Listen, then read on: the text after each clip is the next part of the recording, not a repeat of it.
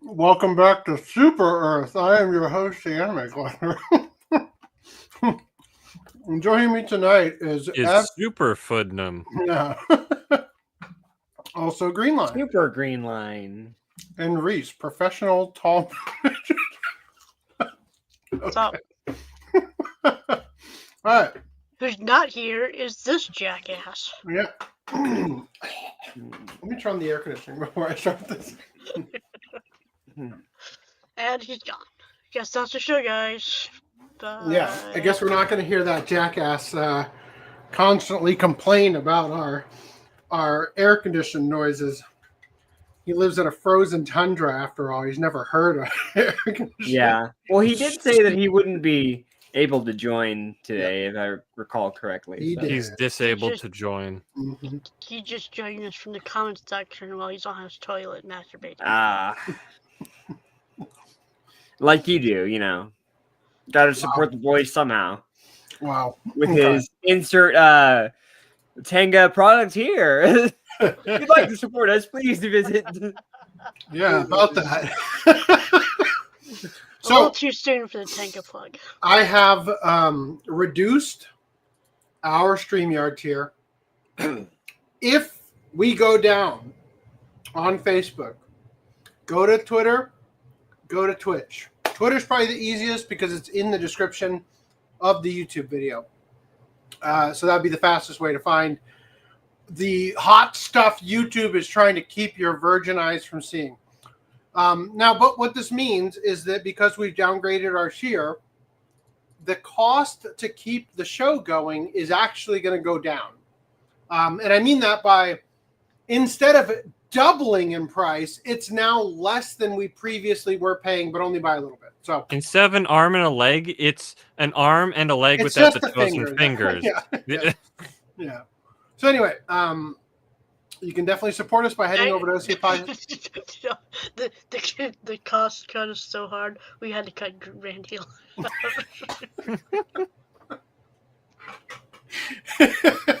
Yeah, so head over to Please support our fallen comrade. .com/support. You guys can donate to us directly. You can also follow these links to places like the Patreon. We all love you, your lovely patrons. Also, there's subscribe to our Ko-fi and other ways to support us here. Keep track of how awfully we're doing in terms of the fact that we are operating at a 57% loss for the podcast so far.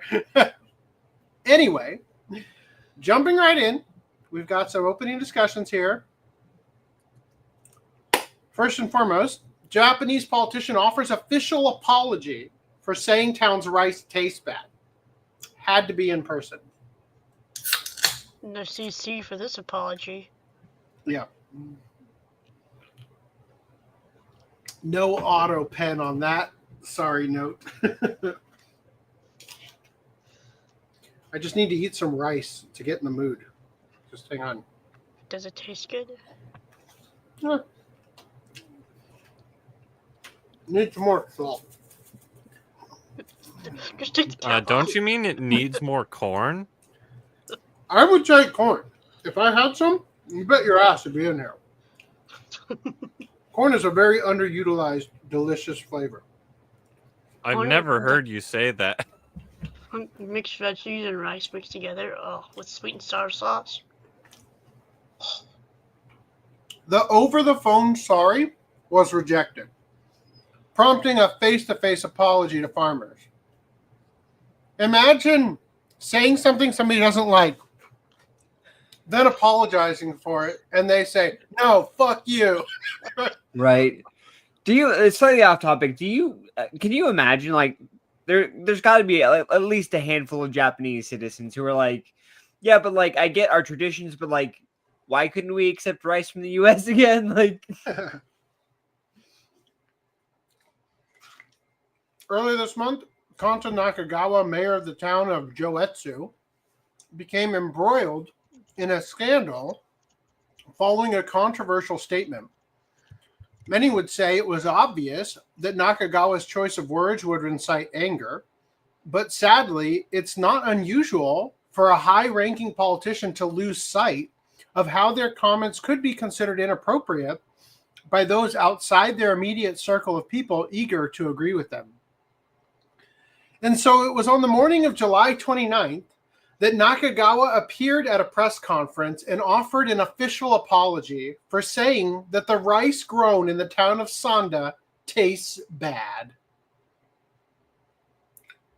He did it in the Sanda City Hall, it says. The scandal started on July 1st during a conversation Nakagawa was part of at Joetsu City Hall. The topic of the beautiful lady coming up to my front door. The topic of yes, the topic of sake came up, and by extension, rice. At some point, Nakagawa felt the need to make his opinion known, saying, "The rice from Sanda, where he'd lived during his high school years, tastes bad." He then doubled down on this declaration 2 days later when speaking to students at a trade school in Joetsu, saying of the rice from Sanda, "I shouldn't really say this, but it isn't very good." And I shouldn't say this, but why didn't we accept rice from the U.S.? Yeah, once again, I shouldn't really do this, but I'm going to do it anyway. Turns out to be poor strategic decision. There's actually quite a bit to digest here. First, agricultural work commands a position of respect in general in Japan, where societal memories of post-war food shortages and poverty still remain strong. Rice growing in particular is seen as a highly honorable endeavor. It is with my great honor I reap the benefit of your labor.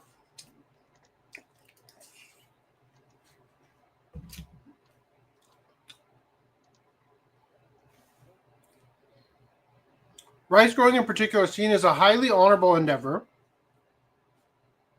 as it's famously the foundation of the traditional Japanese diet and is often seen as a symbol of Japanese culture itself. So while it's not uncommon for Japanese people to express dissatisfaction with the quality of overseas strains of white rice,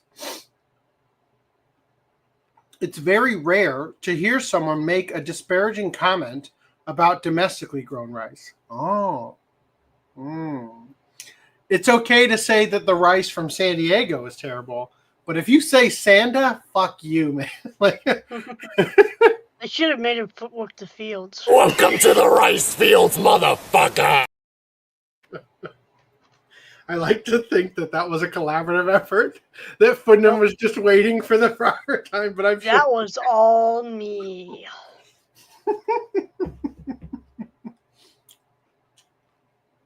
I don't want to mess up the brands like it seems to do. Nobody noticed. Good job. Oh, wait. Fuck.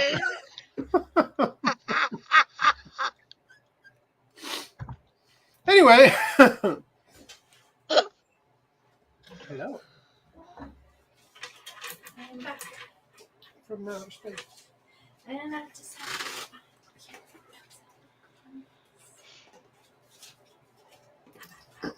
Bean, go away. he was a super good boy. Hey!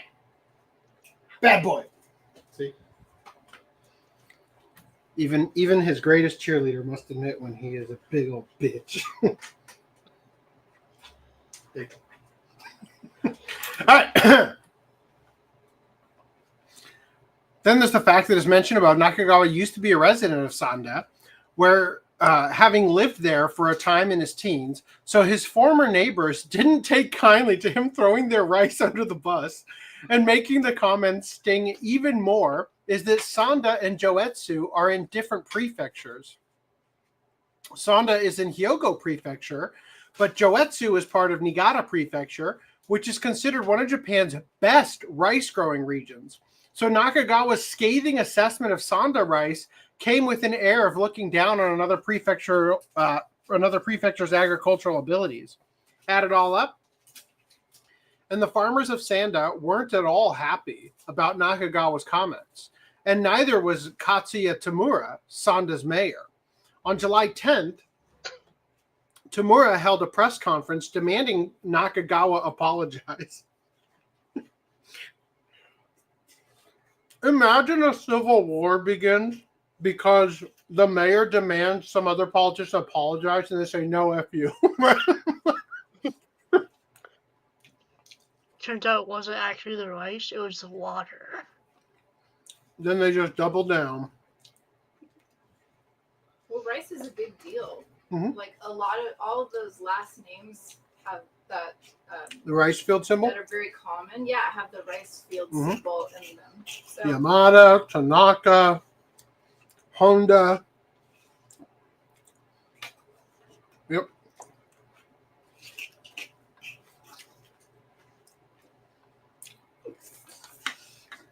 I'm trying.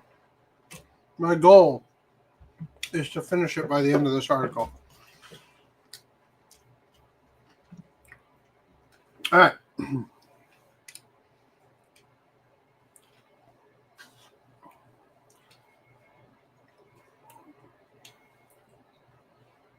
The farmers of Sanda weren't all happy about Nakagawa's comments, and neither was Katsuya Tamura, Sanda's mayor. On July 10th, Tamura held a press conference demanding Nakagawa apologize.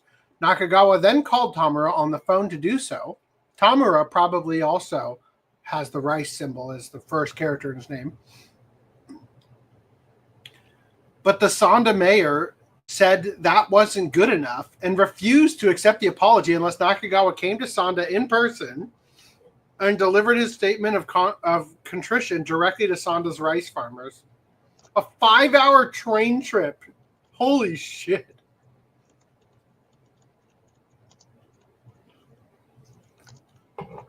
All because you got cocky and told people in the best rice prefecture that the other prefectures ain't shit compared to you. Damn. Right?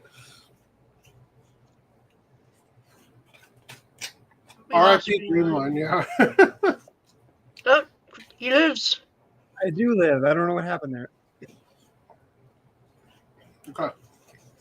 We're supposed to close the porn tab, not the StreamYard one. Oh, I just okay. They both did your dick so hard, though. It's hard to tell.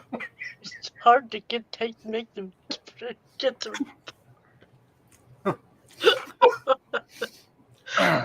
Greenline yeeted himself in the confusion. He was super effective.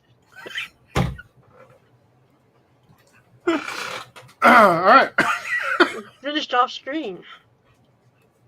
So that's what Nakagawa did on the morning of July 29th, first appearing at City Hall, where he said, quote, I wish to deeply apologize for the distress caused to the people of Sanda, its farmers, and other related parties by my inappropriate remarks. My actions were inexcusable. I deeply regret causing distress to so many people from my childhood memories. Nakagawa also paid a visit to the rice fields and stuff. Damn it! I played my cards too soon. Fuck! I played it once, I'm not doing it again. God, please let this go the way. And took part in a rice I thought I was going to say in a rice harvesting. Took part in a rice tasting in front of members of the local agricultural industry and press, saying that the rice he ate was delicious. Literally, they wiped it on a cow's ass and handed it to him. And he's like, oh. This is wonderful. Like a rice tasting? Like you think it's like a wine? It's like a date night wine tasting. Let's go to a rice tasting. Quote, I want to do all I can to restore any damage I may have caused to the reputation of Sanda's rice, said Nakagawa, adding that he intends to hold a promotion for Sanda-grown rice into an upcoming promotional event for Joetsu agricultural products to be held in Tokyo soon. Damn. That mayor bent him over backwards. All right. Hello, Lady Phoenix. Hello, Blue and Rosie. Thank you. I hope you're doing well as well. So I've got another couple topics here we're going to do in our open discussions. We're gonna headline them and then we'll read them because I think that's the most effective way to convey the situation. Japanese economists say foreigners will fix the budget. But also, foreigner on the run in Japan after stabbing a mother and killing daughter. And Kurdish man, aka a foreigner, gets 8 years for sexual assault of Japanese girl. Court chaos erupts as defendant headbutts officer. And LGBT event in Osaka populated by only foreigners. All right. Japanese economists say more foreigners will fix the budget. Let's see how. A new Nikkei survey of economists claims that bringing in more young foreigners will magically improve Japan's finances, boost living standards, and cause no major downsides, despite the abundance of migrants in the country who have already been causing a massive uptick in crime. According to a recent panel by Nikkei and the Japan Center for Economic Research, 66% of surveyed economists believe that increasing the number of foreign residents will help improve Japan's fiscal balance. Why? Because most of them are still in their 20s and 30s, i.e., they're expected to work, pay taxes, and not collect benefits yet. It's simple math. Import more warm bodies to plug labor holes and fund an aging population. Yeah, look at how well that worked out for the U.S. Right? Like, come on. Even better, 76% of economists said more foreigners would improve the living standards of the average Japanese citizen, with one Tokyo University professor even claiming it would help suppress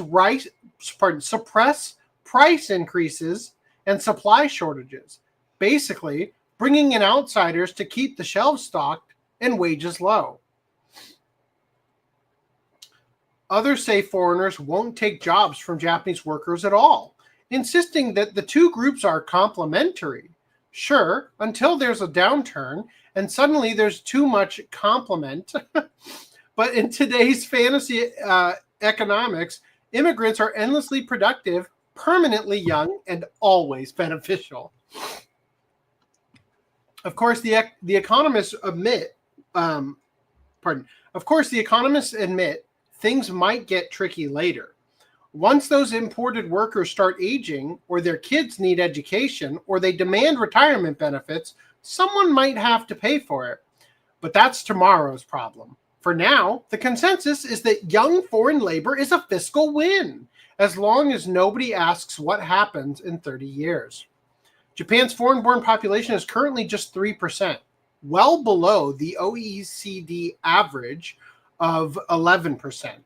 And many economists are eager to catch up. Apparently, they've forgotten that European nations embracing this model have also been dealing with soaring welfare costs, cultural destruction, a dwindling white population, massive crime rates at the hands of immigrants, and growing political backlash. But hey, that's just a small price to pay for slightly cheaper logistics workers. Hello, Seb. What is this? That's creepy. Something waving.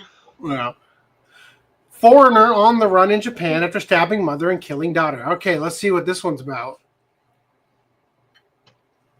A horrifying crime has shocked the quiet community of Imari City in Saga Prefecture, where a woman and daughter were attacked in their home by a knife-wielding man.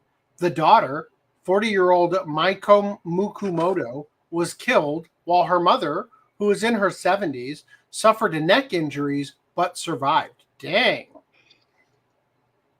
According to police, the incident occurred on July 26th around 4:30 p.m. when the suspect rang the doorbell of their home in Higashiyamashiro town in Nagahama. Upon opening the front door, the man reportedly demanded money or a wallet before violently assaulting both women with a bladed weapon. The injured mother managed to flee to a neighbor's house for help. The suspect is described as a man appearing to be in his 20s. What? But they wanted foreigners in their 20s with short black hair. He was reportedly wearing a black short-sleeved t-shirt, brown long pants, and a face mask. The mother told police she had no prior acquaintance with him. Police are treating the case as a robbery homicide and are actively searching for the suspect, whom they have not yet apprehended. Authorities have not officially confirmed the man's nationality, but the mother described him as foreign-looking. The community is deeply shaken. An 85-year-old woman living nearby said, "It's terrifying. The police came asking if I had a security camera," a local businessman added. "I never imagined something like this would happen. There's a school nearby. What about the safety of the children?" I don't think they have a lot of money, so probably going to be targeted. Maybe kidnapped. Money. Give Give me your lollipop! Give me your lunch money, and they hand over their bento. The incident marks the first such violent crime in the area in recent memory, raising serious concerns about local safety and prompting an urgent manhunt.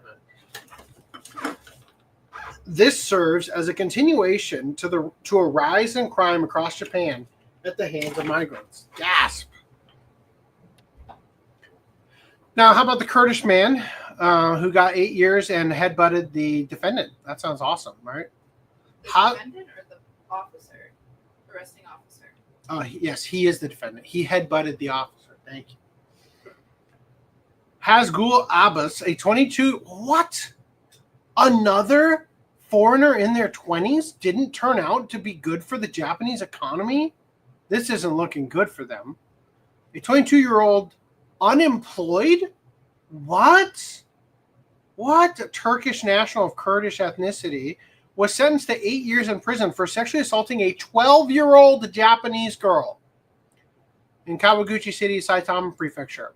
Presiding Judge Masahito Murohashi of the Saitama District Court condemned Abbas for showing, quote, absolutely no sign of remorse whatsoever, and imposed a sentence below the prosecutor's 10-year request. So he showed no sign of remorse, you were disgusted by it, and then you imposed a sentence below what the prosecutors asked for? 8 years, right? Like, what the fuck is that? The court found Abbas guilty of committing non-consensual sexual acts against the junior high school student in a convenience store parking lot on September 13th last year, despite knowing her age. Crucially, this offense occurred while Abbas was on probation from a May 2023 conviction for illicit sexual conduct with a 14-year-old girl, for which he received a suspended sentence. Judge Murohashi emphasized that Abbas had squandered his chance for rehabilitation, noting, quote, after declaring in his previous trial he would never commit such crimes again, the defendant reoffended without hesitation within 3 months, demonstrating complete disregard for laws protecting children. So that's why you give him a sentence over what the prosecution asked for, not under, you idiot.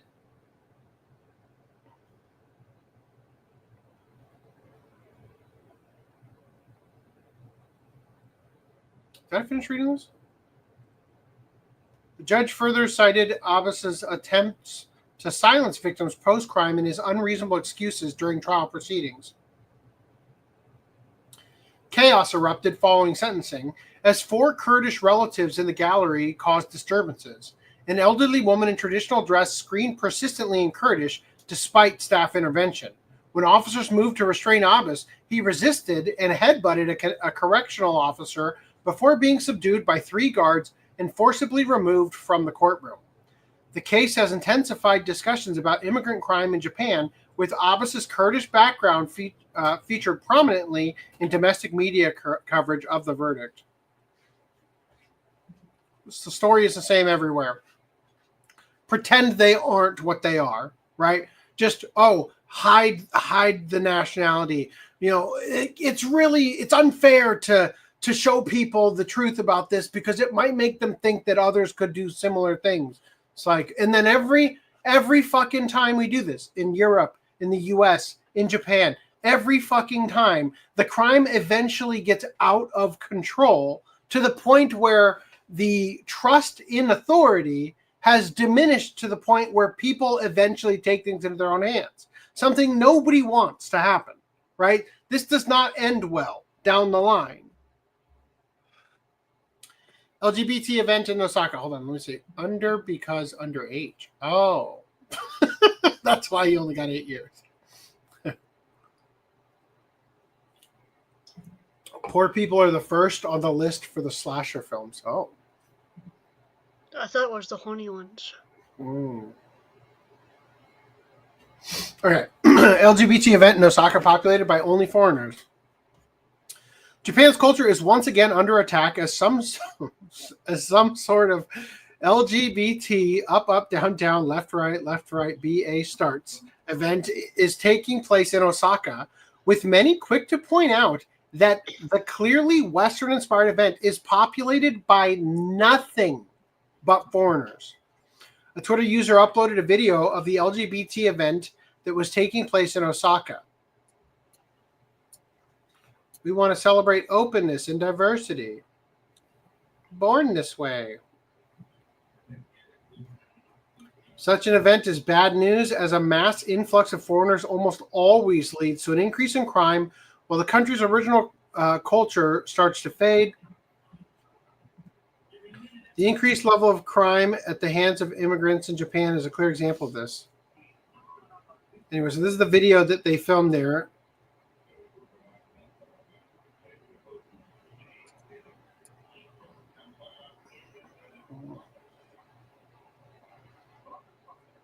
Was that event sponsored by Visa? Why do you ask? Well, it said, it just said Visa on like a sign in the background. Yeah, I thought I saw that too. It was right after this one, right? Yeah. Wondering why. Interesting. One of the card companies that's censoring our stuff, they're supporting That's so weird. the Pride Parade. Wow. I can't believe that's happening. He said. They wouldn't have an agenda, would they? Looking for. I don't know if I have anything for this, to be honest, but. Earlier when you said there's only foreigners there or whatever, I thought there's only fans, then there's only foreigners.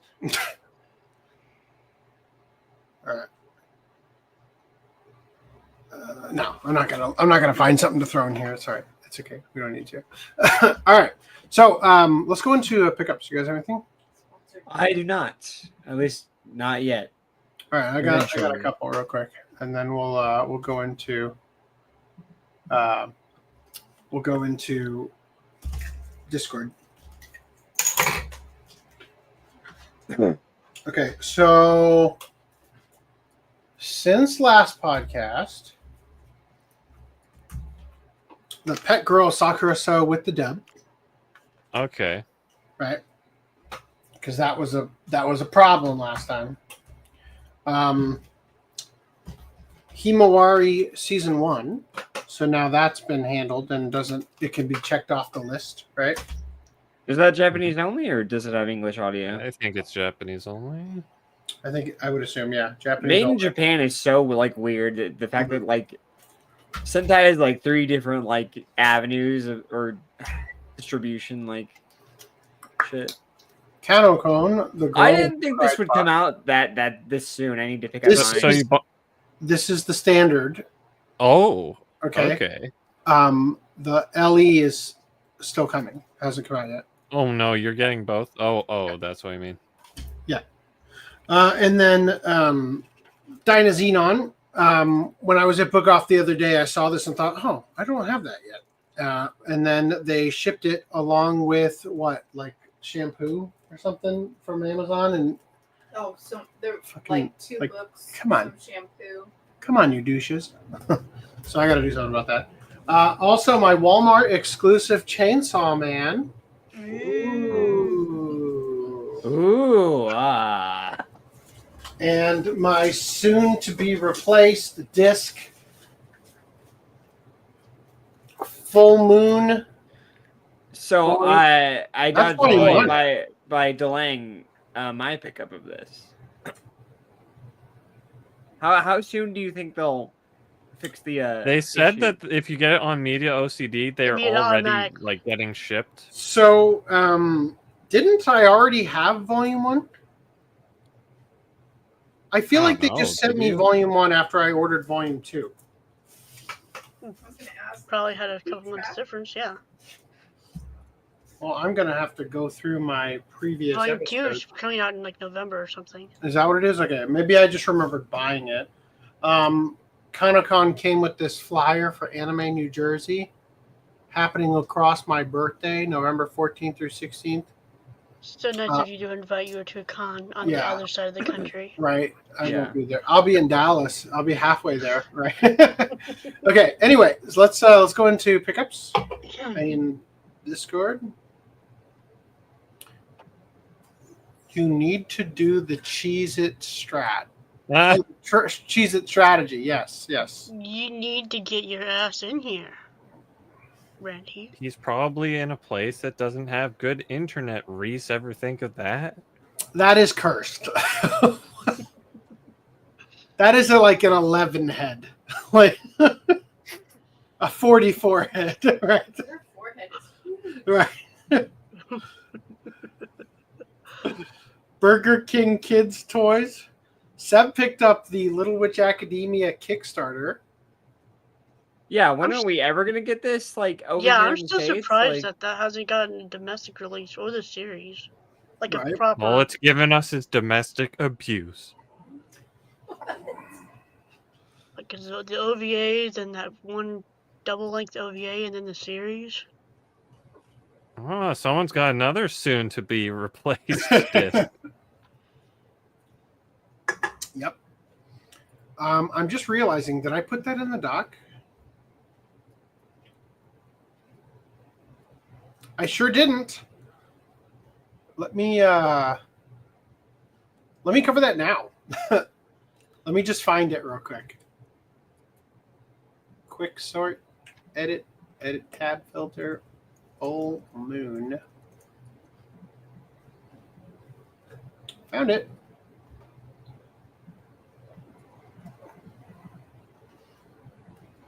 Okay, here we go. Good job, me. All right. So, Enriv picked up Full Moon, just like me, and Animego tweeted out, "We are aware of an issue with episode 19 of Full Moon and are working on a replacement. MediaOCD.com customers will get a replacement disc to automatically ship to them. Further details to come." So there you go. To which I said, early adopter tax Yep. has struck again. Yeah, but in this case, they're handling it. Well, I guess only if you bought from MediaOCD.com. Yeah. I did. So, and so did Well- Enriv. So there you go. Dodged 2 bullets.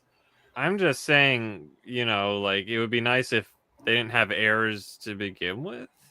Like as much crap as we give like a Crunchyroll, Funimation and stuff, the vast quantity that they're putting out makes the percentage of errors, like the Akira Mm. SDR thing, like a really small margin. No, my time sims. Danny says Referendum. need to order it soon myself, which I think is funny because Danny, you also dodged a bullet. Well, like, it doesn't matter if you just buys it from the Media CD store. Yeah. So I take it they're just gonna ship it with the disc like stapled on, right? I don't know. Yeah. Stapled through it. Like the Switch. Seb says saw that they booked a show in Sweden for Flow, the Naruto the Rock. I don't know, the World Tour. Flow's the band.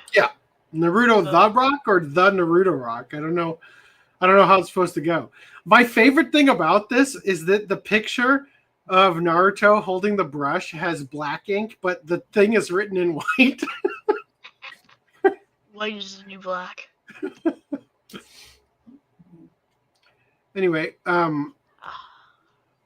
Reese, would you like to tell us about? I also picked up Chainsaw Man Walmart exclusive steelbook, and I noticed the day after I got it that the slipcover has the same protective layer or whatever. The Not foil, Sentai's. but just like wrap on it, like the Sentai ones they can take off. And then I also picked up Dead Mount Death Play. I can't read Volume it. 1. No. It's a spinoff. Oh. The longest tagline right underneath the title. Side story: Phantom Solitaire's art of disguising oneself as a supernatural being. Yeah. And the real disguise is a fake mustache? What the hell? It might be a fake mustache. I don't know, but yeah. You just add like the goofy glasses with the big nose over it. He actually does that in the series. Anyway, you also picked up Wanted. Yeah, on 4K. Ooh. I saw that in theaters, and then I never needed to watch it again. Also, it rips off. It rips off. So here's my experience seeing this in theaters. I had a friend in college who worked at the movie theater, and I went to see the movie, and I ran into him and said hello, and then some other employee that was with him was like, "Oh, you're gonna see that new Angelina Jolie movie?" It's like, "Yeah, she gets naked in that," and I'm like, "Bro, she's like 60." like yuck. What's your problem? Anyway, that was how I went into the movie. I'm like, thanks for ruining my dinner. Hey, what do you know? Gunsmith Cat's Omnibus Book 2. I bet you the scene they stole from Gunsmith Cats and put into the trailer / movie for Wanted is in this volume. Do you guys remember in the trailer, there's the scene where she turns the car and the doors open and he kind of ducks down and gets in the car? Yeah. Yeah, so in Gunsmith Cats, there's a scene almost exactly like that, where there's a little girl playing with a basketball or something in the street, and the car is reeling towards them from the side, the car that Raleigh and Minnie May are driving in is sliding down the road, and she opens the door, grabs the girl, passes her off to Minnie May, and then Minnie May puts her back where she was standing. That sounds awesome. Yeah. Actually, Transporter ripped off Bean Bandit? Really? I don't know about that. Don't know if I agree. I don't know that I see that one nearly as much. I apologize. Don't apologize.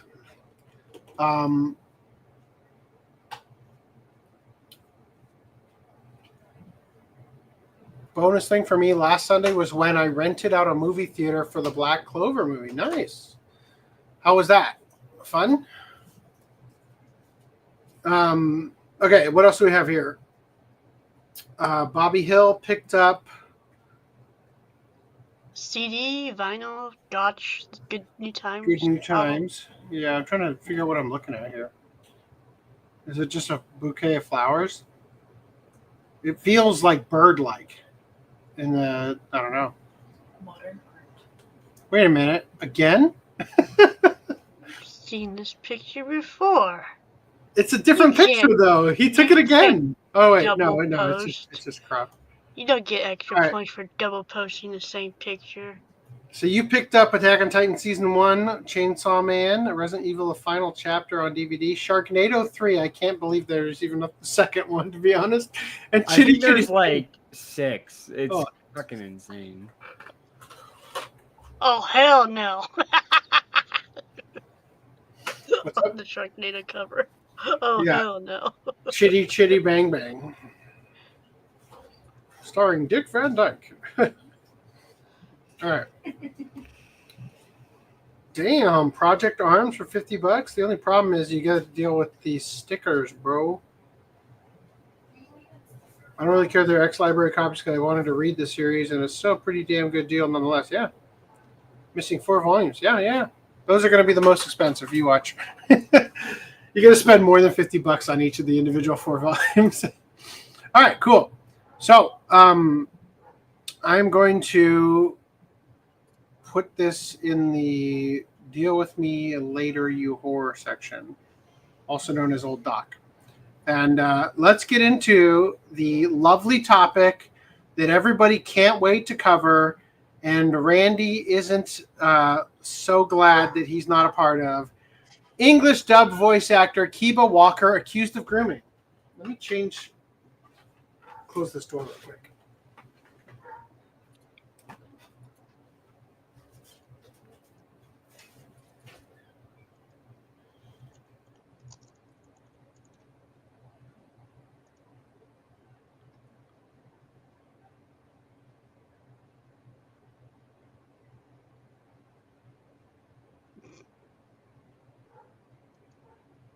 No way. Green line. What? This guy voices that one character. You spoiled it. Me and Brad were gonna go over it, and it was gonna be Okay, funny. sorry. And I just looked up what do they voice? I was like, Apologies, but yeah, the drink to my right wasn't going to cut it. So, Mr. Professional Tall Midget spoiled our fucking reveal. I didn't say what. I didn't towards say the what. middle of I this didn't say what. I article. just said that character. You guys I know just said he can't That stop character. himself from spoiling, okay? I'm It's part of his sorry. nature. I didn't The know that you spoil were already master. 3 pages ahead of me. all right. English dub voice actor Kiba Walker accused of grooming. Another Western voice actor has been exposed for being a deviant, as accusations against Kiba Walker have surfaced online, which suggest he may have caused harm to underage individuals and only further damaging the reputation of the Western world of acting. The Twitter user provided a lengthy statement explaining the situation. On top of this, there's another individual with separate and less believable claims against the voice actor. We're going to look at both. Okay? The actor's Twitter account is now protected. Uh-oh. You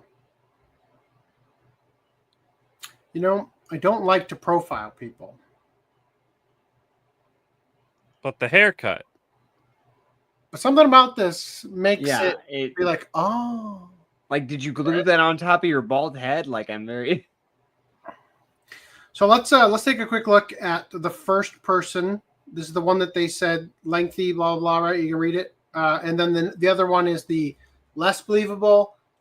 We will address this. And I apologize. Random 11 is not here. So we don't have our resident gay perspective that might make this less bad, right?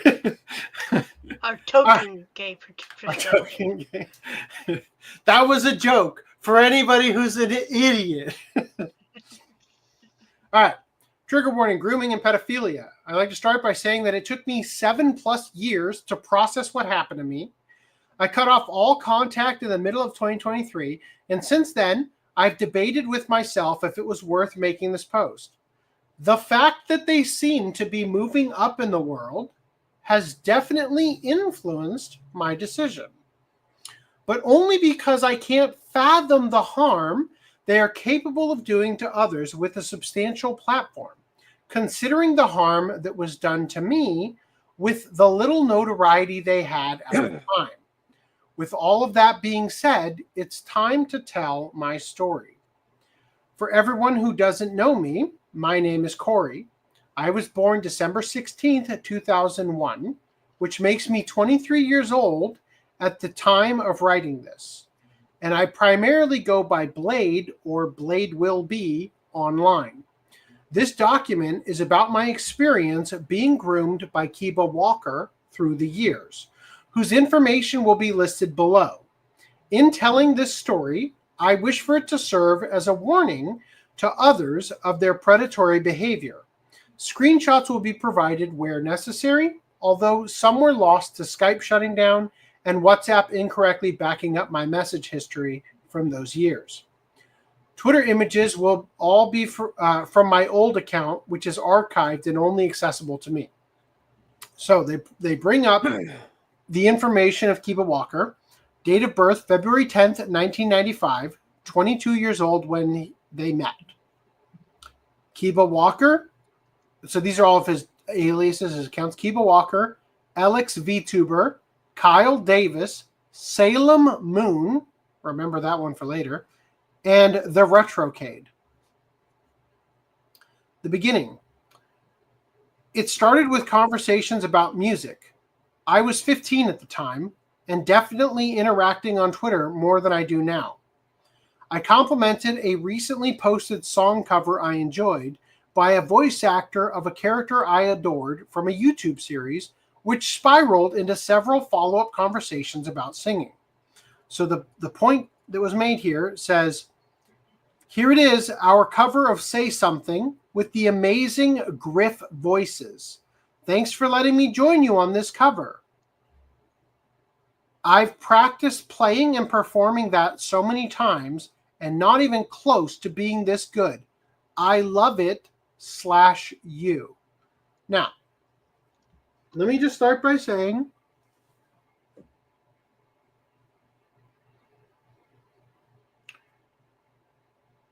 this is not the fault of the underage individual. Okay? A person who is of age holds the responsibility. However, just as something that should be stated, if you happen to be underage, don't tell people online that you don't know that you love them. Okay? Just a good rule of thumb all around. At some point, I started complaining about the way that my school was handling my musical education.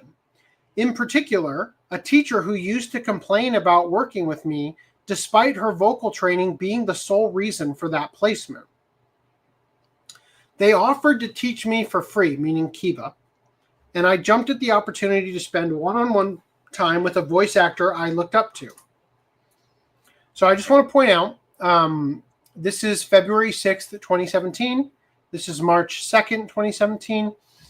We're going to look at another individual's claims, and some, not all of them are dated, and the date that comes up is May 2017, and then March 2018 later. But just keep in mind that all of this is happening simultaneously, okay? So they're complaining about this vocal coach that doesn't want to be a part of them for whatever reason. Kiba Walker says, she's not teaching you anything. I kind of want to take you under my wing. To which they said, I kind of wish she'd be a bit more mature about it. I caught word from my friends that she was complaining about working with me. To which he replied, yeah, no, forget her. I'll teach you if you want, over Skype or whatever. I usually charge, but I'll do it for free. So these are DMs, right? I'll do lessons for free for you. March 3rd, 2017. Basically right after this. Like, open up DMs and, hey, let me do Skype video calls with you. I'll do it for free, right? Let's do the Skype. Mm-hmm. So then he responded, has anyone ever told you that you might be too nice for your own good? Something like that. True.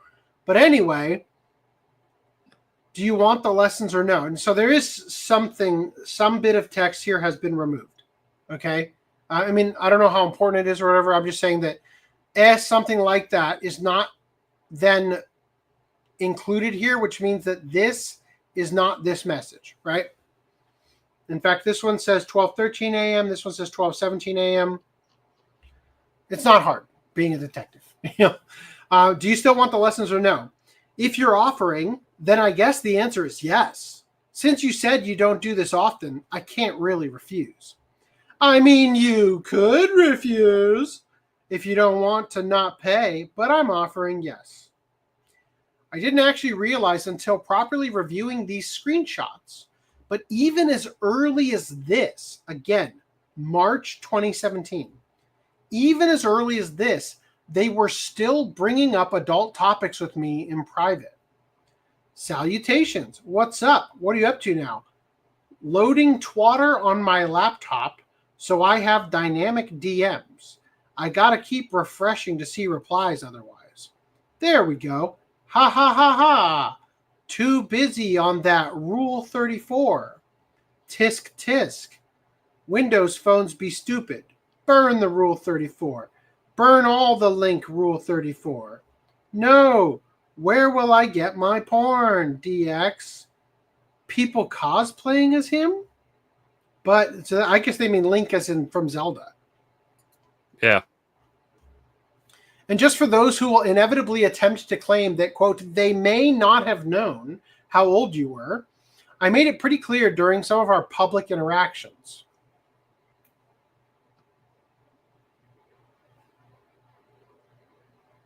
What is this? What if it is like a 13-year-old boy with a 16-year-old girl? It's not. I don't. Okay, are you saying? I think Okay, he's just hold bringing on. up a hypothetical. He's saying, no. I get it. I get you.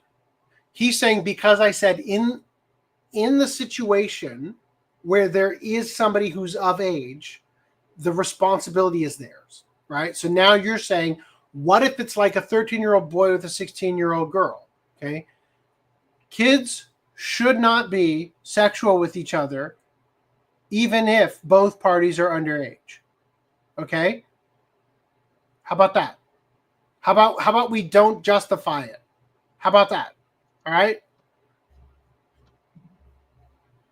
And just for those who will inevitably attempt to claim that he may not have known, right? So he made it pretty clear in public interaction. So Kiba says, LOL, when you've been doing this for almost 2 decades, you keep a repertoire handy, LOL.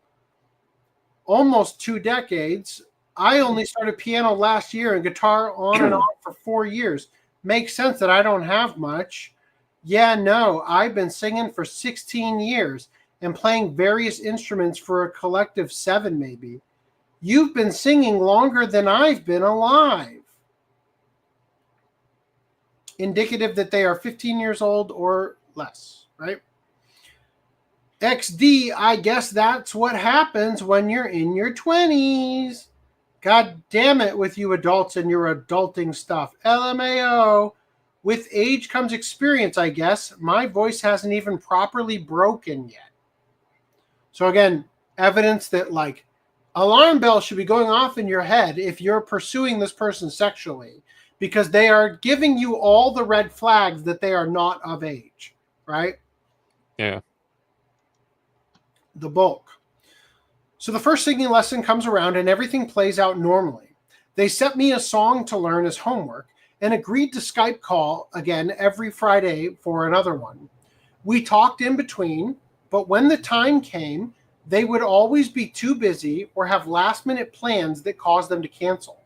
So we settled on keeping it as a casual friendship to avoid the inconvenience of lesson scheduling. My memory of that time is very foggy at this point due to how long it has been.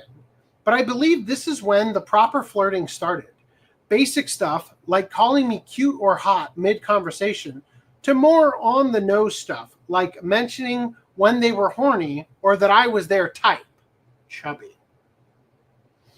At some point, I gave in to the flirtations and requests to trade nudes. Because this was someone I looked up to, and I was terrified that they would lose interest in our relationship if I didn't reciprocate. This was a stupid mistake on my part, and one that I will always look back on with regret, because I was essentially facilitating a crime. Opening that can of worms was the start of something that continues to influence how I interact with people. The flirtation got more frequent. They started sharing porn that they liked, and made a game. They made a game out of trying to arouse me while I was at school.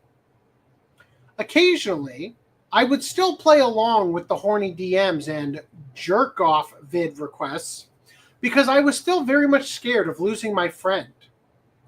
Oh, God. Yeah. Friends totally do that. Yeah. I remember all my pals in our jerk-off vids. That's normal, right? We're different, okay? You know what? Now that you say it, I haven't seen your guys' jerk-off vids on my desk ever. Can we even call it ourselves friends at this point? No wonder Randy left us.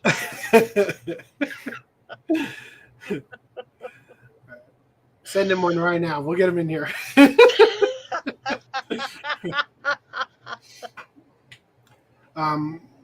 it got to a point where I was made so uncomfortable by every conversation that I would ignore them entirely and claim to have technical problems.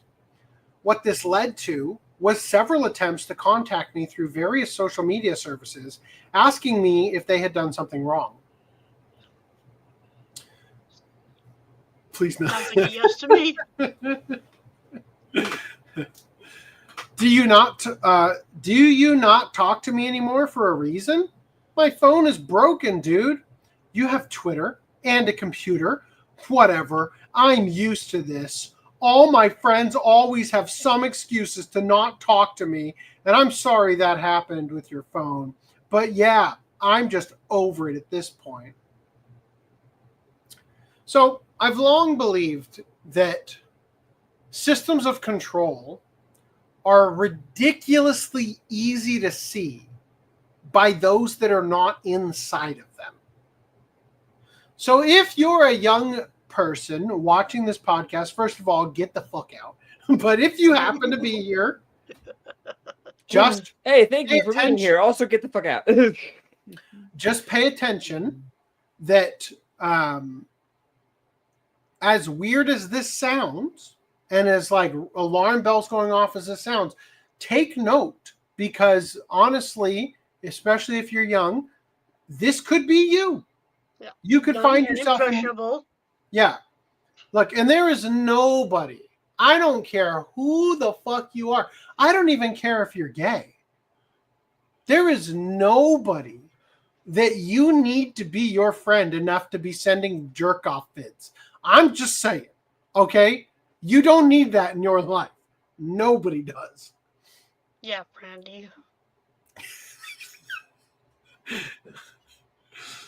So, I'm just over it at this point. Over what? I don't check Twitter on my laptop unless I absolutely have to.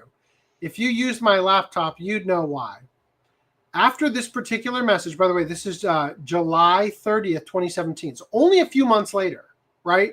So according to this accuser, shit got weird, including jerk-off videos, and then they kind of distanced themselves for a while.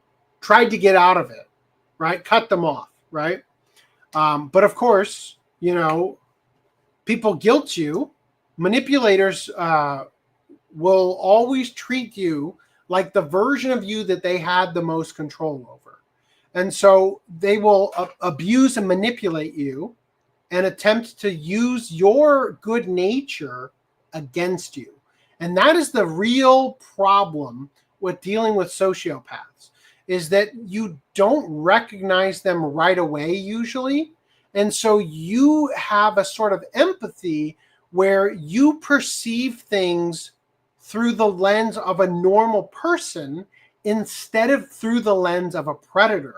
And so you don't actually realize how toxic they actually are and what they're attempting to do to you, right? So after this particular message, I felt so guilty over hurting a friend that I started responding to them again, leading to the same kind of situations happening over and over. I assume my awkward attitude towards them must have changed during this time, and I was asked the question of whether or not I still like them. So they said, I'm just going to internally scream while drinking Mountain Dew and coughing my guts out in a Skype call. No, don't do that. Speaking of which, are we still cool and such? I feel like you've started hating me now because of the whole sexting shit. I'm being honest. We're fine. But the sexting makes me slightly uncomfortable. I love talking to you. You're a fun person, and I don't get why people don't like you. I just backed off because I felt like I was giving off the wrong impression. Okay, you could have just said that. I thought you liked it too, and well, I'm sorry. I guess I can stop, and I apologize profusely. You shouldn't feel the need to apologize. I would never wish to hurt you in any way, but I realized that by backing off, I was making it worse. I'm the sorry one. Again, the empathy and the passive-aggressive, gaslighting is getting a person to think that they're in the wrong for making somebody else apologize for being inappropriate, right? No, it's fine. It's whatever. Just pretend it never happened. I gotta go to sleep, all right? I'll talk to you later. Good night. I hope we can talk more again somehow. I don't have much by means of messaging.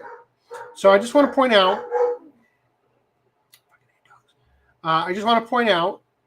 March, shut up! March 2017, July 30th. Okay? So at some point in between here, there's a little bit of a breakup, which actually coincides with the next person we're going to see and the accusations they have. And then they come back, and then they go back to the other guy. Okay? I definitely could have been more assertive about my response, but once again, I didn't want them to start pulling away from me. I was a 15-year-old with the chance to frequently interact with someone I thought was the coolest person in the world. I am so fucking sorry. What? What? The coolest person in the world? Maybe there is something wrong with the victim here. Sheesh. And it would have killed me to know that they were actively choosing to talk to me less. After that conversation, the details get a little blurry for me. I remember that at some point, I switched to Discord for messaging purposes and decided to stop talking to them for a short period until I got another ping asking why I wasn't responding. I had turned 16 at this point and was in a different frame of mind after an amount of time without them, so I thought there wouldn't be any harm in letting them back in. And tried to be honest about my reason for distancing myself.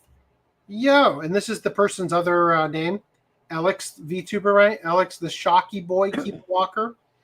Yo, so this is where I need to get a hold of you now? If you want a response that isn't days late, probably. I mean, I just want my friend back, Manipulator says. As I said, I'm more likely to respond here. I just figured you'd try to talk to me more. My memory is stupid. I genuinely forget to check, then forget to respond. And I've cut back on talking to a lot of people. Blank and blank don't hear much from me anymore. I guess I just distanced myself. I guess I'm just upset because I thought we'd at least talk more since, you know, we've done shit together, LMAO.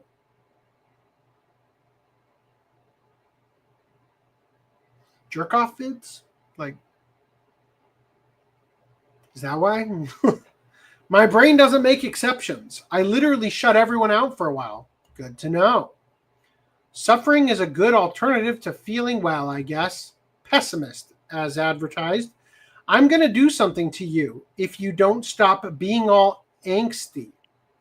But angst and edge is my life. I will literally suck your dick into oblivion if you don't stop. I'm pointing out that this is February of 2018. How does that work? I do it so well that you'll feel like your soul left your body. That sounds fun and terrifying. Very aggressive blowjob. I mean, it would be for sure. And I can't help but think about you teasing me all the time. It gets me very excited. And I want to tease you so badly. But unfortunately, you're sick and passing out. So I can't make you feel better or turn you on. Oh, well. I'm just going to sleep now. My head hurts. Why does your head hurt? And why change the subject so quickly? My head hurts because of the cold. I sneezed so much today that I gave myself a headache. And I'm not trying to change the subject. I just want to sleep and thought I'd tell you rather than sleeping and you thinking I'm ignoring you. Okay, LMAO. Well, get some rest. Dream of me aggressively blowing you. That image will be stuck in my mind. Duh, that's the point. I can send you new things in here, and I still have yet to see you actually finish. Very true. So I hope sometime I can stop watching the old stuff and see some new things. Sounds like an admission of possession of child porn to me. Hey, at Blade will be, huh? It's been a while. I guess so. This is now August of 2018. I mean, I missed you, dude. Why did you stop talking to me?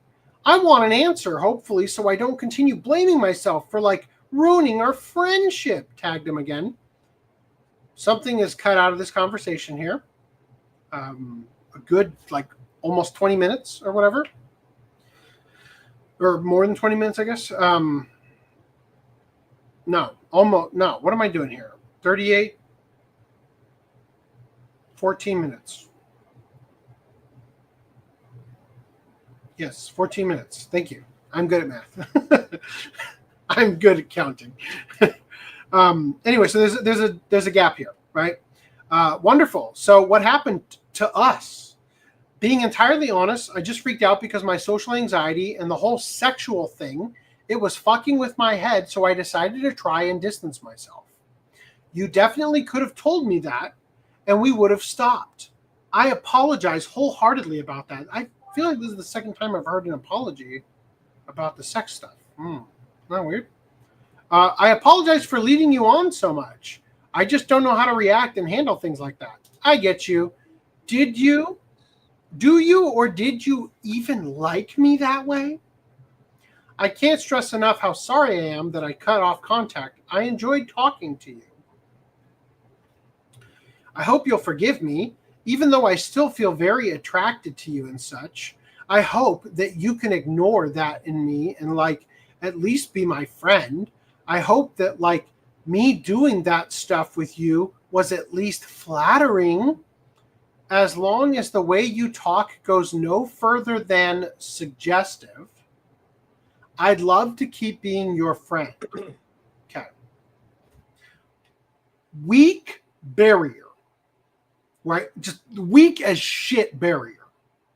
Blown away immediately. Well, that's who I am.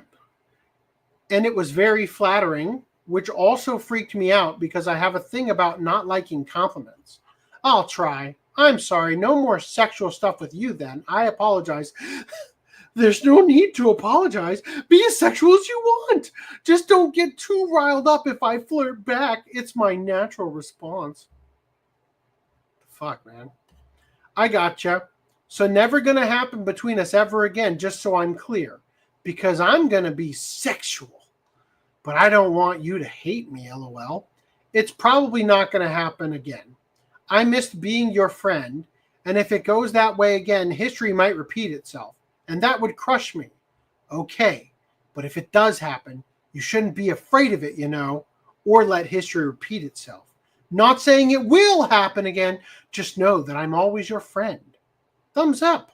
Also, if I don't respond to you at any point, I'm probably just busy or not on a device that can use Discord. I don't plan on ignoring you.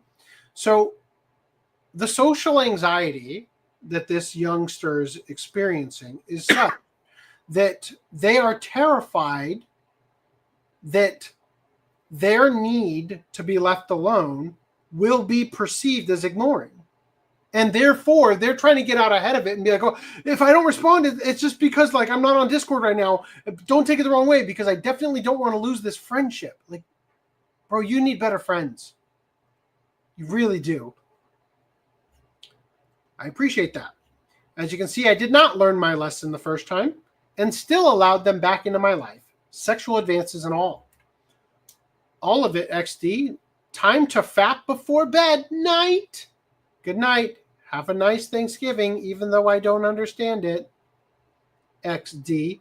I'll penetrate you with a hook. How dare. XD, you have to admit you missed your porn dealer, XD, and singing pal. So this is November 2018. Birthday? It was. You're 17 now? Hashtag legal. XD, JK. Oh, God.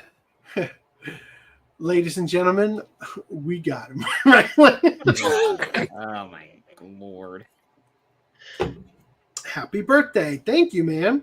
So we gonna fug? XD, JK.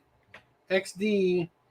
My screaming wasn't too ear rapey earlier, was it? No, it's okay. I'll attribute it to your excessive horniness. Rogue, you only have 2 moods, horny and tired.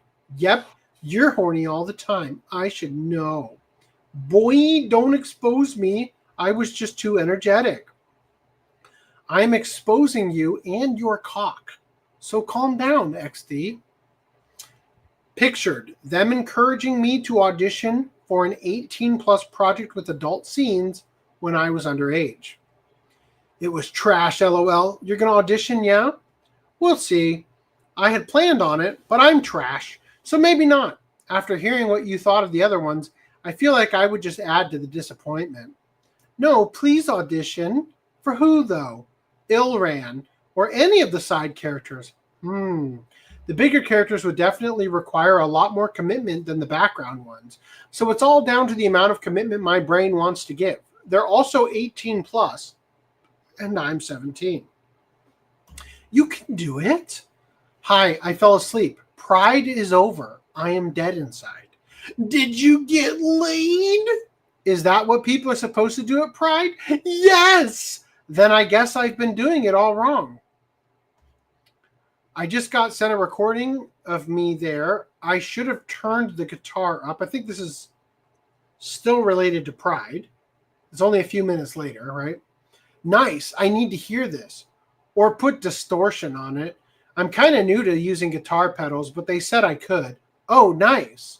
I'll see if WhatsApp lets me send it. I mean, it's sent videos by you before, XD. Touche. I pull funny faces when I perform. The video opened my eyes to it. I bet you pull funny faces when you do other things too. Oh, Winky. LOL, I'm kidding. I need to see this live singing. Show me the vid. Who does this sound like? Who do these sound like to you? Fucking Damon Mills? Right? Yeah, a little bit. Show me. Right? It's sending. And when it's done, you can tell me how bad it was. That's 1 dick pic for every minute it's late.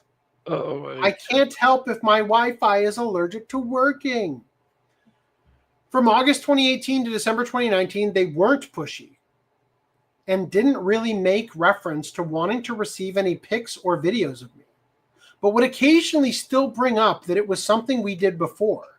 These particular messages are from just 2 weeks after my 18th birthday. I believe they may have been testing the waters since I was of legal age at that point.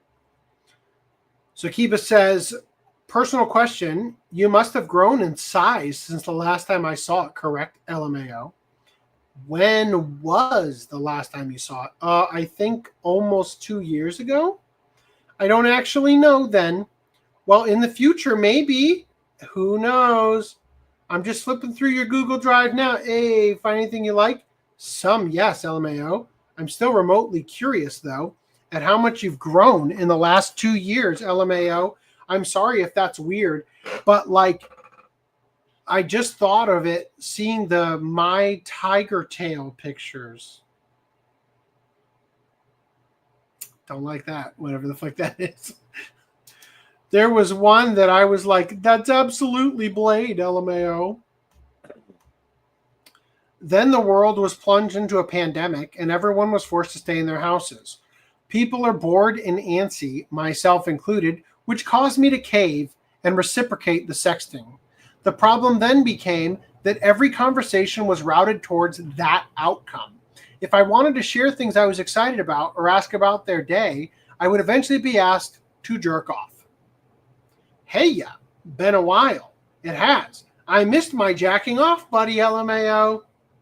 Wow, my phone has been on Do Not Disturb. I hate responding late to things. Turns his phone on Do Not Disturb as soon as he gets the jacking off, buddy line. I've been sick for like 3 weeks now, so I didn't really feel like talking. Technically, I'm still sick, but fuck it. Hey, that's okay. Hey, howdy. So how have you been? Anything exciting? Fuck my life. Wait, why? Fap time, LMAO. I'm waiting for my damn food to get here. Hello. Hello, hello, hello, hello. Oh God, people are clapping in the street. The food has arrived. Time to dine. Where'd you go? LOL, people are asking. On the Discord? Yes. I took my ice cream downstairs. Now I'm about to die in the bathroom. I regret everything. Oh, gross. I'm about to expose your ass. Get ready. Wait, what? Bitch, we are your friends. It's okay, but prepare for the exposure. Bitch, what do you have on me? Hey, I know Cole is is obviously not doing very well, but I just wanted to check how you were doing too. This can't be fun to deal with for anyone involved. I know you want one of those liquid courage characters to treat you like a hot dog. Yikes. I need to revisit that comic for reasons.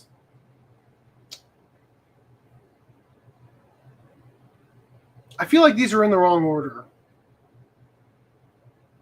2nd of October. 28th of May. Okay, I guess not. I guess they just talk about food a lot. This shit. Shit. Every Sunday. Good shit.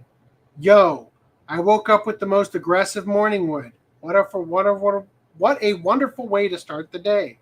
I'm so horny. You have the sex drive of a rabbit, and that's impressive. LMFAO, you busy? Oh, fuck. You have to send me more videos. I don't have any more right now, but I'll keep that in mind. God, that video you sent was awesome, LOL. Bruh, howdy, what's up? Not much, waiting for my brothers to get home so I can order food. Ah, gotcha. Up to anything? I have Minecraft open, but I'm not playing anything. Ooh, poor Minecraft, LMAO. Up for a fap? Afterward. I let this continue for way longer than I should have because at this point, my concerns about the legality were no longer there to add to the uncomfortability. I completely cut contact midway through 2023 because I had too much going on in my life to constantly be hounded for sexual favors. Finally, telling myself that I was done allowed me to reflect and come to terms with the fact that we may have never been friends in the way I had wanted. I finally let myself think back on those times and realized that the situations I felt strong-armed into weren't something any 15 to 17-year-old was meant to experience. I was preyed upon because it was easy to do so, because I was a socially awkward autistic child who idolized them. It took me an entire year after these realizations to feel comfortable telling my close friends about the treatment I experienced for what had essentially been 1/3 of my life at that point. It's been enough time that we can't even joke about it, but that doesn't undo the damage it did to me. I'm sorry, that we can even joke about it. To this day, it has fundamentally hindered my ability to form close relationships with people out of fear that history will repeat itself. And after seeing their career taking off with them getting role after role in things that have the capacity to give them a bigger platform, as well as recent testimonies I've heard from friends about their predatory behavior, I feel a slight duty to make sure this doesn't happen to anyone else.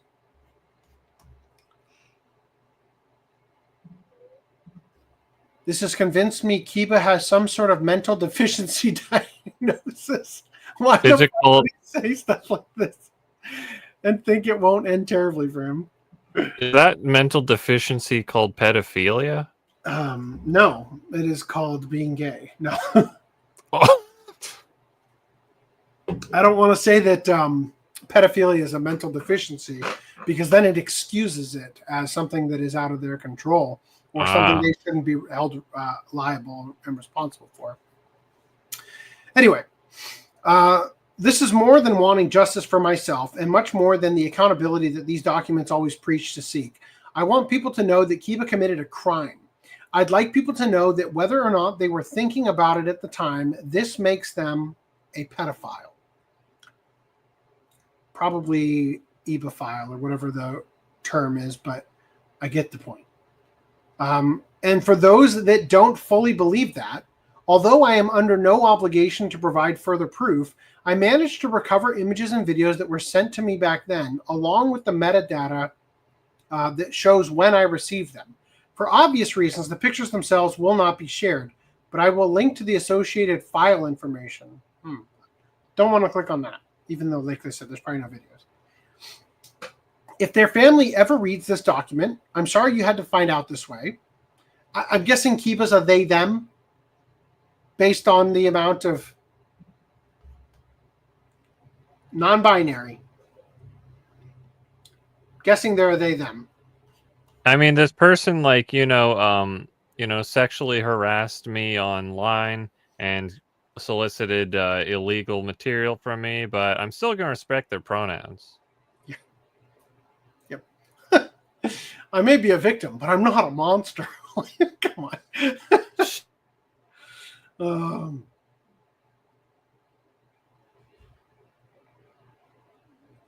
Where was I? Oh, here. I'm sorry I have to find out this way. I know how much you adore them, and under normal circumstances, I would never want to shatter that perception. To their partner, I apologize for interacting with you as if nothing was wrong.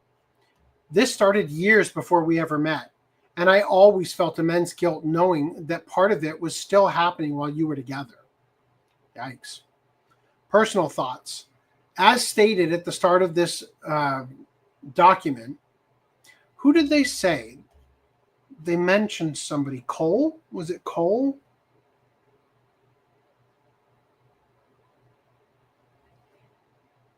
Yeah, I know Cole is obviously not doing very well. Okay. I don't know who that is. I just wanted to lock it in the brain for a minute.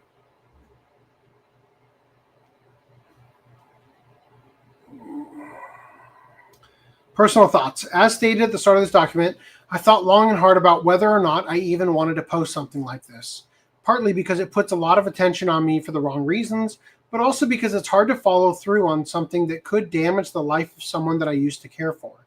After all of the mistreatment over the course of years, part of me is always going to feel guilty for doing this. And I've learned that I just have to live with that. Because if I don't, then it all remains in the drafts, and I get to feel more guilty that this experience could have happened to someone else when I had the means to prevent it. Too long didn't read. Kiba Walker, Texas-based voice actor, solicited naked pictures and videos of me when I was 15 and continued to do so until I stopped talking to them at 22. Now, this is the second person. They say the images below are taken from exchanges me and Kiba Walker had when I was age 17 in April to May of 2017.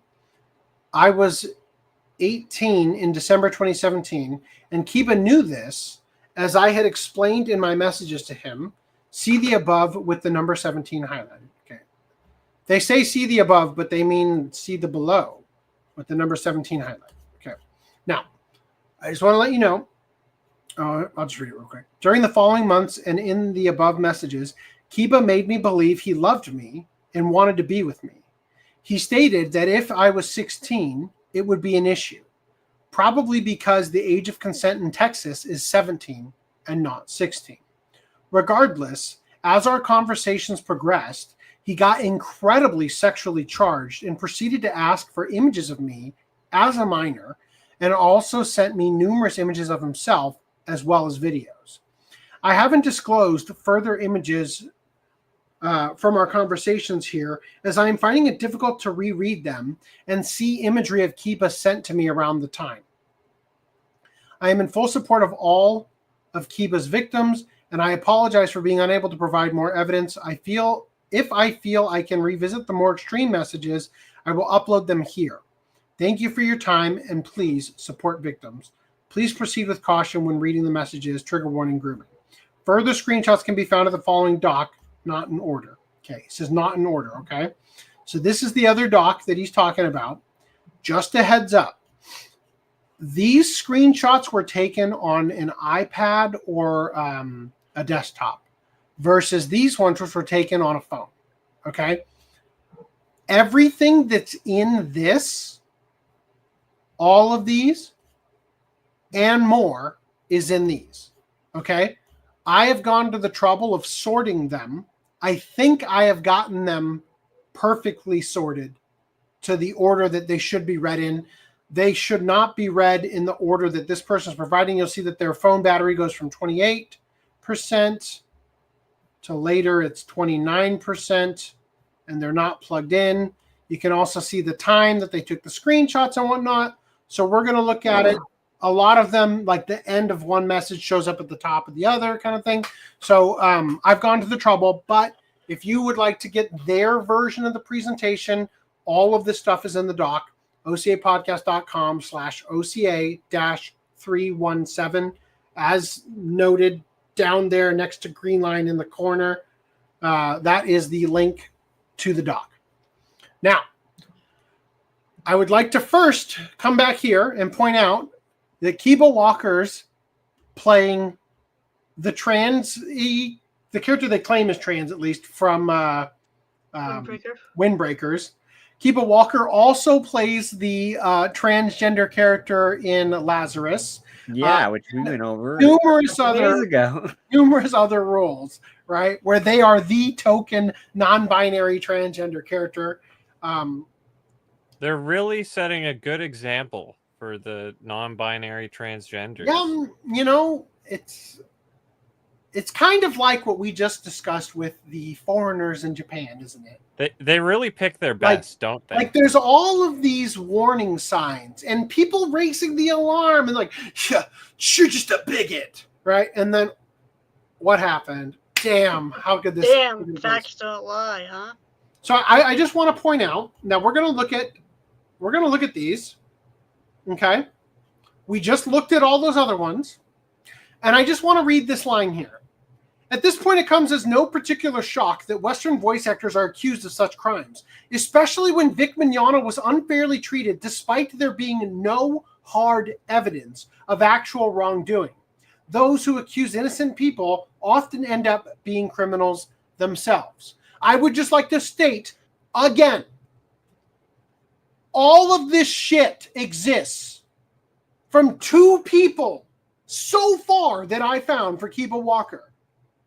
When it came to Vic, they scraped the bottom of the barrel to find images that were misappropriated by people that were not actually in them, to the point that Anime News Network was forced to remove images when the actual people in them showed up and had them take them down, and provided additional photos taken the same day by their parent over the fact that they were being smeared and portrayed as someone who was unwanting of Vic's hug. I just want to fucking point out again, after we went through Damon Mills, after we've gone through every other sicko that has done this, how little actual evidence there actually was for Vic compared to every single other time we've had to do this. Let's get into it. If there's no repercussions for this dude after this, I will be like in utter shock. Well, we do have something we'll look at in a minute where somebody cut ties with them. But first, let's look at this. So this is the other guy. His name's James Malloy. Sankaku Complex called them. What did they say? They said less believable claims against the voice actor. Kiba Walker groomed me. I have attached a document with evidence. Okay, so I guess the grooming accusation is less believable because this person was, quote unquote, of age at the time. I think that based on what I've seen, Kiba Walker's behavior seems that of a serial groomer, right? And the only difference is, and see, this is the tricky thing, right? This is the. I just like dealing with this subject because there are pedophiles, ebophiles, like there's a whole bunch of different categories. A person being a quote unquote pedophile does not mean that the second you are 18, they're no longer interested, right? We all know this, right? It's the willingness to pursue below the age of consent that is alarming. Now, I'm not sure where this individual whose experiences we just read came. Well, I don't know where they're from, but I think it's possible that this person and the person we're about to look at for sure are from the UK, right? So even the guy we're about to look at was 17 when they first started chatting, or 16 or something like that. It may be legal in Texas to be in a relationship with somebody who's 17.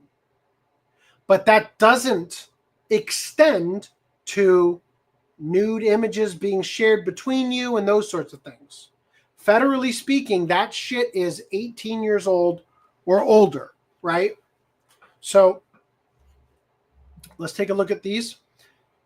DMs with Kiba Walker. Kiba says, yeah, I mean, I agree with that for sure. And apparently we are close enough to talk about how much we jerk off. So that's a turn on for me. Is hard AF because, you know, hormones. Yeah. I tell all my friends when I jerk off, I'm like, don't message me. Gotta wank. XOXOX. Thanks.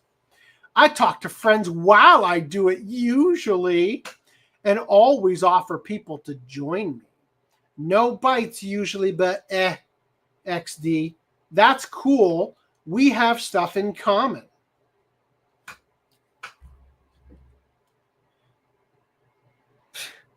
That should be the goddamn wake-up call. I feel in a weird way blessed that I kind of just have been overtly cautious of the internet for a very long time, of just not getting too comfortable with random ass people online because of this fucking behavior.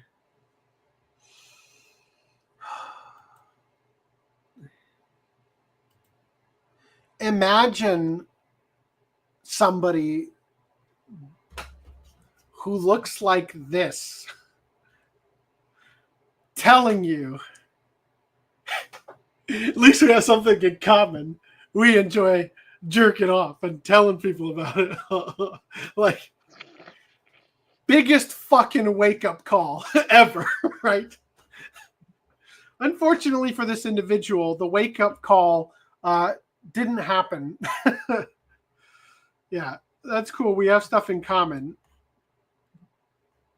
I suck so much at this, and it's only over the internet. I am shooketh. What you mean? Like talking? Oh, you're doing fine. Aha. I'm the one who's trying not to just be like, want to jerk off together, bro? I hate morning wood and being tired. So you're doing fine. I'm the one trying to think of shit to talk about. Yeah, you right. How old are you again? I forgot. You're 19, right? 22. Thanks, though, XD. How old do you think I am? I'd say 19 or 18. Well, I'm 17, but I'm 18 in December, so, like, I don't know if that's an issue. Oh, no, that's fine. I mean, if you were 16, that might be an issue. Yeah, of course, LOL. But to be honest, one of my exes was 17, and he was turning 18 like in a couple months. We still fooled around. Consensually, XD. Yeah, so I'm cool with whatever. I'm attracted to you anyway, so XD. Gross. If we did get together, I probs couldn't tell my parents for a while because I don't know how they'd react. Not to age. I mean in general. Yeah, I get you. Same. My family is just like most about who I date, so I always try to wait until I really, really like them. Yeah. It shouldn't be an issue with my mom. More so my dad might be an ass. I don't even know. Gotcha. Well, hey, for now, we can be friends, getting to know each other and stuff. But yeah, just a warning, I literally have jerking off on my mind 24/7. So if it's annoying, tell me, because I don't know when to stop. When it comes to people that, like, don't mind me talking about it. I told my mom I just asked you out, and she's cool with it. But she said my dad will probs be a jackass. Haha, it's fine, LOL. Ah, LOL. But yeah, I'm cool with being friends for now. I hope you still feel the same way about me after talking to me for a few days. Yay! Good hugs. I probably will. I mean, I'm already sexually attracted to you. So if I feel an emotional connection, then I'll know after a few days or so. I'm legit dying here. DX, sorry. Something got shared. No, I mean, in a good way. LOL.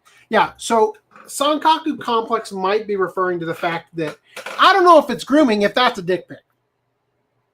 Right? I mean, it just happened so fast. And they didn't ask for it. I don't know though. In a good way. LOL. Ha ha ha. Oh, good. Be careful. If you hug me right now, I'm going to get a boner. You're going to get a boner pressed against you. I can't. It's the truth. I'm sorry. There must be. No more dick. Sorry. Whatever that is. Ha ha ha. Is this you?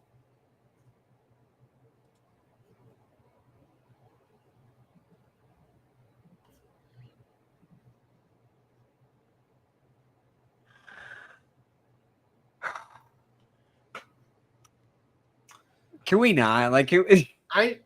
I'm having trouble understanding what's even going on. I mean, I want to give props for you to be able to take a photo at that angle, but at the same time. Yeah. Yeah. Anyway, they asked, is this you? LOL. I wish I was that fit. Ha, same. More to cuddle though. Ha.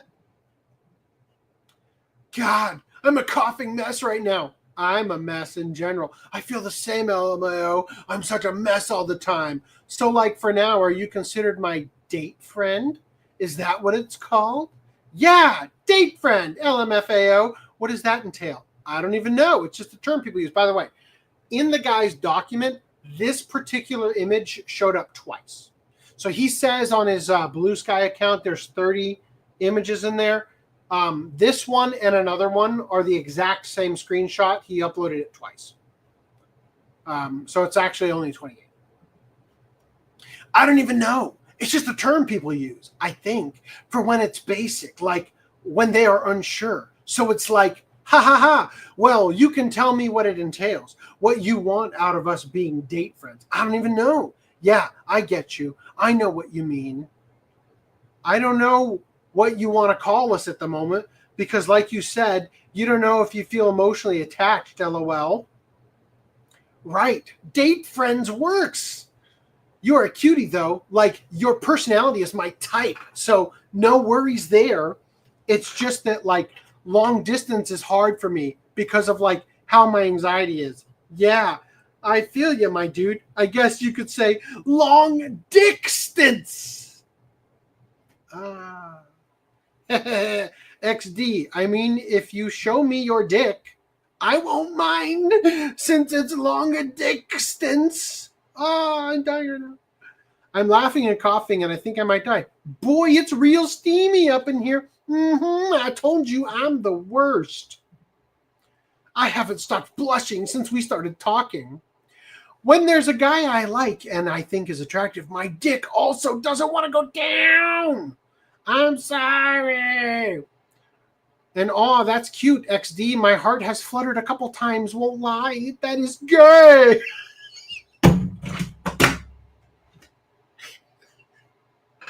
Shh. Whispers. Gay. Whispers. You are too. Cringe. XD. We can do rabbit streams and watch anime together. Ah, yes. Yeah, boy. Hee hee. You're adorable. You too, son. Ha ha. Thanks. My body pillow is so nice. Wish I was the body pillow. Heart, heart. Tongue. Tongue to the cat's asshole. Tired, XD. This YouTube video, I don't want to look. Me at your tongue. I'm sorry. I know it's gross. I don't like tongues. I don't know why. I'll try my best to keep it away from you. This is the scene in the video I sent. I am crying. Forgot about it. LOL. You know? Question mark. Maybe it is best we keep talking. By the way, this is May 2017, right? So this is in between. This is in that gap that we didn't see in the previous accuser's DMs. It's not impossible that Skype and WhatsApp and all that were happening during this time, right? Maybe it's best we keep talking for a few weeks before we do start dating. I just thought about it because, I don't know, my disassociation is not good right now. And a relationship might fuck it. I'm so sorry. It's all good. I understand. That works for me. Also, I think I am still unsure of my sexuality, so I don't even know.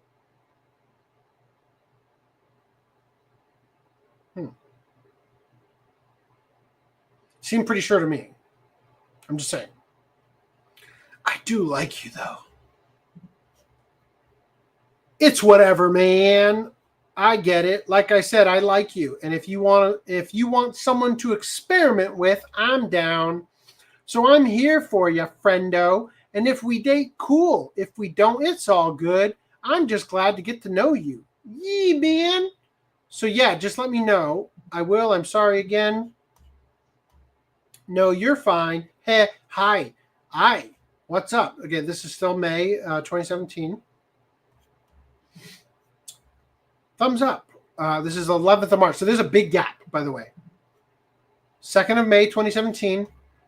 Photo taken at 2024 with 28% battery. 2025 with 28% battery. So they scrolled possibly through some stuff. And then came to this. It seems like there's probably a jump in the DMs, though, right? Like they've been gone for a while at some point. But 11th of March of 2018, right? Thumbs up. But that new haircut really suits you, boy. They can't mean this one. Fuck no. That's sweet of you. Thanks. Speaking of compliments and stuff, how's that side of life going for you? Oh, horribly. But you know, such is life, LMAO.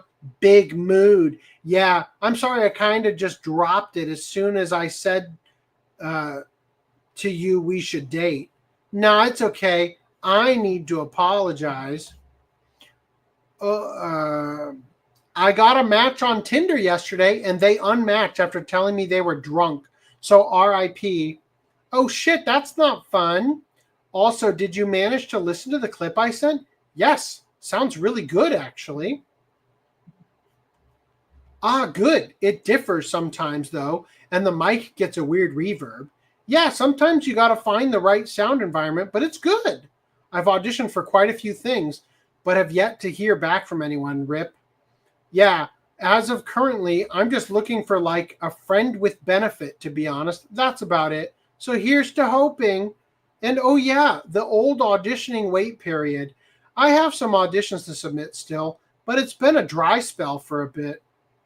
See, like, I wouldn't mind friends with benefits, but I'm very ugly and gross, so no one really wants that, LOL. Not true, yo. And if I did something like that online, it'd just consist of nudes, and that's a little lackluster. I'd be with your friends with benefit online, but I got like I think he means I'd be your friend with benefit online, but I got like an irrational fear of penis. Yeah, my friends with benefit online would be nudes and videos, which I'm good with because I'm a sucker for cam jerking. And irrational fear of penis? Basically, I was abused, so I've just not liked the idea of sexual shit involving a dick. Wow, color me shocked. Gotcha. That's unfortunate. I've never tried jerking off to a guy before, apart from once. It's still something I'm weird about. Gotcha. Well, I think you'd be a fun friends with benefit, and I'm quite a fan of UK boys. So there's that. LMAO, but I understand your reservations. Oof! Chip, chip, cheerio, and all that. Also, I meant to ask, what kind of humor do you allow when talking to people? I'm up for all kind of humor. I'm kind of an open book, to be honest. Like, obviously, I wouldn't be afraid to show my dick and all that jazz. So any type of conversation is good for me, LMAO. True. And then this one I'm guessing is the last one because of the time. 2026 to 2027 at the time. But yeah, if you know anyone who's looking for like online friends with benefits stuff, let me know because I definitely want that. Will do. Haha. Or if you happen to change your mind, let me know. I know it probably won't, but hey, shit happens. I'm so tired. I only got like 2 hours of sleep and had to get up to go to work early. Rip. You off work now? Nope. Just got here. Basically sitting around for an hour before having to do stuff. Oh, okay. Well, if you want to Skype later on or something, hit me up. And that's it. That's what he included. I don't know. Definitely seemed a little bit less one-sided than the previous guy. Now, you were talking about the response, right? BL It's statement regarding allegations against voice actor Kiba Walker. Statement regarding voice actor Kiba Walker allegation, right? There we go. Blitz Games, BL, right? Obviously, boys love. I'm guessing that's what this is. Boys love games. Boys love it. Blitz, right? Has been made aware of the recent allegations against voice actor Kiba Walker. We want to clarify that we were informed of these allegations by one of the victims previously.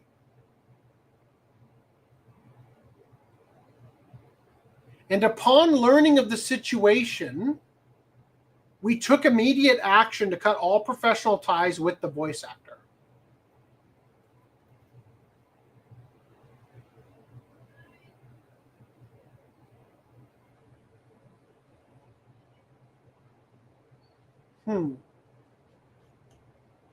What does Blitz Games even do? I've never heard of Boys them. love. Oh. Yeah. We July found 30th. out one of our voice actors was actually involved in Boys Love, so we can't. Yeah. So this is dated August 1st. I don't know what they mean.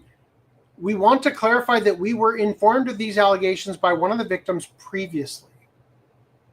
Why is your statement coming out now after their statement dropped? Are you going to tell us that you got rid of him right away? I don't know. I mean, this seems like a weird thing to say. It says here, we want to clarify that we were previously informed of these allegations by one of the victims previously, and upon learning of the situation, we took immediate action to cut all professional ties with the voice actor. This included fully recasting the role of Yoshinori for new lines in the Scoutmaster Season DLC. We are exploring our options for existing titles, and Kiba Walker will no longer be involved in any current or future projects with Blitz Games. We stand with the victims and take these allegations seriously. Blitz Games does not tolerate abusive behavior, and we remain committed to fostering a safe, respectful space for our fans, our team, and our collaborators. Yuck, right?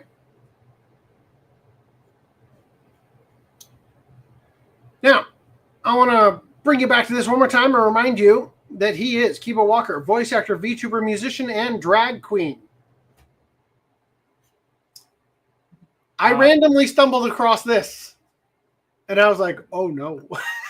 Oh no! Yeah. Man. You're saying he doesn't get enough like of age boyfriends like that? I hate to say I told you so, you know. Updated. Pride in Dallas terminates relationship with Salem Moon. A second person has now come forward with grooming allegations against Walker.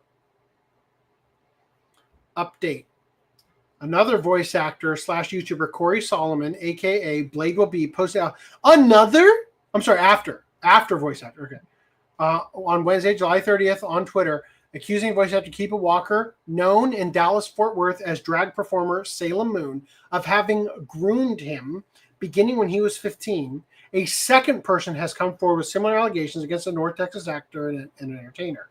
Voice actor James L. Malloy, who we just looked at his stuff from, posted on Twitter on Thursday, July 31st, that Kiba Walker groomed me, beginning when Malloy was 17, followed by a link to a Google document, including screenshots of messages between him and Walker. Malloy said in his social media post that there were more exchanges between him and Walker than are included in his Google Doc post, but that he cannot bring himself to read all of them because they are too triggering. Walker has not, great job, publicly responded to the allegations. Here's the original post before the update. After allegations surfaced Wednesday, July 30th, accusing local drag performer and voice actor Salem Moon, a.k.a. Arthur Lee Walker III / Kiba Walker / Kyle Davis / Alex VTuber, of having groomed a minor over a period of several years, the Pride in Dallas Board of Directors on Thursday, July 31st, issued a statement severing ties with the performer. Here is the statement in its entirety. Quote, Pride in Dallas has been made aware of serious allegations involving one of our previously announced participants, Salem Moon. After careful consideration, the board of directors has made the decision to formally terminate our relationship with the individual. This action is based on a clear conflict with the mission, values, and integrity of Pride in Dallas. We remain committed to fostering a safe, inclusive, and accountable environment for all members of our community.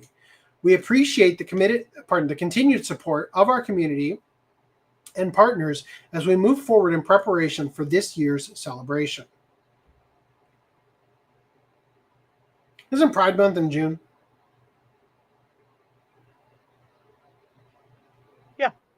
Yes. But July is Disability Pride Month. Yeah, let's say, seems like you mean next year. Online magazine Anime Corner first reported the allegations against Salem Moon earlier this morning, Thursday, July 31st, noting that the performer has been accused of grooming, as well as sending and soliciting nude photos and videos from Corey Solomon, known previously as Blade or Blade Will Be, when they were a minor. The website says Salem Moon was 22 and Solomon was 15 at the time of their alleged first encounter, with the actor offering to provide Solomon with free music education.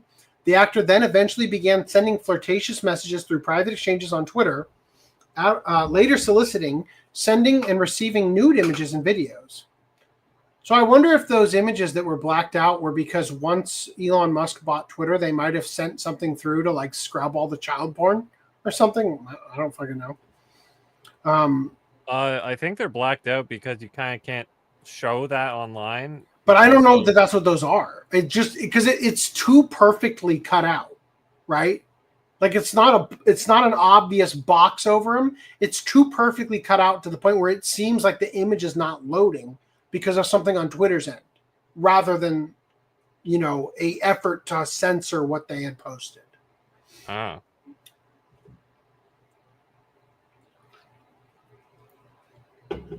Oh. Dylan G looked up the video with the Mike Wazowski thing in it, allegedly. Where was I?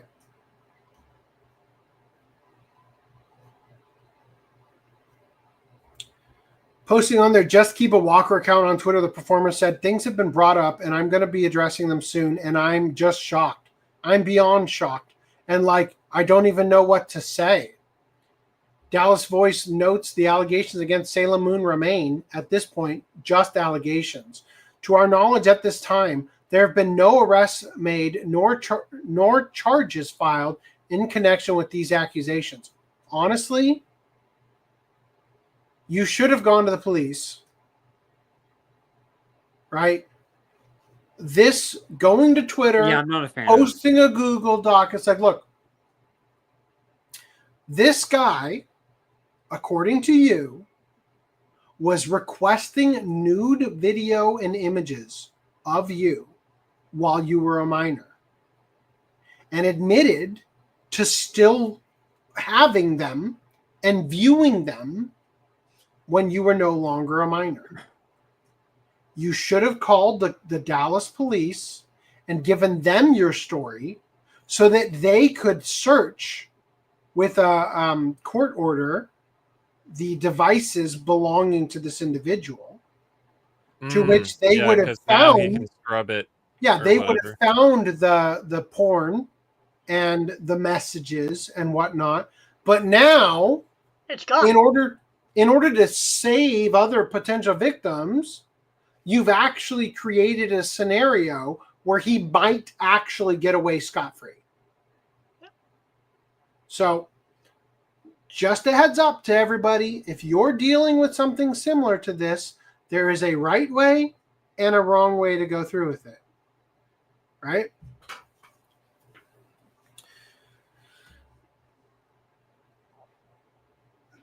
The allegations against Sailor Moon remained at this point just allegations. To our knowledge at this time, there have been no arrests made, nor charges filed in connection with these accusations. I guess that's the end of it. Big yikes. So there you go. Any thoughts? Well, I feel like those messages, like either like this is the most elaborate fake operation of all time, or I don't know. They seem relatively damning, if you ask me. So I don't see why something can't be done, even without like the dude's devices being scrubbed. Yeah. And I do agree with you. It's like, hey, like, how come these things, not all of them, but a lot of these things tend to be with online, through online and not through proper channels. Why on earth, if you have this stuff, do you not go through the proper channels? So, like, why is this the benefit here? I'm gonna ruin some people's days real quick. One of the benefits of this is that when you delete a message on your Twitter DMs, it only deletes it for your side. And I know this because after I guessed it on Ricada's stream and triggered somebody because I, quote unquote, made them look stupid during the stream about something, they then DM'd me on Twitter and then deleted the message and posted it again with a couple of spelling errors corrected, and then deleted it and posted it again with furthermore.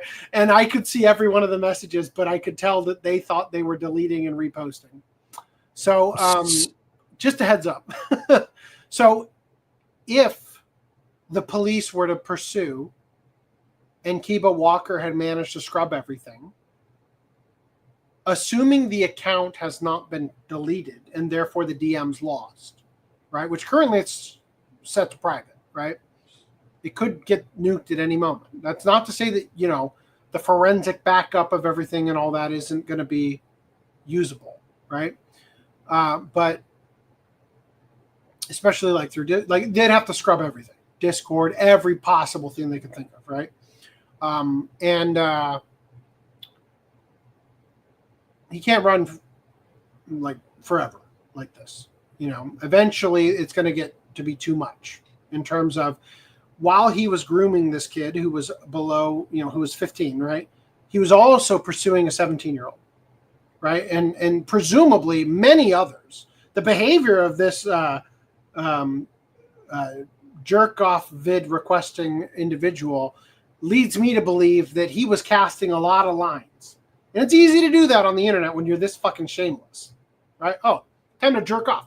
DM, DM, DM, DM, DM, right? Anybody want to join me for a quick jerk off? Right? Like, yeah, this guy, he was hoarding like these people, it feels like. Yeah.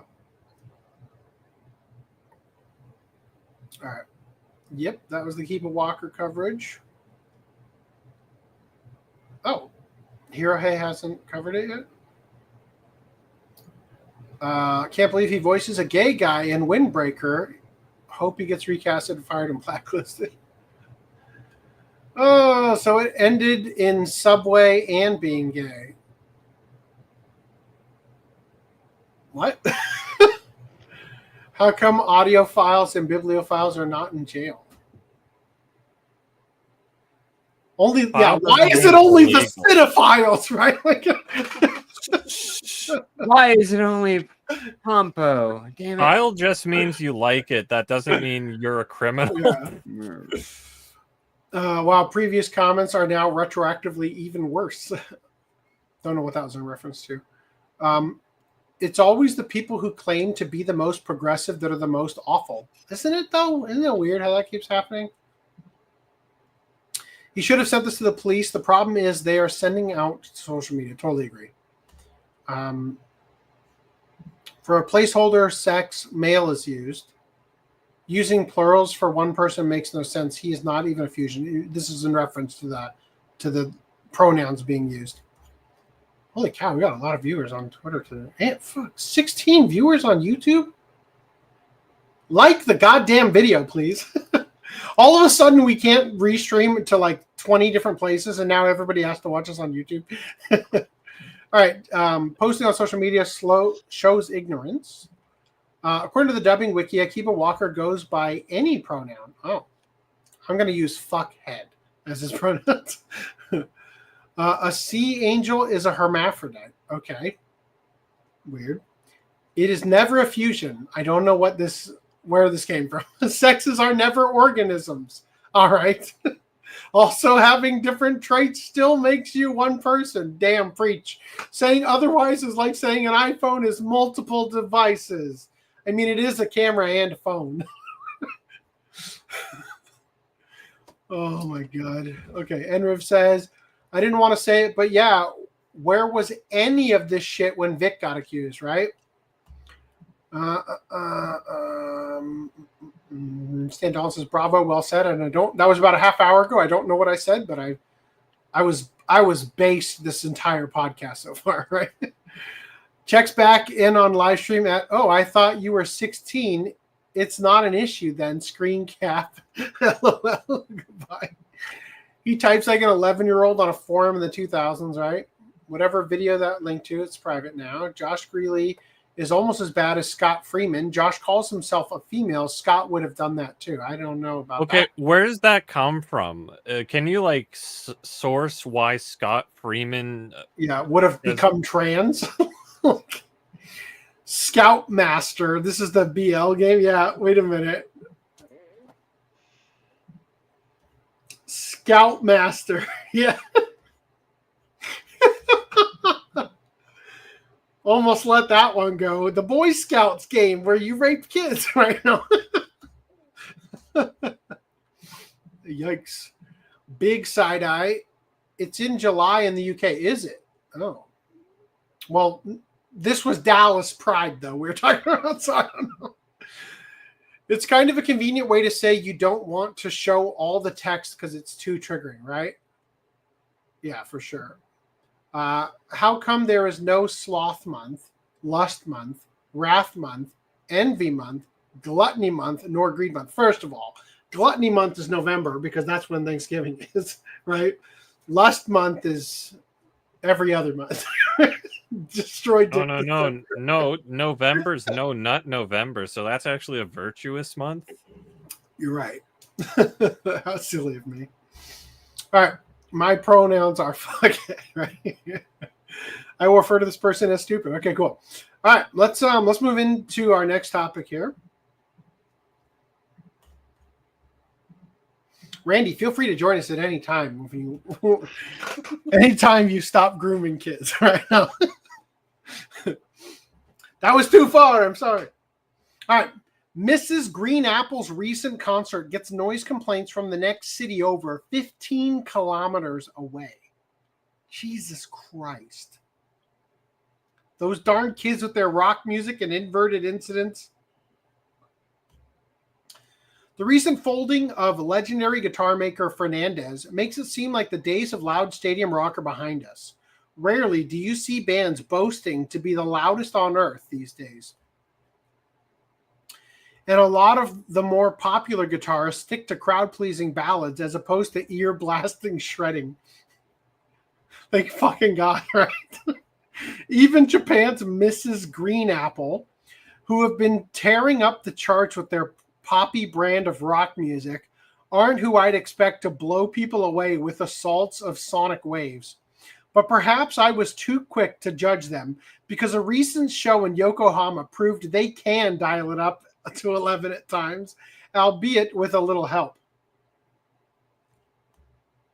On the 26th and 27th of July, Mrs. Green Apple held back-to-back shows at Yokohama Yamashita Pier. However, the sound from both shows was said to disturb people as far as 15 kilometers, 9 miles away in neighboring Kawasaki City. Bear in mind, it's not just that people could hear them out there, it's that it was so loud there that people complained about it. According to NHK, there were about 50 official complaints. 50! What was the old statistic I used to bring up? That when a complaint is sounded, it represents, what was it, like 10,000 people who felt the same way but didn't complain? God damn, right? Meanwhile, on social media, scores of posts were made about the noise, including one from Kawasaki that actually provided audio evidence. It's mainly the very low sounds of the bass that carried over so far, so you may need speakers with good enough low-end range to hear them, and how surprisingly loud they are. All right, I gotta hear it real quick. Hold on.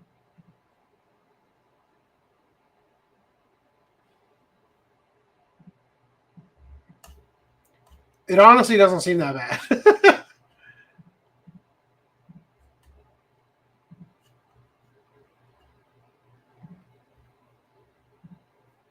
Here it is with audio. Do you guys want to hear it?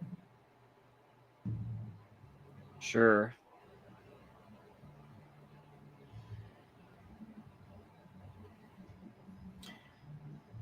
Anyway, it doesn't sound that bad to me, right? I don't know if this person is 10 miles away, maybe. Like, share screen.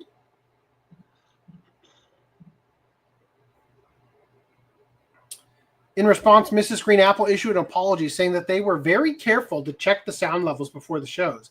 But due to unexpected wind conditions, they could be heard at further distances than anticipated. Footnote. Does wind help sound travel? I don't know. Like, that seems like such a made-up excuse, right? I mean, it could, maybe. I haven't looked into it. I've never had to account for that. Like, it can cuck your sound. Yeah, so maybe right? it's taking it away and moving it elsewhere. I mean, it's Maybe. the only way it makes sense to me is that they had to be louder to make up for the sound of wind. You know, like, Yeah, maybe. several experts also weighed in on what happened to concur with the band's explanation. When planning the show, the speakers were directed out to sea to minimize the sound disturbance to everyone on land. Of course, residual sound will travel in all directions, but with the right planning, it will mostly travel upwards and dissipate into the sky. But under certain conditions, winds carrying the layers of warm and cool air in the sky can create conduits for the especially hardy low wavelengths of sound to bounce off of and travel a lot further than expected. What's especially interesting about that is that rather than a straight line, the sound travels more in an arc, like a missile that rains down rock and roll on the residents of Kawasaki, while people in between them and the venue might not even hear much of it. In these simulations, run by a seismologist at Osaka Kyoiku University, you can see pockets with little to no sound near the concert. The left image shows the sound propagating with no wind, and the right shows it with the wind conditions during the show. Okay, so they're saying that the noise was isolated here, but with the wind, it exploded like a nuclear bomb. I don't know. That's fucking ridiculous. A different but similar phenomenon can be noticed on snowy days. The snow on the ground and falling snow dampen the sound all around you, so everything is almost eerily quiet. And yet, you can also hear the sounds of passing cars from far away surprisingly clearly. That's because those distant sounds are not coming straight at you, but traveling more in an arc through the sky and coming down at you due to temperature differences in the air above. So Mrs. Green Apple probably can't call themselves the loudest band on earth after all this, but it's nice to know. It's nice for them to know that Mother Nature is on their side and sending their music to people far and wide. Damn. Mrs. Green Apple scrapped their once music video, and now they are trying to be Spinal Tap. Okay. All right. I got another article here. We might have covered this previously when it was maybe covered by another outlet like Sword News 24. But I'm going to trust maybe it's a new instance. Kyoto Shrine sent bomb threats for using AI-generated icon. The Kyoto Shrine dared to use an AI-generated Miko as their Twitter icon, and the internet responded with a meltdown so unhinged, it led to police investigation, multiple threats, a man getting arrested after threatening to burn the place down, all because someone used AI. Kurumazaki Shrine, known for being popular with entertainers and performers, found itself engulfed in controversy back in March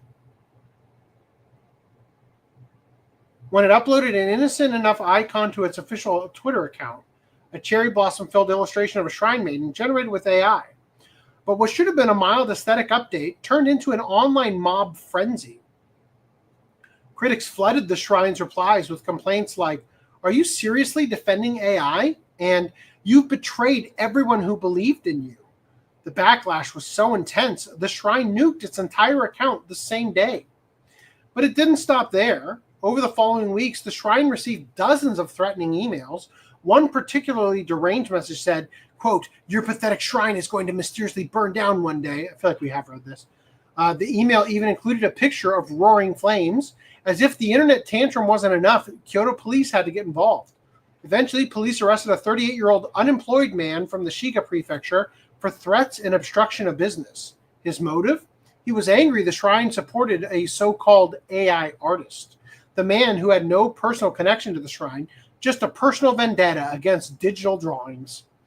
Meanwhile, the AI illustrator himself started receiving death threats too, like a message demanding 3 million yen and a home visit apology, or else you'll die. The man told police he never imitated anyone's art style and wasn't trying to steal anything. AI learns from what's on the internet, so sometimes things look similar, but I never copy anyone. Legal experts chimed in, pointing out that unless someone is intentionally mimicking a specific artist, most AI-generated content isn't actually copyright infringement.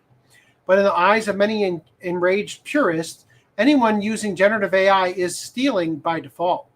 And when reason disappears, so does any chance of actual discussion. Modern Western politics is a prime example.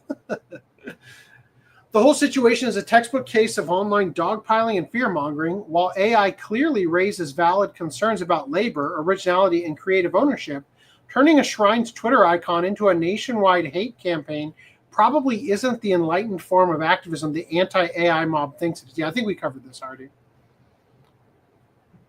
Randy, I downgraded our account so you could upgrade your internet. Get in here. He said without any ounce of guilt over the lie. All right. So in live action news, Amazon is developing a Wolfenstein TV series. So this Are is they going to do some authentic casting for the Nazis? Sydney Sweeney for Nazis, right? God.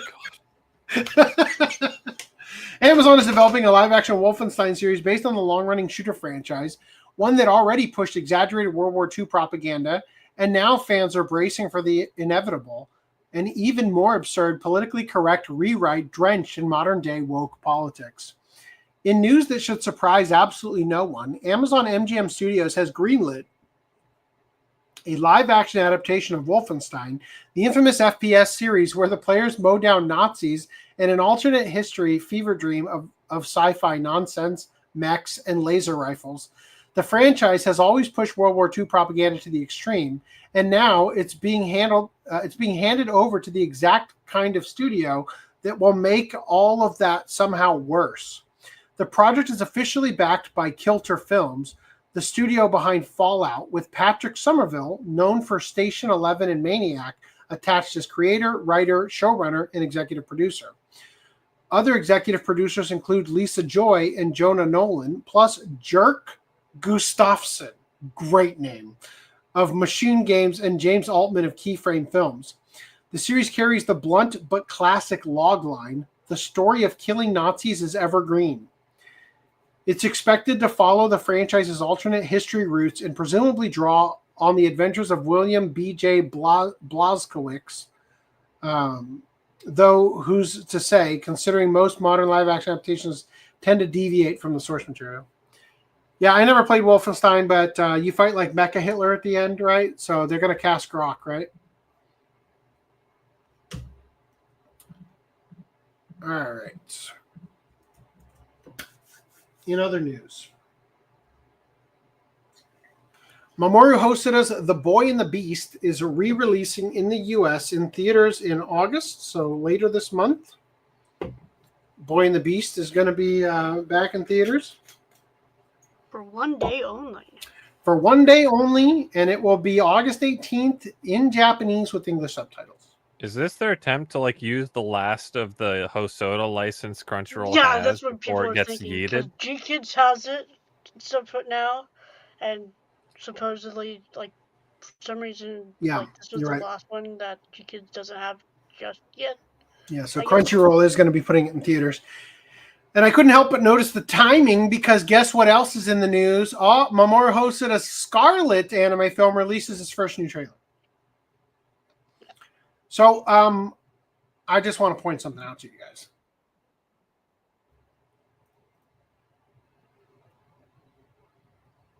I bet you can't guess what is in this film. I went right past it. CG? A girl boss? It's Hosoda, dumbass. It's a giant fucking whale. We already knew that. We already knew about the whale. It wasn't a whale in The Girl Who Left You Time. I think she had a fat friend, right? All right. No. All right, Japan's box office, Demon Slayer Kimetsu no Yaiba Infinity Castle first movie stays at #1 in its second weekend. And it's the fastest film to reach 10 billion yen in Japan. So it wasn't just COVID, right? Like, well, what if COVID blew it up to the popularity so where it's like everyone's now, like it's in their ecosystem now? Yes, for sure. In other news, Chainsaw Man, the movie, Reize Arc, rains hellfire with new trailer. Studio Mappa uncertain about the series continuing on TV or film. Quote, we're going to look at the next story and decide from there. So, honestly, I feel like they're just thinking to themselves, well, let's just see how much money we make off of it first. And also, well, allegedly hold on. And also, if we do a movie, we don't have to do a new ending to every fucking episode. What were we thinking? Right? Oh, I was gonna say like allegedly, like the original mangaka, I guess the creator is a big fan of Hollywood films or whatever, which is why the opening it has so many references and stuff. But I mean, I haven't seen Chainsaw Man or read it, but I don't see how that translates to so it makes sense to have like throw in all these references to it. But anyway, so I feel like that's the real factor is like, well, he's a fan of movies, so maybe we want to do movies as the format. I don't think that has anything to do with it. Do you know what I think? I mean, I also have only watched like the first 5 episodes of Chainsaw Man, although once again, we could watch Club It at some point now. As soon as I watched all 12 episodes on like Wednesday. So I've only seen like the first 5, but based on what I know of it, because of the internet, taking it to movie territory might just be shit. I can't show this on TV, right? Like legitimately, it might be a move of desperation because the upcoming arcs are too adult, right, to be able to show on TV. Put your chainsaw in me harder. More like throw up in my mouth, right? Jerk me off in the back alley. Right? Yeah, Jim was just like, put your chainsaw down my pants. Yeah. As Chainsaw Man, the movie Raise Arc primes itself for its theatrical detonation with the new trailer, Studio Mappa have offered not only an explanation regarding their controversial decision to continue their animated adaptation of Tatsuku Fujimoto's fan favorite manga, but also a brief note as to their future production plans. Personally unveiled by Mappa President Manabu Otsuka and Vice President Hiroya Hasagawa, as part of the studio's industry panel at the recent Anime Expo 2025, the film's explosive trailer kicks off with a love-struck Denji finding himself romantically torn between his boss, Public Safety Division leader Makima, and former USSR experimentation subject, the bomb devil Reize. However, unaware to the titular hero as he recounts his dilemma to Pochita, is the fact that both women are using their feminine wiles to manipulate him. After eventually finding Denji and Reize sharing a romantic kiss, the trailer makes a fiery turn to the lovers turned enemies' eventual battle before ultimately concluding with their later reluctant team-up against one of the series' most ferocious antagonists, the Typhoon Devil. In a post-panel interview with comicbook.com, the aforementioned President Otsuka addressed Studio Mappa's controversial decision to adapt the Reize arc as a film instead of a television season, explaining, quote, "We think that the original work from creator Tatsuki Fujimoto, the Reize arc, was perfect as a film. The cinematic expression, the action, the explosions look so much better as a film." All right. We can just dump that whole 12-episode budget to an hour and a half. Yeah. Make it just shine that much more. We also feel that this was the best way to give the story to the fans that it could be as big as humanly possible. When does this movie come out in the U.S.? Like November? November. Or like November, October, something like that. So I hate to say this, because the manifesto has been moving slowly but steadily. A little? But I have been pushed into a position where I have to write a book by September. What? Yes. Damn, writing 2 books at once is pretty hard, isn't it? Yeah. Now, fortunately, the person I have to write the book for has a bunch of audio recordings that I have already transcribed about many of the subjects in the book. So I'm going to do my best to use AI and get the entire book done from start to finish tomorrow. And then hopefully that will open up more time for the manifesto and also will put me in a position to not be bugged for more shit like this that I find myself in currently. And then hopefully I can get the manifesto done by the end of August. Well, it was I need nice another of you week to off. incriminate yourself for us on podcast. Incriminate? What do you mean? So when they're like, he used AI for the book or whatever, and he wrote it a day. Ain't nobody gonna be giving a shit about that for this book. Anyway, I forgot where I was. Biggest humanly possible.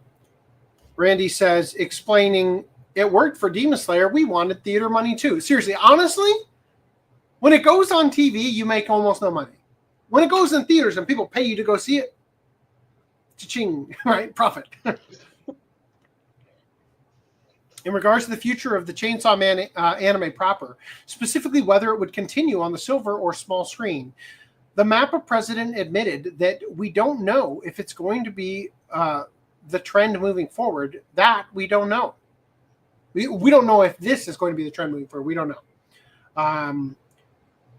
I think what we are going to do, like with did with Reize, nice, is look at the next story and decide from there. If the next arc works better as a film or it works better as a television season, we'll decide on that, but we haven't reached that decision as of yet. At current Chainsaw Man, the movie Reize arc is set to slice its way into Japanese theaters on September 19th before revving into North American studios' first ever R rating. What? I'm sorry, revving into North America with the studio's first ever R rating on October 29th. Fuck! The studio's first ever. I mean, changed or not? Demon Slayer was rated R. Right, but that's not map. Oh, I guess that was That's Aniplex. Ufotable. technically. Ufotable. Oh, Mappa, not whatever. What am I thinking about? Yeah, sorry. All episodes of the Chainsaw Man anime are now available on Crunchyroll, while the entirety of the original manga is available to read on Shueisha's Manga Plus and Viz Media's Shonen Jump Plus, with new chapters releasing on Tuesdays. Blah blah blah. Who gives a shit? Any thoughts on this before we move on? Chainsaw Man Part 3 will start and end by the time the anime finishes Part 1. I don't think so. Is Is Part it- 1, is the Reize arc in Part 1? Is that what you Yeah, mean? the Okay. series covered like halfway.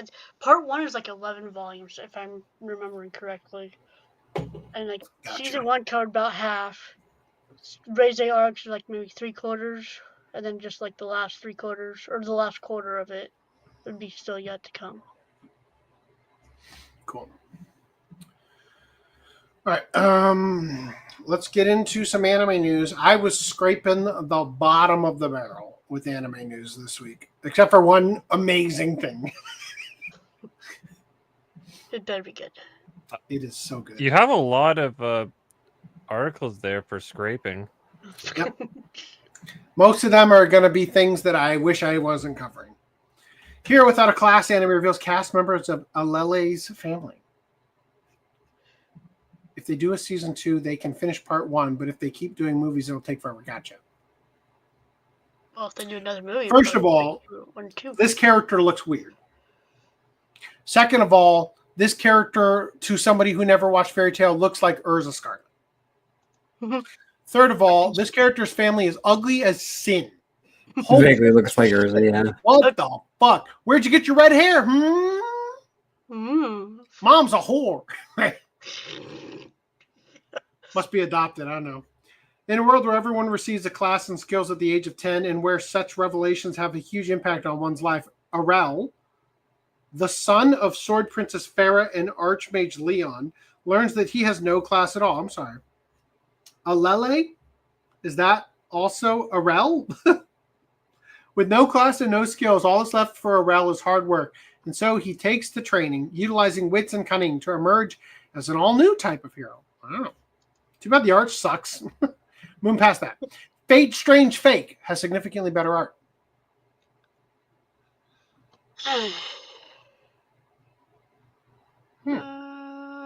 That is some long-ass hair. Holy shit. She's got a nice skull in it, too. I just want them to release the series properly instead of like 1 episode a year bullshit that they've been doing. God damn it.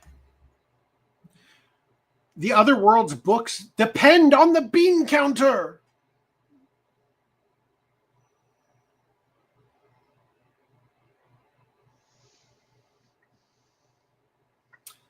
Disturbing lack of women in this anime. So it's been a bit, but an accountant guy somehow went down a portal hole and into a fantasy world. Once he got there, the first thing he asked for was a job. That's how Kondo's career in the Romani Kingdom's accounting department began. And part of the reason a stunning knight captain stumbled upon a bean counter in distress. Venturing to the depths of a dangerous forest on a quest to clear the miasma is the exact opposite of what Kondo's knight in shining armor wants him to do. Gay! However, portal hole? Yeah, a portal hole. You fall in when you were going down. Right. However, porta potty? He fell in the can? Like, come on, man. However, our intrepid bean counter is a man with a plan, so venture forth he does, much to the captain's dismay. But turnabout is fair play, which is why Captain Aresh makes his own declaration on their way back. This seems super gay. Holy shit. Animated at Studio Dean. Well, you deserve it. All right, Moon pass it. Yeah, yes. Check out the Isekai BL series. Called it. Ha. Past the monster meat, Milady. Anime releases teaser trailer and visual. Yep. I think we looked at this previously. Like any proper noble lady, one must have certain acquired tastes. But for Melfiera, Marshallriade, she just happens to crave a rather exotic protein. Monsters. But do not judge. Despite its bad reputation, monster meat can be used in exquisite cuisine, and Melfiera is determined to change the kingdom's opinion of it. Unfortunately, since debuting in society, Melfiera has been struggling to find her perfect match until she meets the fearless, blood-mad Duke of Galbraith. I told you, bottom of the barrel. Sorry. Backstabbed in the Backwater dungeon.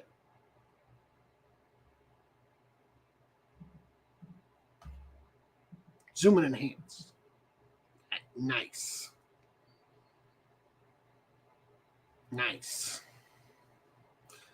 Labyrinth 9999.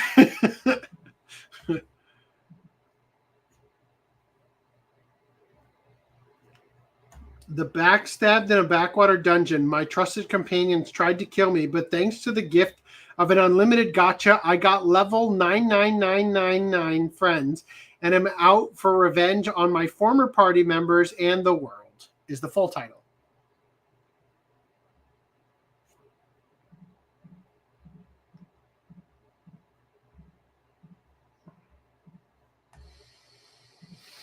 Oh. There's the midget. There's the child. There's the regular lady. And there's the black lady. And there's whatever this thing is. He kind of looks like Chinese Glenn Danzig to me. Maybe a little fatter. Anyway, I'm not even going to bother reading these. Moon past it. Roll over and die. Anime reveals more cast and staff in a new teaser trailer. Oh, let's look at the staff.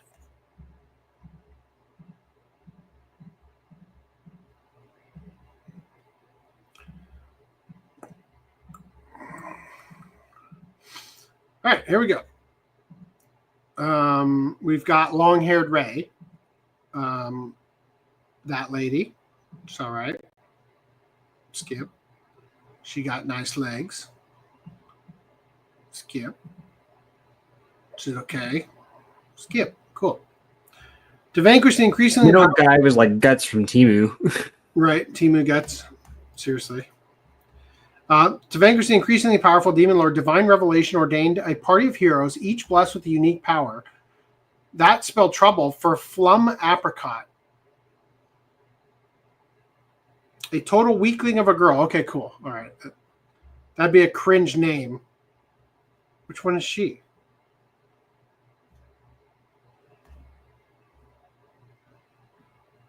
She's none of these. Anyway, a total weakling of a girl who has no idea what her power of reversal even does, betrayed and left behind by a wretched slave trader who enjoys nothing more than seeing his merchandise fight for their lives. Flum thinks all hope is lost until she gets her hand on a massive cursed sword. Finally, after so many years, she understands the nature of her power, and both she and her new companion, Milkit, are about to experience a huge reversal of their fate. Here's Milkit. These are some names, right? Flum Apricot and Milkit. Private tutor to the Duke's daughter announces 4 new voice cast members. I don't really care about that, but... She okay looking? Don't care about the rest of them. Get out of here. You guys ready? The only thing worth talking about. Nice. I want you to show me your panties with the Disgusted Face Dojin series. gets a new anime. Anime. Okay. I could have sworn this had OVAs already. Like, is it like a full? This is the second one. Nope. No, it is not. The infamous Fetish Illustration series is getting a 4th anime installment. Okay, so it is a fourth. Like, Never mind. To mark its 10th anniversary, complete with a new teaser visual, returning staff, and a gallery exhibition in Akihabara. 40hara launched the niche yet infamous doujin manga back in 2015. The concept, softcore illustrations of cute girls from various archetypes, maids, nurses, idols, shrine maidens, who reluctantly flash their panties while giving a disgusted or contemptuous expression. This man single-handedly created an entire genre. Right? yeah.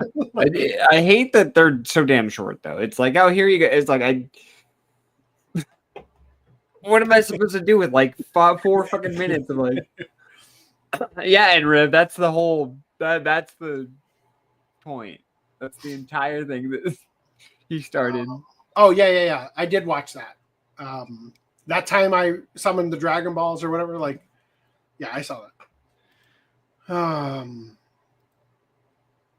To celebrate the franchise's 10th year, and cleverly timed to Panties Day on August 2nd. Oh damn it! We should have done the show yesterday.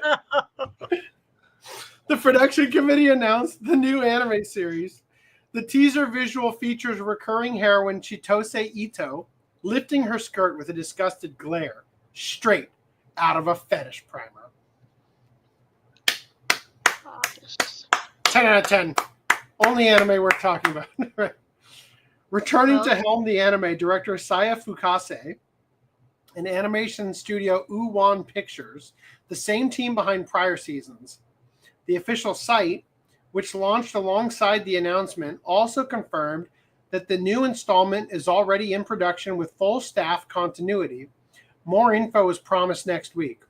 From August 22nd to 31st, an Iapon 10th anniversary exhibition will open at Art Gallery Akihabara.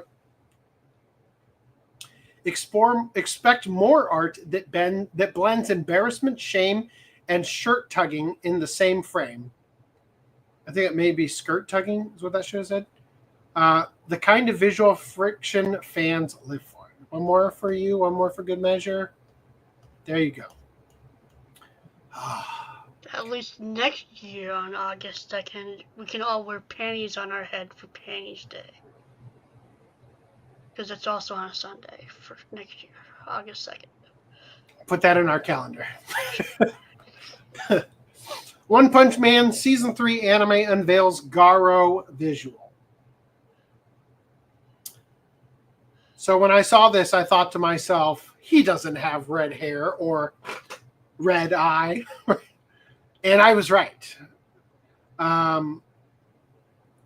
forgot why I included this, but I guess I'm just showing you we're moving into superhero themed shows. That's it. Okay. I saw another article I didn't include here. They just announced who's doing the ending theme for this show, and it just seems like really late in the game. Really fucking late in the game to announce that. I mean, not really. It's still 2 months away. I don't know, man. I don't know. I hope this is the greatest animation we've ever seen, because so far everything is leading me to believe it's going to be trash.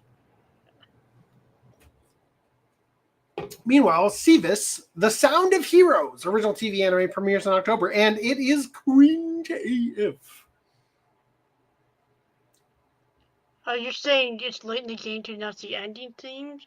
This just got announced that it's even a thing. So... This? Sevis?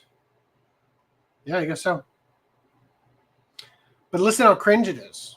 And it doesn't have 2 seasons of god-tier quality to live up to. So... there's that. Sevis is a co-ed music group led by Yosuke, shaking up the global music scene with their unmatched vocals and performances.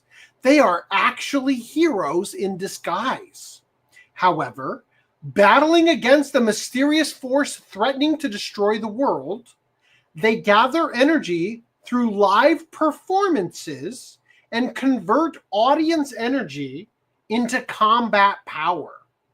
The battles appear to be ordinary concerts to the public, so their identity remains secret. Cringe. Holy shit, that is so fucking cringe. How is that so goddamn cringe? Everybody, I need you to raise your hands up. Pretend we're making a spirit box. Seriously. Big yikes.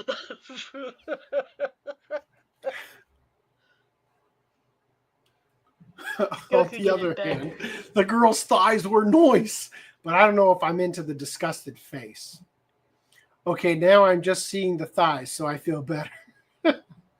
We still don't even have an actual trailer, and it's 2 months out, right, for One Punch Man? The whole promotion has been late in the game. Yes, that's what I'm saying. It's like, here's another picture of a character, right? I really hope One Punch Man Season 3 will be better than Season 2, and that they'd learned their lesson, especially with how long ago they announced it. Yeah. Although I thought Season 2 was fantastic, but I also watched it on Blu-ray and not on show. Totally disagree. Season 2's Blu-ray cut was great. Anyway, Dead Account Anime releases first trailer and key visual. I'd like to show you this trailer, but I can't because it did get copyright flagged. I have this, though. I can show you that. That's not the thing I want to show you, though. I want to show you the fact that this character is fucking Asta from Black Clover, is it not? Look at this guy, his hairstyle. Just turn it white, you got Asta. Yeah, that's fucking Asta. Is it not? It's a headband. Tell me that's Asta. That's not Asta. That looks exactly like him. Anyway, so it says here, always ready for a fight, destruction for destruction's sake, the online streamer Ringo, Blue Apple, okay, is a troll, making the worst of the worst of boundary-pushing flame bait content and raking in the revenue from the hate watchers. You may think he's nothing more than a bottom feeder and a drain on society, but in reality, he's high school dropout Soji Inishiro, a caring older brother with a sweet tooth who loves nothing more than his little sister.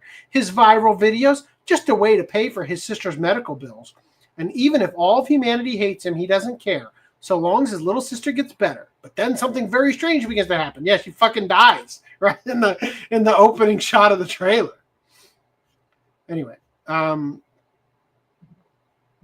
be fair, One Punch Man Season 2 is actually probably serviceable in a vacuum, but falling from Season 1 just hurts so bad. It's the headband. That's what makes him. Yes, it definitely is. Well, also the hairstyle, right? Blu-ray improved it some, but not enough to say it was god tier. I loved it. Okay, I'm not necessarily saying the animation was god tier, but the story of Season 2 was fucking fun. With King and Garou was a great villain. Very enjoyable scenes. Oh god, it's Asta with Gooch's personality. Okay. All right, Moon passes. The Detective is Already Dead, Season 2. There you go. We're moving into more not superhero stuff. Digimon Beat Break. Anime unveils main trailer, visual, on premiere day. Have you seen the trailer yet, Footnum? Yeah, I did. Good. We're going to watch it again.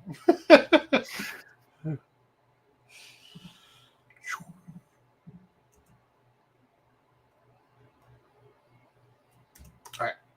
おはようございます。さあ、今日も素晴らしい理想的な一日を。理想的ね。なんかつまんなくね。Did he say discotheque? What? What did he say? かつまんなくね。理想的ね。What?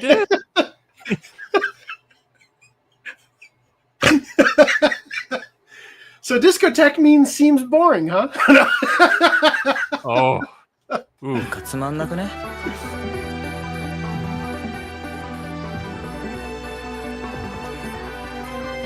デジモン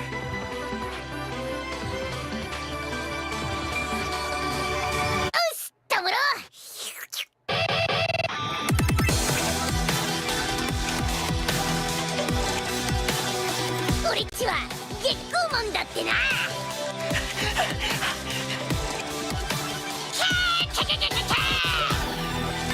ゴールデンドーン。この世の裏で頻発している凶悪なデジモン事件を解決するクリーナーのチームだ。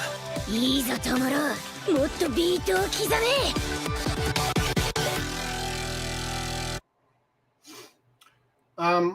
Sure doesn't feel like the Digimon I remember. I thought I saw a different trailer, but I mean, here's the thing. He doesn't. I could have sworn he had like the silhouette of the like Kingdom Hearts shoes. I mean, his shoes do look pretty big in that, but he's like, in Crocs, man. Like,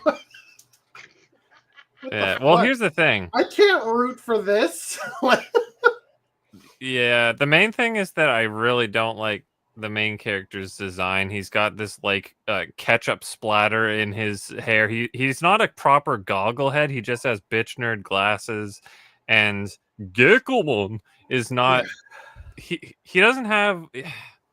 I don't know why they have to go so like. I want to call it risky with their design choices for some of the newer. What do you think about the girl on the left from G Quux with her Agretsuko Digimon? I think both of the female characters look pretty decent. That's what I mean by like it's just not Mimi and Kari and oh, okay, yeah. You know what I mean? Like it's stylistically, this does look like a completely different animal. It is like, so far away. And then we've got our gay beast man over there, right? Leomon bootleg, Timu bootleg.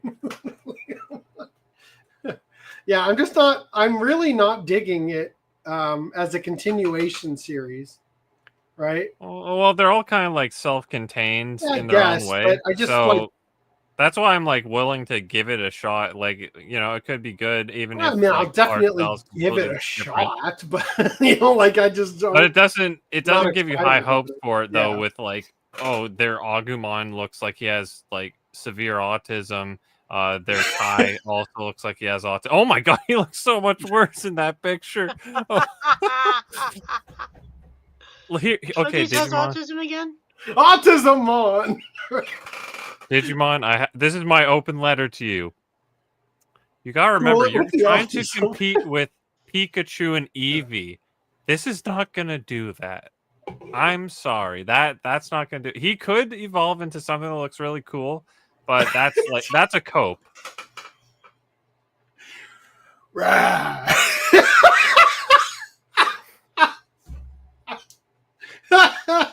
That looks like that one. Is this a boy? Oh God. That tiger. Luigi, thing. Why didn't you warn me about the shorts? Oh. That one tiger looking Best one girl's like a boy? In Try movies. Sorry, what did you say about Try movies? The one with the tiger looking one looks like the 9th Digidestined or whatever in the Try movies. The tiger striped red hair girl. The tiger striped Digimon, that one. Wait, Mako-mon or whatever? Yeah, Mako-mon or something like that. Christymon. Sometimes they literally do just do like remixes of existing Digimon. Mm-hmm. I mean, mainly Agumons, but so maybe that is a offshoot. Kiropimon. And that one looks like that Pokemon color scheme. It looks like Mimikyu kind of, but different color. To me, I don't know. Then there's this guy, and then there's this thing. Murasamemon.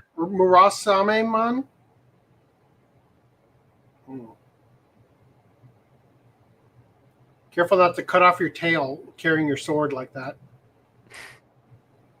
Anyway, yeah. So I'm not. God, there's the silhouette with the with croc. The fucking shoes. Holy God. Oh. Put those away. Yeah. The Digimon animation looks good. Yeah, but does it look appetizing? Does it look like something you want to... Does it look like something that's going to take you back to your childhood? To your pre-Y2K life? Yeah, like... Oh, no. My Awkward Senpai anime reveals opening song. Okay. Again, just a reminder, this is coming out. Kanawa Senpai is considered many things, but Smooth is definitely not one of them. Then she meets Kamigawa, her new kohai. He's cute, a little nerdy, and easy to talk to. How will this Awkward Senpai be able to handle these new feelings? What was the one that we were talking about from last season that was following the couple that was, there were work colleagues who were like hooking up at work and like trying to keep it a secret? And we're like, they're definitely banging in the supply closet. Like, gotta watch that one. Go for it, Nakamura-kun. Anime has delayed its broadcast to 2026. So they had previously announced it would be released in 2025, but now they're having to push it. This is the one. Nakamura is a shy boy who falls in love at first sight with one of his classmates, his dreamy high school classmate, Hirose. But there's a problem. They haven't met yet, and Nakamura is a total klutz who might bungle things before they even begin. There's also Yano-kun's Ordinary Days. Exactly the same premise, it seems like. The story follows Tsuyoshi Yano, a high school boy who's frequently down on his luck to the point that class representative Kyoko Yoshida constantly worries about him. While looking out for him, the pair gradually grow closer and create a pure romantic comedy between a worrying girl and the boy covered in injuries. Also, Watari-kun's bleep is collapsing or whatever. Has a beach episode for episode 4. Yikes.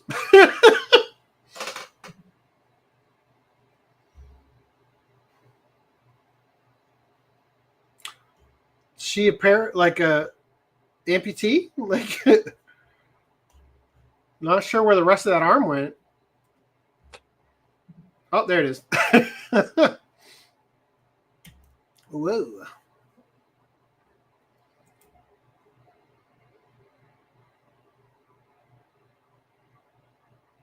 Oh, no. The outfit falls. All right.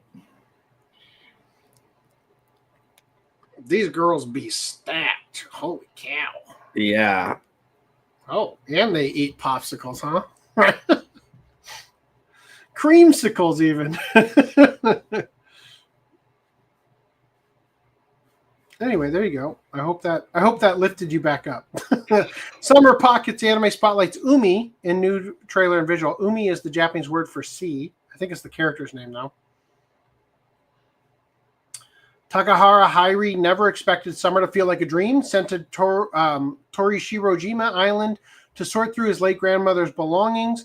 He's met with endless sea, quiet nostalgia, and mysterious girls, each chasing something just out of reach.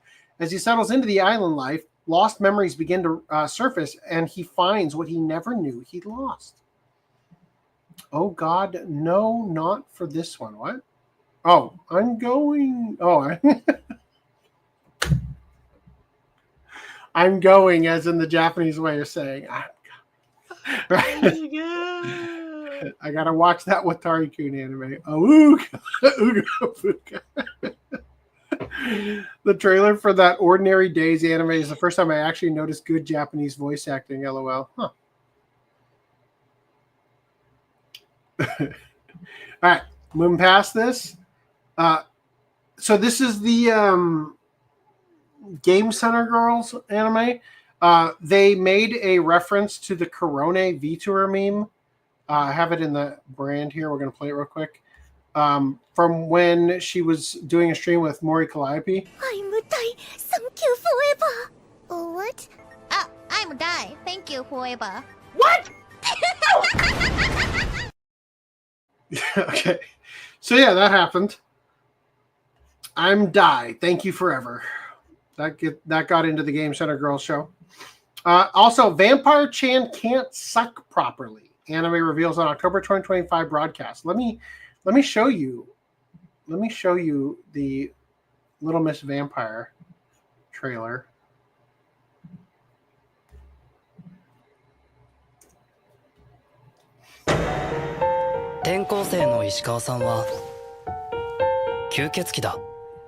ミステリアスな雰囲気と圧倒的な存在感で I want to point out she's got an interesting eyelash, an erect eyelash. クラスみんなの注目の You will 的 not be able to unsee it. モブの俺が関わることはないだろうと思っていたのだが She turns chibi when she drinks blood.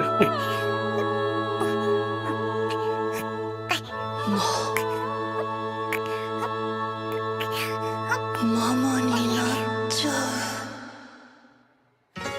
ありふれた花言葉の代わりに思い出を紡いでゆく花束のシルエット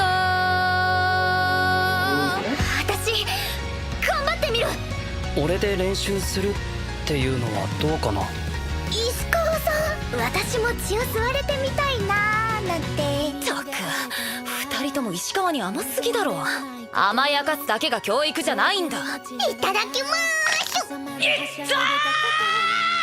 吸血鬼はかっこよくないとダメなの気にしなくていいって俺石川さんの練習に付き合うって決めたしよーし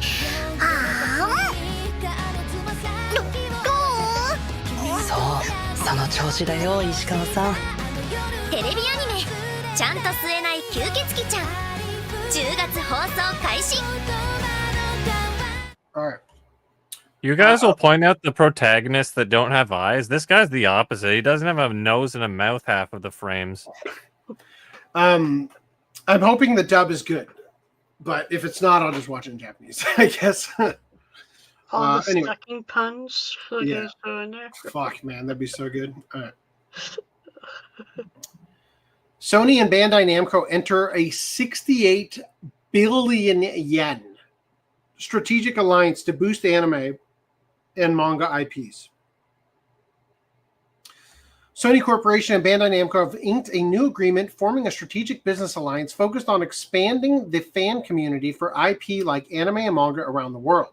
The new agreement will see Sony Corp acquire 16 million Bandai Namco shares for approximately 68 billion yen, roughly $463,946,864 US dollars, making Sony shareholder of roughly 2.5% of total shares from Bandai Namco. Fuck me. Like $500 million. Yeah, it's 2.5%. You're like, holy shit. Here's a rundown of the new agreement. Through this business alliance and Sony's investment in Bandai Namco as two of the leading Japanese entertainment companies, Bandai Namco and Sony will focus on expanding the fan community for IP such as anime and manga around the world and strengthening engagement, particularly in the anime field where rapid market growth is anticipated, while merging their strengths to create new and emotionally moving experiences for fans, and as a result of these efforts, maximize the value of IP. Bandai Namco and Sony have historically collaborated on various projects in the field such as games, anime, and music, and they plan to extend this collaboration to a broader range of areas. The two companies intend to implement initiatives including the expansion of works as well as products and services based on IP developed by Bandai Namco, leveraging Sony's strengths in areas such as production and distribution of anime and other video content, as well as merchandising. They also plan to engage in detailed discussions regarding the joint development of promotion of IP, such as anime and manga, in addition to planning and technical collaboration on experimental entertainment. Furthermore, the two companies plan to explore opportunities to support creators by jointly developing and operating entertainment-related technologies and services, and to engage in joint investments and business alliances in fan engagement areas.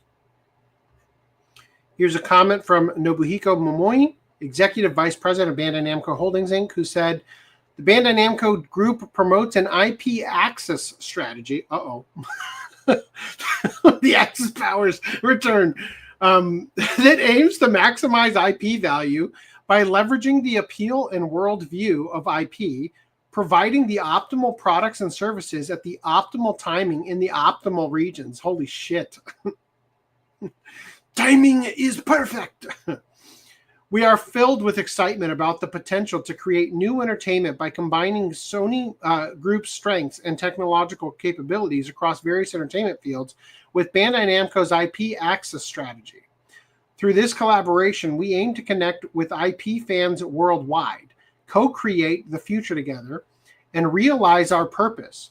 Fun for all into the future, and mid to long-term vision, connect with fans.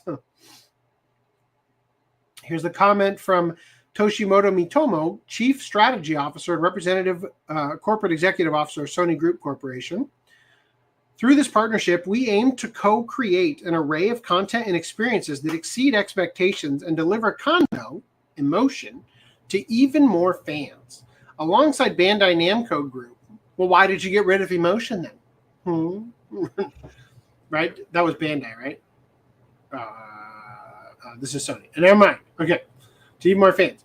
Alongside Bandai Namco Group, with this outstanding capacity for multi-directional expansion of diverse IP and deep connections with fans at real touch points, both domestically and internationally, by combining the strengths of both companies in the field of entertainment and unlocking the potential of compelling IP, we will further accelerate our efforts to maximize IP value and realize Sony's long-term vision, create entertainment vision. Holy shit. I don't know why you say anything. That was not a single actual word got said in this entire article. Not one. The only word I heard was $500 million, 2.5%. That's all I heard. Everything else was like gobbledygook, word salad nonsense that meant nothing. Why the fuck do you feel the need to come out and say anything? Like, I just don't that didn't move the needle at all. Don't say anything. Just fucking release the shit. You know, nobody's going like, oh my God, I can't wait. It's going to be so cool. Fuck no, nobody gives a shit. In fact, because it's Sony, I now think, oh great, woke Bandai and woke Sony are teaming up to ruin even more shit for $500 million, right? That's all I can think about.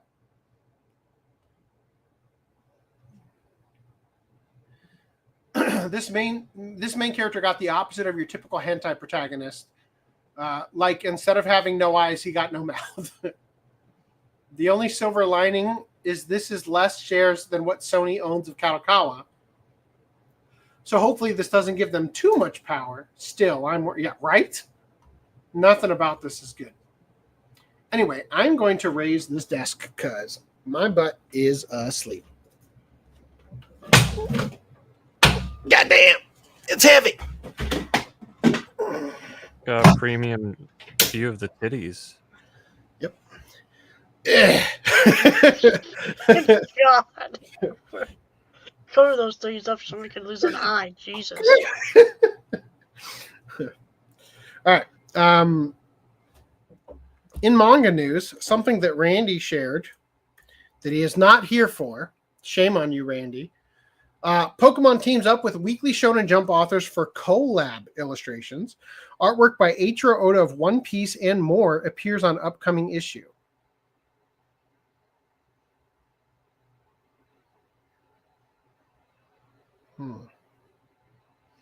So it's funny because, like, that's definitely Luffy, and that's Pikachu drawn as Pikachu. I mean, maybe the face is just a teensy bit chopper, right? I don't even know what this Pokemon looks like normally, but I imagine it looks like that. You know, like, followed by this one, and once again, that Totodile seems pretty accurate to me. You know, like, it just, like, what was the point of this? I don't know. I don't get it. I mean, if they came out with like little shorts, that'd be better. Like little comic strips. I'd enjoy that. I'd enjoy like Luffy and Pikachu just fucking around. Could you imagine? He should have drawn Pikachu with Luffy's eyes and mouth. I would have been happy with that. I pictured Pikachu coming out in Daisy Dukes when you said that. You would have liked to see shorts. Enru says, you want to strengthen your IPs. Don't fucking censor and pander to non-fans. Anyway, JT Vega shared this, so I'm going to talk about it. Come to think of it, I drew the manga adaptation of The Big O from 1999, which ran for the equivalent of 8 volumes in Japan. At the time, it was translated and published in several countries, including by Viz Comics. Just recently, the digital edition finally launched here in Japan. I can't help but wonder, would any overseas publishers be interested in bringing it back too? Maybe I should try contacting Kodansha about it. The publishing rights for Big O manga are shared between Kodansha and me. So, this must be, these are the Viz release. So we've already gotten a physical release of this, right? So I don't know that it matters too much, but he's hoping it'll come to digital. There you go. All right. Stop. I'm going to pee. There were more on the actual cover. Okay, for the Pokemon. I'm going to pee. I'll be right back. I think it's cool that Big O guys, I don't know, casting that line out there instead of, the usual like, oh, there's these old manga or anime and they're just sitting unlicensed, dying, getting nothing new.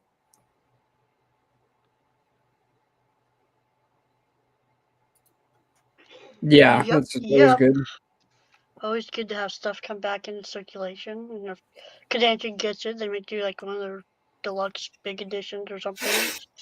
Go the A extra Big mile. O edition, perhaps? How many like manga and anime are just massively out of print, and it's like, let me try to pick this up, and it's like $5,000. I swear to God, if they do call it the Big O edition, oh my God. Big O edition, actually.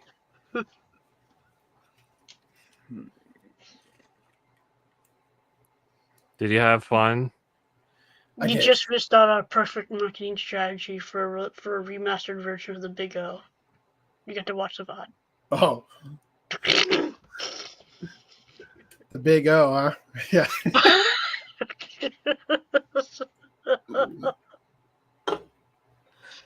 All right. I've been holding off on this article, and by holding off, I mean skipping it for weeks. So let's finally address it.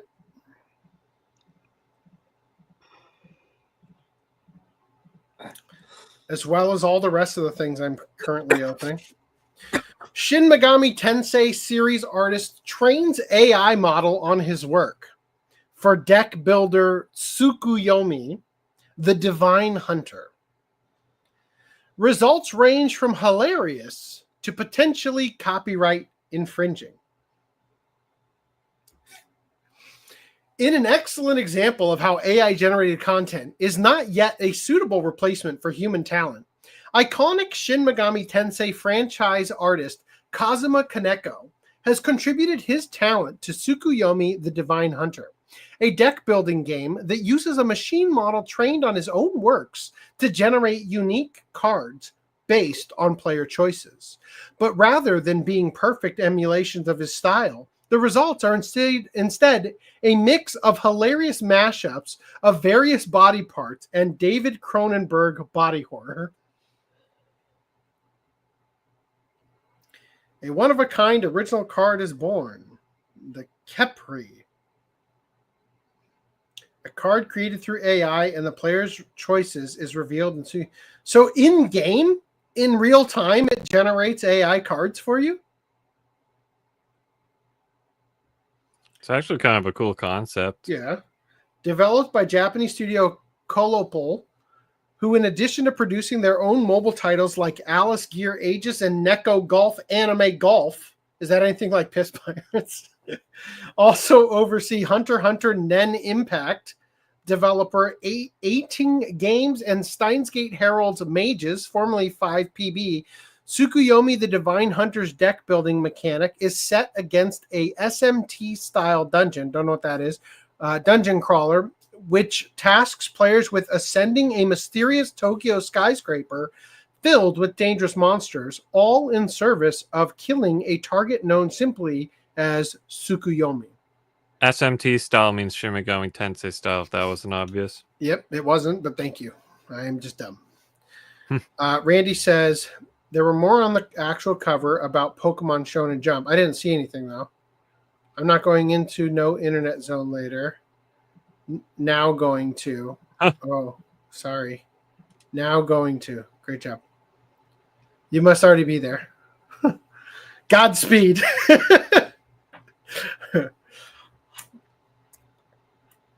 In service of improving their deck, players generate new cards by sacrificing ones they already own. Each new addition to their collection featuring a completely unique piece of artwork as generated by the game's own AI Kaneko, as trained on the eponymous artist's style under his oversight. And though said cards can be lost when defeated, these generated creations will not be lost forever, as after being created, they can be found at random in the player's own game. Okay.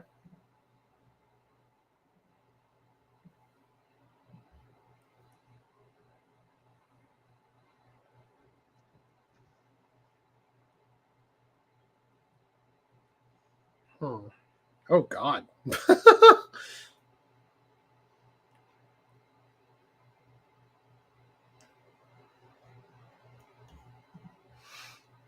Admittedly, an ambitious gameplay system, Tsukuyomi the Divine Hunter's AI ambitions are unfortunately hurt by the fact that they are 100% machine-made and thus lack, as recently spoken on by Level 5 President and CEO Akihiro Hino, a human's aesthetic eye. As such, many cards as shared by players on social media are absolutely bizarre, which is arguably fitting for Kaneko's aesthetic, but we digress, and also unintentionally amusing. For some examples, look at Steam user Ojapyon's Angel Knight playing an impossibly 2.5-necked guitar. Wow. That is something. Twitter user Scruntmaxing's Chaos, itself a winged, headless, and six-legged mass of fur. Wow. Or Imogene's SMT's Indian nurse woman with literal hourglass for genitalia. Come on. Holy. What gender is that? Yikes. And her name is Nemesis? I almost fucking died. Oh my. That's Oh, kind what of the fuck? Has this author ever drawn an Indian woman before? That thigh gap is ridiculous. Yeah, it's makes me think there's nothing going on in between. Wow. It's like throwing a hot dog down a hallway. There also exists the possibility for cards to be just uninteresting, ugly, or straight up unsettling, such as Steam user HZR's Sarasvati, which simply depicts a regular-looking Middle Eastern woman playing a bizarre harp saxophone contraption. Choose one card from your deck, set its cost to 0, and return it to the bottom of the deck until it is played. Seems like a perfect image to go along with that. Or Twitter user Dagda, an apparent marijuana-inspired deity, sporting red hair, yellow skin, and a combination of throne/pot of gold. What the?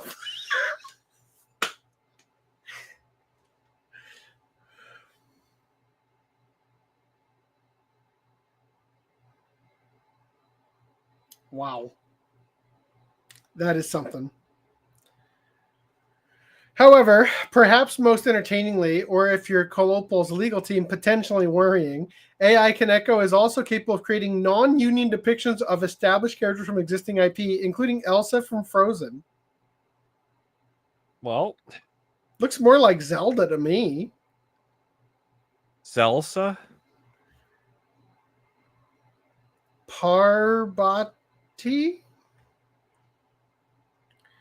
Yeah, dude, those training data sets are totally legit. Who could forget Kaneko's face when he exclusively drew Elsa from Frozen fan art? The AI really captured that era of his work.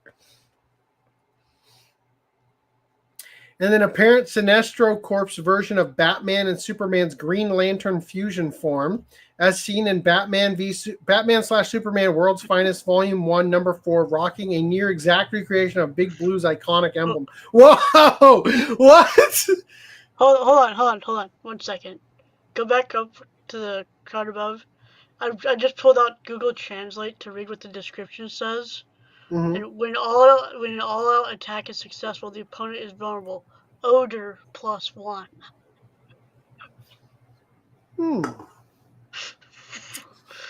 That says Odo, but yeah, Odo +1. Order +1. It switched to guild for some reason. That says odd. Odor, I'm odd, sure that guild. it definitely has an odor mechanic. I don't know. That's what Google Translate told That me. hair looks like it's stank AF, so something about it does not look clean. But come on. That's Superman for sure. Superman. As for Kaneko's own thoughts on the work produced his AI counterpart. Okay, produced by his AI counterpart. In a recent interview with Japanese video game news outlet GameSpark, Kaneko asserted, "We can manage to draw a humanoid character, but it is difficult to draw a picture of a creature that does not exist in reality, such as a creature with 2 heads.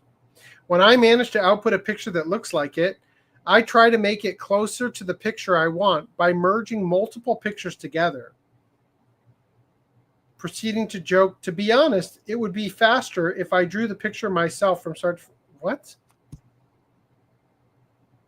What question did they ask? All right, moving past this. Mouthwashing disappears from itch.io amid marketplace sweep linked to collective shout payment processor censorship push. Now, there's a controversy surrounding mouthwashing that we didn't cover, so I'm going to go over it quickly. When this game came out, there was a bunch of fan art made of this character named Anya. Particularly, this one got a lot of hate for drawing a character who has endured abuse in a sexually provocative manner. Okay?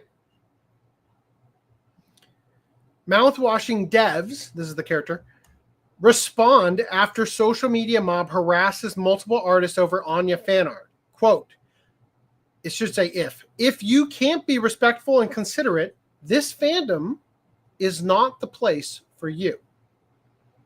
A couple things from the game here. This is some of the other fan art, right? This one we were just looking at, the most important one. This person ended up coming out and apologizing after people bullied them too, right? Then Asmongold played the game and said, finished mouthwashing, the game obviously, really great experience that shows the potential in storytelling when you don't pull punches and respect the complexity of evil. Would definitely recommend. Looking forward to seeing what the studio comes up with next.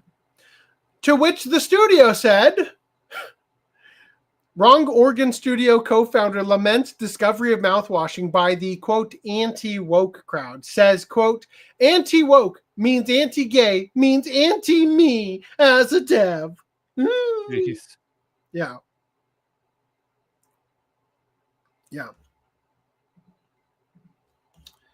So while the game is still accessible via direct link, it's no longer discoverable through the platform's internal search, an issue that drastically limits visibility and potential sales. The case of mouthwashing being removed from itch.io, however, is particularly confusing. The game is not designed around provocative or adult-themed content. Instead, it's a darkly stylized narrative experience that explores themes of workplace disillusionment, identity, and psychological stress, While mature in tone, it does not fall into the categories identified by Collective Shout's campaign. The only trace left on itch.io's public search is a single image of the character Curly, which is the guy in the bandages. Nothing more.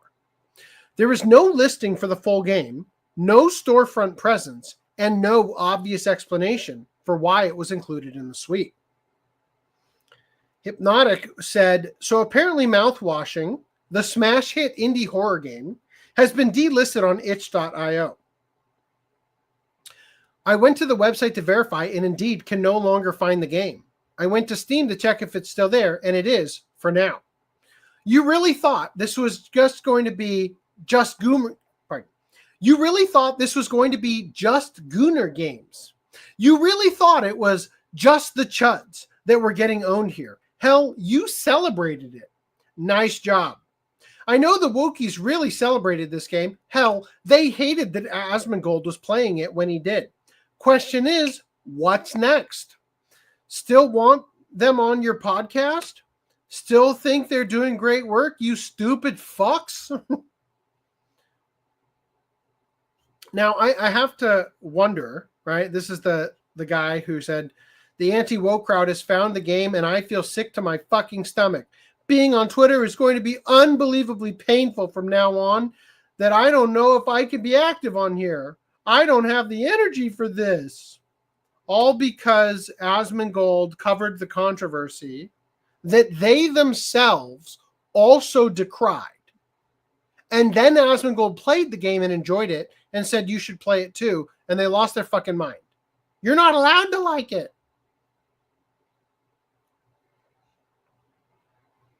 So when are we playing Mouthwashing on stream? When it gets a PS5 release. So the Wokies despise the fact that the non-Wokies enjoyed the game. Now that Wokey game has been delisted from itch.io, and Anita Sarkeesian felt the need to blue sky this.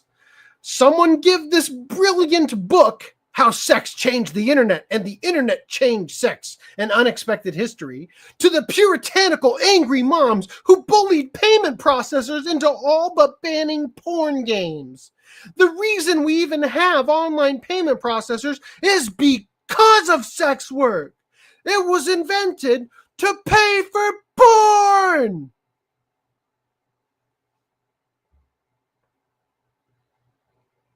I really hope someone starts a counter campaign to fight this regressive, puritanical nonsense.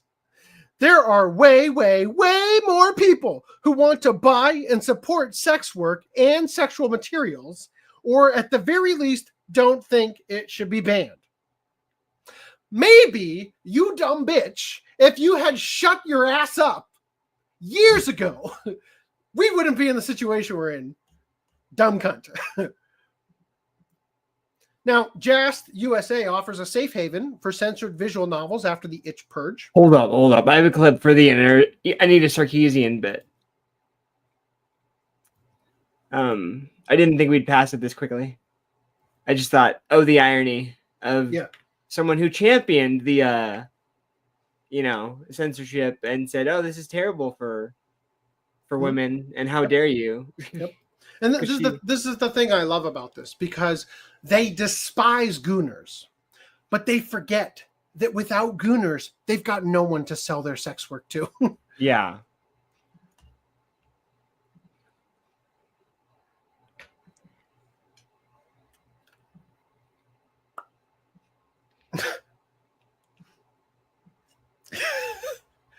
All right, let me stop the screen share. I didn't test upload this, but we're gonna. I just find it ironic. We're gonna try.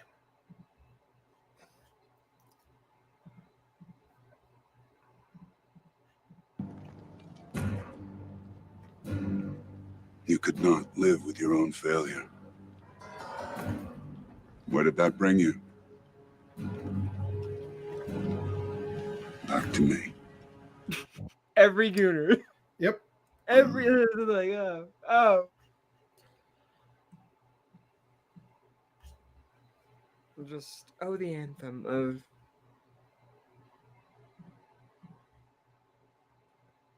you fool, you absolute buffoon. Yeah, sounds about right. Anyway, So sorry. you got Just USA offers safe haven for censored visual novels after the itch purge. In a world where censorship reigns supreme, Just USA has quietly thrown a lifeline to visual novel devs. Yes, they'll sell titles, even not safe for work ones, that have been removed from platforms like itch due to censorship. Just USA recently tweeted that if you have had a visual novel, either Boys Love or Otome, safe for work or not, that's been delisted from platforms like itch over censorship concerns, they're open to selling it via their site, no questions asked. I mean it too. Our brand is built on anti-censorship. None of our games have mosaic censorship. This is something we care strongly about. And because of this, we believe every artist should have a safe home for their art, no matter what subject matter the art contains. So even if your work wasn't hit, even if you don't have any issues with the current wave of censorship, we still want your games. Help us continue to build a safe place for all visual novels. Although we do host more than just visual novels, it just sounds less snappy if I list out every single genre we host. So yes, we will happily take your RPGs, your dungeon crawler, your simulator, your puzzle game, etc. When asked how they've been able to evade the demands of payment processors, they said, a lot of little things that add up. It's hard to go into specifics, mostly because it isn't my department, but we've worked hard for years to stay out of the firing line just in case this sort of thing happened. Nothing is perfect, of course, but we're feeling all right. They're also accepting RPG Maker games. Yeah. Fuck yeah. As payment processors continue to dictate what content grown adults are allowed to experience, Jast's decision to host these censored titles is an oasis in a desert of modern-day censorship. Though how long they'll be able to do this before they are affected too, only time will tell. Now, itch is actively seeking alternate payment processors to counter censorship. Itch.io has released an addendum to their previous announcement answering questions about their hasty response to pressure from payment processors to censor their platforms. As previously reported, Itch de-indexed in nearly all of their adult games. This happened shortly after Steam was pressured to add a rule deferring to payment processors to determine what's considered appropriate content. Quote, the situation is evolving as we await final determinations from our current payment processors, Stripe and PayPal. There are still unknowns that prevent us from providing a fixed timeline. In the meantime, we are actively reaching out to other payment processors that are more willing to work with this kind of content. We have suspended the ability to pay with Stripe for 18+ content for the foreseeable future. Firstly, Itch has clarified that they're not removing games from individuals' accounts. Now, previously when we covered this, there were reports about that. This is despite some users claiming that after Itch de-indexed adult games, they lost access to games they aren't already paid for. However, Niche Gamer has been unable to verify these claims. Secondly, Itch has clarified that it's never their intent to withhold funds from not safe for work content creators. They go on to clarify that they have existing rules which are used to counter scammers and shovelware, but not punish good faith content creators. Quote, some have noted a rule in our adult content policy about not processing payouts for infringing accounts. This rule has been in place for a long time to address bad actor situations where a user joins the site and blatantly violates our terms to make sales before being banned. Lastly, Itch goes on to name Stripe and PayPal as the offenders causing them grief. While Visa and MasterCard have been the target of protests by gamers and free speech advocates, it's clear that PayPal and Stripe are no better. Online censorship has quickly become a hot-button topic, with payment processor censorship entering public discourse just as the UK has introduced their Draconian Online Safety Act, requiring users in the UK to verify their identities and ages for services ranging from Discord to Spotify. Despite being labeled as a law to protect children, critics have quickly pointed out that it appears to be a weak excuse for increased government surveillance. And, although I don't have an article about it right now, this is also happening in the US. I have been talking about this practically from the beginning of the podcast.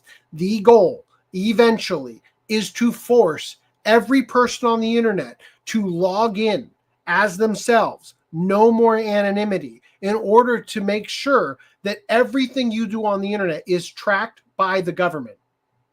In fact, let me pull something in over here just to show you how fucking bad it's getting in the UK. Breaking. Signs have reportedly popped up around London reading, "Are you having arrestable thoughts? Britain is officially a Soviet state." Look at this shit. Granted, this can be fake. Who knows? Any asshole can put this up. Controlled thought zone. Are you having arrestable thoughts? Thought monitoring technology has been installed in this area. Prohibited thoughts are punishable by the court of law. Surveilling London Metropolitan Police. Thought monitoring. Mm-hmm. That's definitely fake. There's another one right here.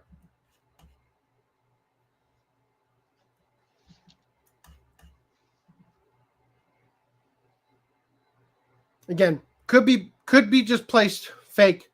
You know, it's a zip tie around, you know, like that would not be hard to fake. There's no website attached with, like, you know, details about it. Could be fake. But the point is that the oppressive nature of the European Union and the United Kingdom is such that this, you know, fake thing can be read by people as real, because that's how egregious things have gotten in the UK, right? Now, Visa and MasterCard overwhelmed by gamer backlash after censoring adult games. Gamers are flooding Visa and MasterCard with emails and phone calls in response to adult game censorship on Steam and itch.io, leaving payment company reps scrambling as the internet turns their moral enforcement into a customer service nightmare. What started as a quiet moral cleanup targeting extreme games has escalated into a full-scale revolt. Following pressure from activist group Collective Shout, payment processors like Visa and MasterCard reportedly pressured digital storefronts such as Steam and itch.io to delist or hide adult content, including games with LGBTQ plus themes. Which is ironic, as the people who support such efforts are known to push censorship towards games with traditional feminine sex appeal. Lady Phoenix. Good. Well, who do you think had so Visa and MasterCard? Do you think they're getting a lot more complaints from the people who want censorship or the people that don't want it? Probably the people who don't want it. That's what I'm thinking. Like, I feel like it's probably magnitudes greater than the collective shout, you know, bitching at them. Right.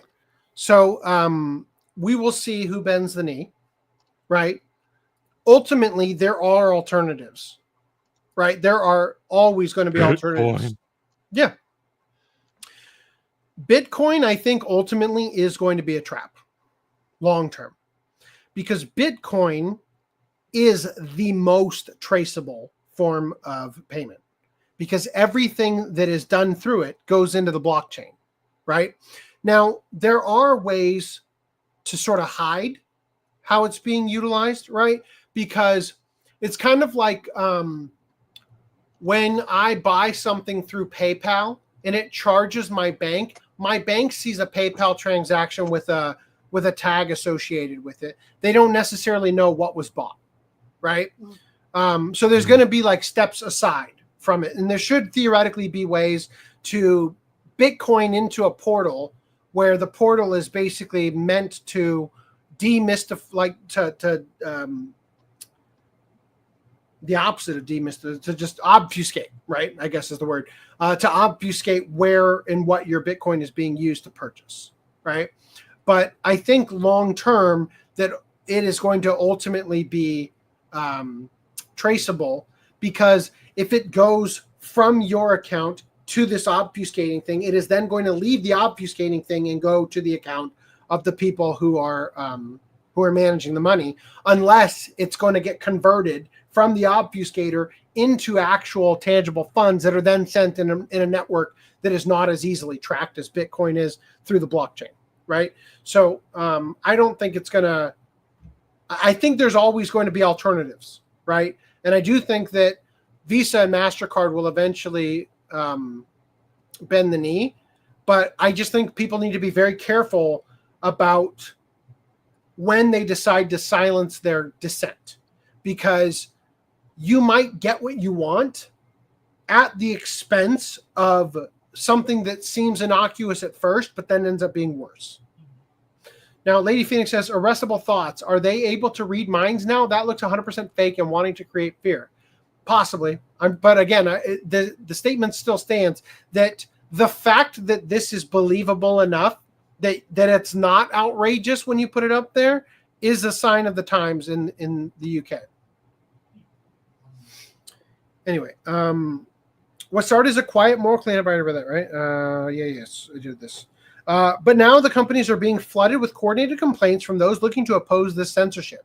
According to a report from Polygon, gamers are using call-in scripts and mass email templates to jam up Visa and MasterCard's customer support systems, demanding they stop acting as moral gatekeepers for legal digital entertainment. It's gotten so bad that reps are reportedly overwhelmed by the volume of messages. On itch.io, not safe for work games have been shadow banned from search results, making them nearly impossible to discover unless you already have a direct link.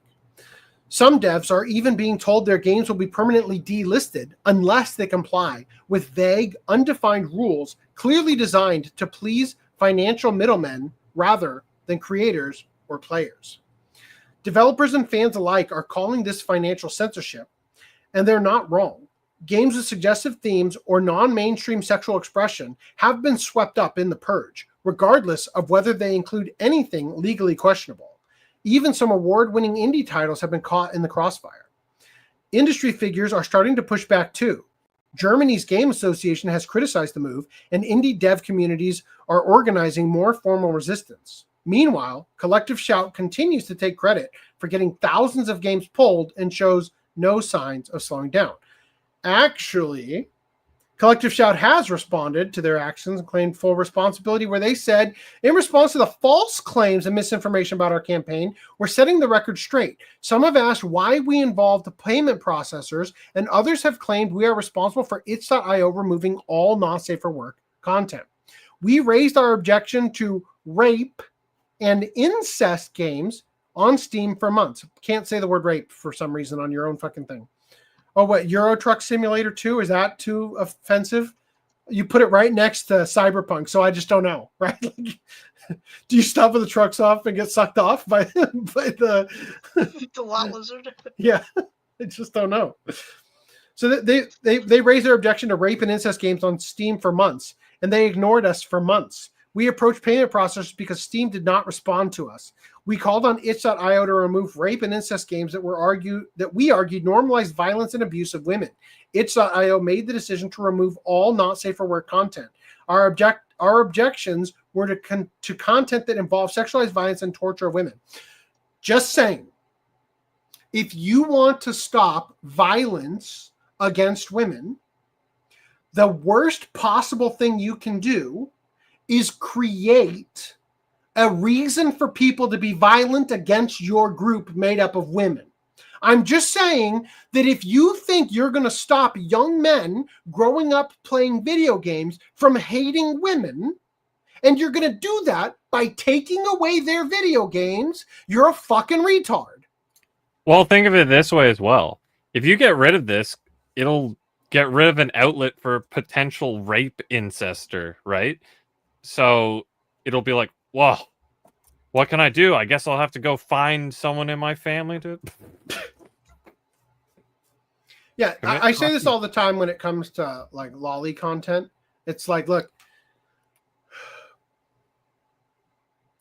I don't agree with attraction to minors in any stretch of the imagination.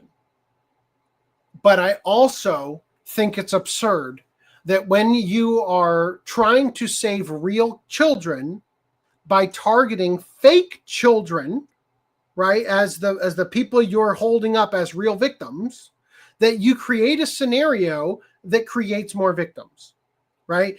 And I find it hard to believe, like the way I look at it is that every pedophile who knows about lolicon and shotacon is probably into it, but not everybody who's into it is also a pedophile. In the same sense that most people who are into incest kink probably interested in fucking. The taboo is the turn on, not the reality of the situation.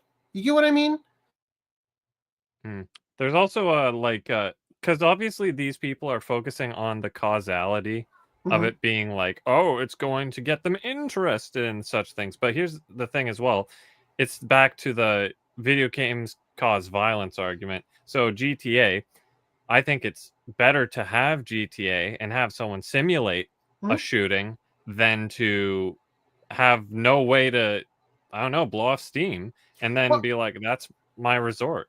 I think it's also a short-sighted attempt to prevent future crimes or whatever. But as we observed with our opening discussion after pickups about Kiba Walker, it seems to me that the thing you can't get rid of. Oh, I'm sorry. Is it illegal to molest kids? Guess what? It's still happening, and those kids are still growing up to groom other kids. Right? Like, you actually aren't helping anything by going after these innocuous things. You've got such like a puritanical what is the word? Like stick up your ass. You're on a crusade fighting paper tigers when the real tigers are in your backyard, but most people won't even call them out because they're associated with groups that you think need to be protected at all costs. And I'm just saying, what we had to read through earlier tonight that mirrors exactly the shit we read through with the Damon Mills stuff, right? Nobody fucking cared. Everybody was so quick to say that Duncan was making it up. He retracted, even though we talked about this, and I received messages from this individual telling me specifically that they were silenced. This guy, Kiba Walker, the person talking about like part of the reason I'm coming out now is because they're elevating in the industry. They got elevated in the industry because for the last couple of years, being non-binary or transgender or LGBTQ elevated you in the industry because people wanted to raise you up because they were on this sick mindset that for some reason you were better than everybody else or needed to be uplifted. So people who are actually creating the abuse and the violence that this group is claiming they want to avoid are being elevated by the same types of people over the fact that they are the flavor of the week thing that we're going to suck off repeatedly and pretend that they're the greatest thing God ever gave us. And we're going to completely overlook the victims in the wake of it because on paper, we're on the right side of history. Fuck you guys. Old man says, I saw a video of a young woman playing GTA 5. She was laughing maniacally while beating up random NPCs. One of my favorite is, you guys know the trolley problem, right? The idea of the thought experiment of who can you save? The trolley is coming down the track, and the track is currently aligned and such where there's like 5 people tied to the track. But there's also a lever you can pull that will divert the trolley, and there's only one person on the other track. So right now, if you do nothing, 5 people are going to die. So you could choose to pull the lever before the trolley gets there, but now you've murdered one guy to save 5 others, right? And so there's this video of a guy with like his 2-year-old, and he's playing with a little train set. And he puts the one, little toy guy on the track here. and 5 over here. And he asks the kid, which way should we go? And the kid stops and looks at it. Then he grabs the one guy and moves him to the other part of the track where everybody else is, and then grabs the train and rams through, you know. And it's like, how is that any different from GTA? Do you think that 2-year-old is someday going to run over people with a fucking train? Are you mental? It is no different. This is how humans process. It's fucking absurd to pretend, you know, that women are such fragile creatures that you have to save them from the potential possibility that somebody somewhere in the future at some point might attack them because of fucking no mercy. Give me a goddamn break. Jesus Christ. There's no way I believe that she would ever do something like that in real life. It's ridiculous. Trolley problem solved by multi-track drifting. Multi-track drifting meaning this is where you turn the lever when the first set of the track goes so that it starts going the other way. But then you turn it back before the other wheels get there so that it slides across both tracks and kills everyone. Equal death. Visa and MasterCard deny direct involvement in gaming censorship amid mass backlash. So I'm skipping over all this because it's just sort of recap for all the stuff we've already talked about.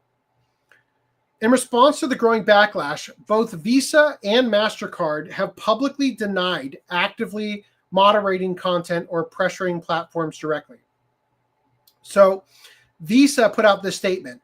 Visa does not moderate content sold by merchants, nor do we have visibility into the specific goods or services sold when we process a transaction. When a legally operating merchant faces an elevated risk of illegal activity, we require enhanced safeguards for the banks supporting those merchants.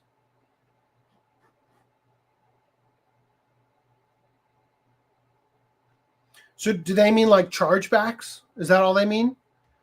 For more information on Visa's policies, please visit your network integrity page on visa.com. Thank you for writing, Visa Webmaster. So Joshua Moon says, in case you're wondering, this is a lie.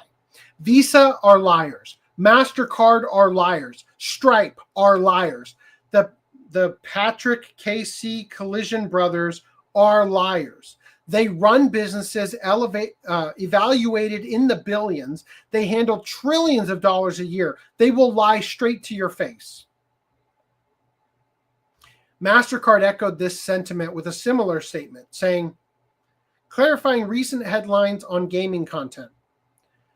MasterCard has not evaluated any game or required restrictions of any activity on game creator sites and platforms contrary to media reports and allegations. Our payment network follows standards based on the rule of law. Put simply, we allow all lawful purchases on our network.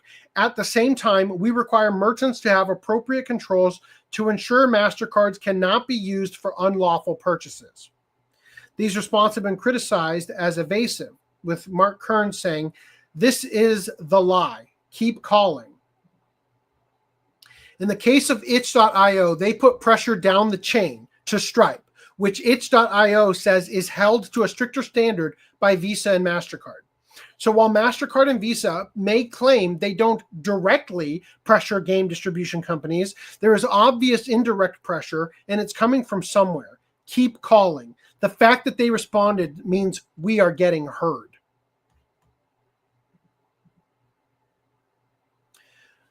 Mark Kern pointed to itch.io's specific mention of stricter standards from Visa and MasterCard as evidence of behind-the-scenes influence. Despite the denials, neither company has addressed specific allegations from Collective Shout's campaigns or provided details on what enhanced safeguards entail, leading skeptics to view the statements as corporate deflection. The gaming community has mobilized in response, overwhelming Visa and MasterCard customer service lines with complaints. Some reports indicate thousands of calls per day, causing temporary disruptions. A Change.org petition demanding transparency and reversal of the policies has surpassed 174,000 signatures, with supporters arguing that payment processors should not act as moral arbiters. The International Game Developers Association has joined the chorus, calling for clearer guidelines and protections against undue influence on creative industries. On social media platforms like Twitter, users have highlighted alternatives such as decentralized payments and stablecoins, with some predicting a shift away from traditional processors. Stock prices for Visa and MasterCard experienced minor dips amid the uproar, though analysts downplay long-term impacts. Legislatively, the issue has drawn attention to bills like the Fair Access of Banking Act in the U.S., which aims to prevent financial institutions from discriminating against legal industries. Proponents argue it could curb similar censorship in the future. The saga underscores growing tension between corporate policies, activist pressures, and free expression in the digital age. While Collective Shout frames their actions as protecting vulnerable groups, opponents warn of a slippery slope where payment processors could extend influence to other media such as books, films, or even non-adult games with mature themes. With ongoing protests and potential legal challenges, the controversy shows no signs of abating. Visa and MasterCard's denials may placate some, but for many in the gaming world, they ring hollow amid the tangible loss of content and livelihoods. Do you guys have any thoughts on these? No. Just the typical, it's like, oh, gee, lovely. Here we go again, right? Here we go again. All right. So, Dead or Alive 10 Venus Vacation developers have been shocked by overseas popularity despite no release. Huh. Koei Tecmo producer Yosunori Sakuda admits he was blindsided by the massive overseas demand for Dead or Alive Extreme Venus Vacation. Oh, is that what? That's what the X is. Never mind. Extreme Venus Vacation, a game never officially launched in the West. The cult following is so strong, they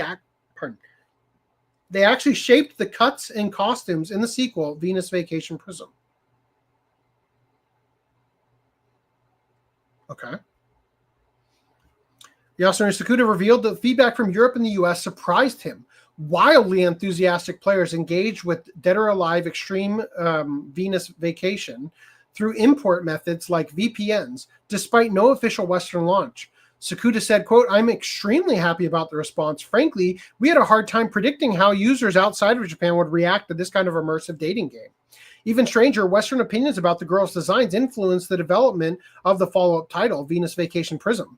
Sakuda noted that after initial overseas players raised concerns over character design, the dev team tweaked the visuals and received more positive reactions over time. "We continued to make adjustments, and as we released updated footage, we gradually began to see more and more positive reactions." Although the game was already available in English in Asia, Western players were blocked without workaround tools. Despite Venus Vacation Prism launching globally, region limited globally, in March 2025 across PC and PS4, PS5, and shedding the gacha model for a one-time purchase format, thank God, Dead or Alive Extreme Venus Vacation devs remain keenly aware of the series' latent Western fan base. As Sakuda puts it, a demand we underestimated.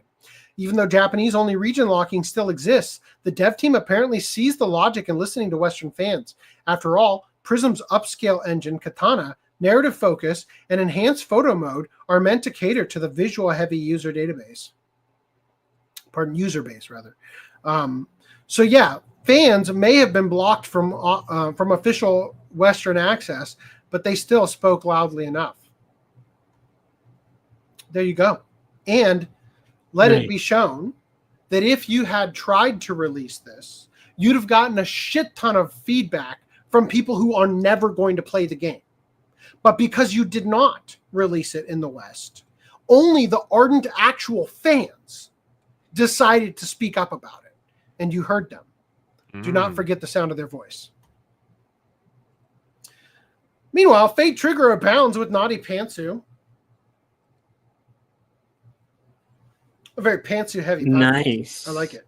Well, some of these games, they have to censor it, and so they're shorts instead, which is disappointing. Unforgivable. Fate Trigger, a new upcoming battle royale, has proven to be more interesting than some had anticipated, as some of the female characters can be upskirted. revealing their pantsu and fine posteriors, an element that will immediately draw a greater number of players. There you go.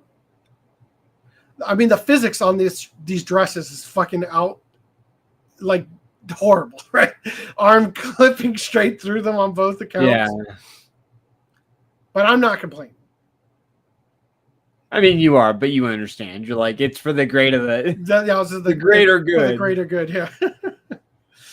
All right. Currently no release date for the game. All right. Nintendo of America. I know we've covered this at least once before, but I had to do it again. Nintendo of America pitched for Pikachu having huge boobs.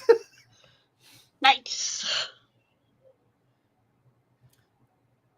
A long-rumored tale that Nintendo of America once pitched a version of Pikachu with huge feminine breasts has officially been confirmed. Putting to rest. I'm sorry, didn't we lose an episode of Pokemon because James was in too big of boobs? I'm sorry. Fucking Nintendo of America.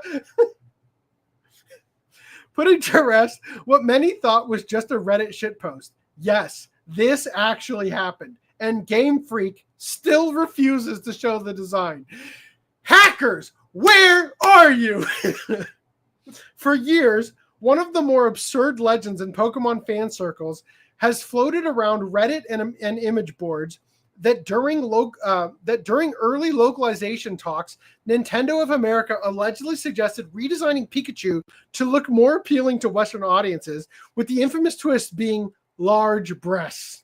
Most people understandably filed it away as a copy pasta tier nonsense. But now, thanks to Japanese media site GameSpark, that rumor has officially been verified.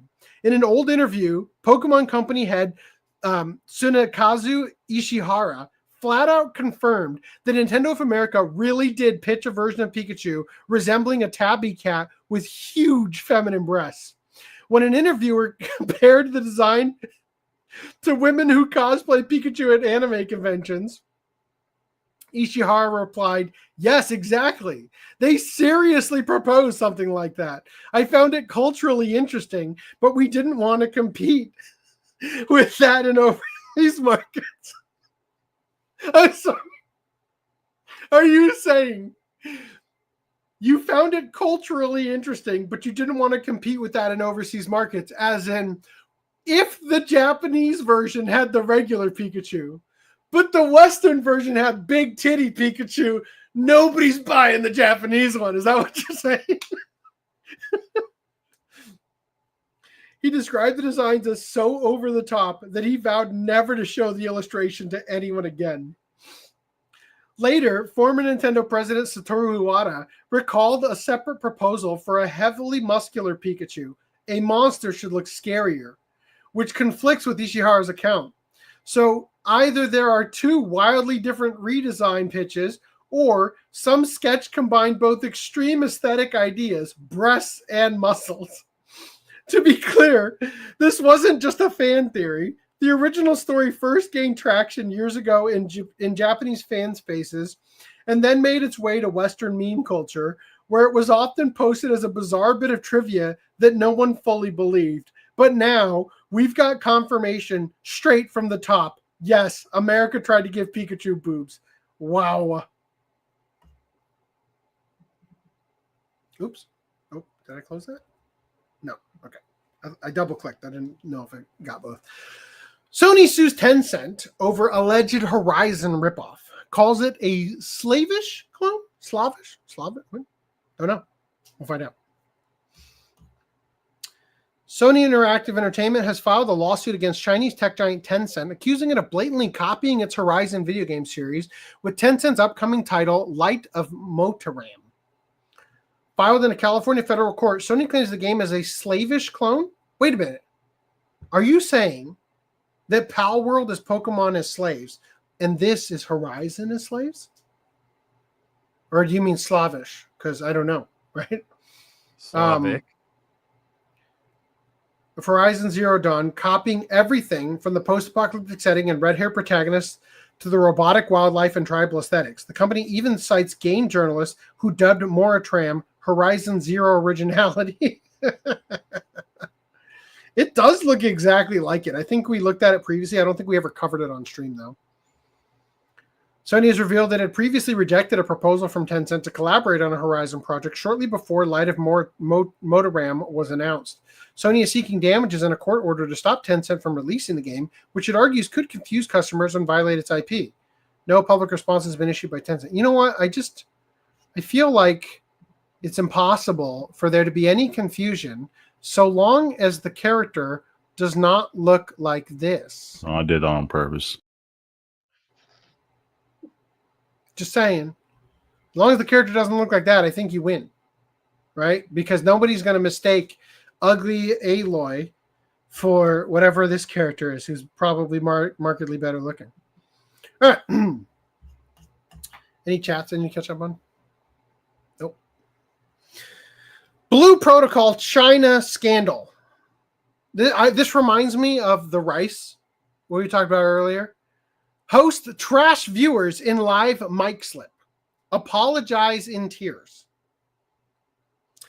Days after its July 17th launch in China, MMORPG Blue Protocol Star Resonance found itself in a major scandal over a July 22nd live stream gaffe. During a break, hosts forgot to mute their microphones, accidentally broadcasting staff complaints about viewers. Okay. I am dumbfounded that these are considered insults. One was heard using profanity akin to the English F words, ranting, "Damn, these commenters are so fucking good at talking shit."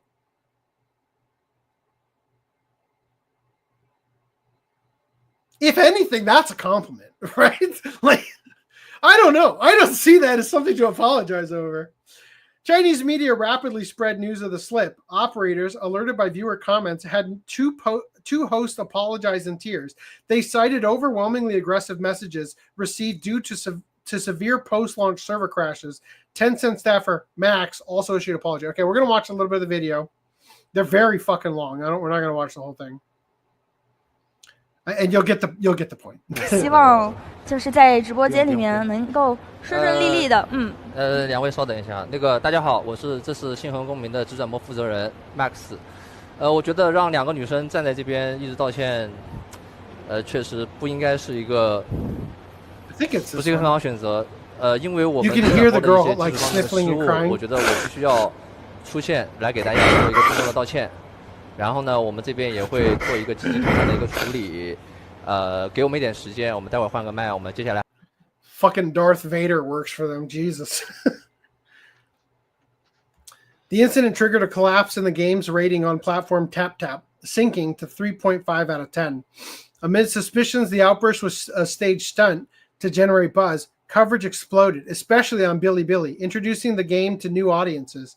This fueled debate over whether it was an intentional controversy marketing tactic, though many argued a Tencent-linked studio wouldn't need such a risky ploy. Regardless, the scandal has undoubtedly made Star Resonance a major talking point in China.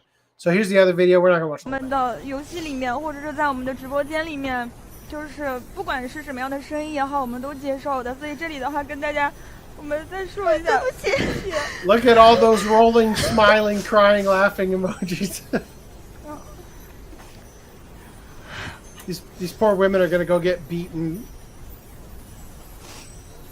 after apologizing. They know their job is over. Anyway,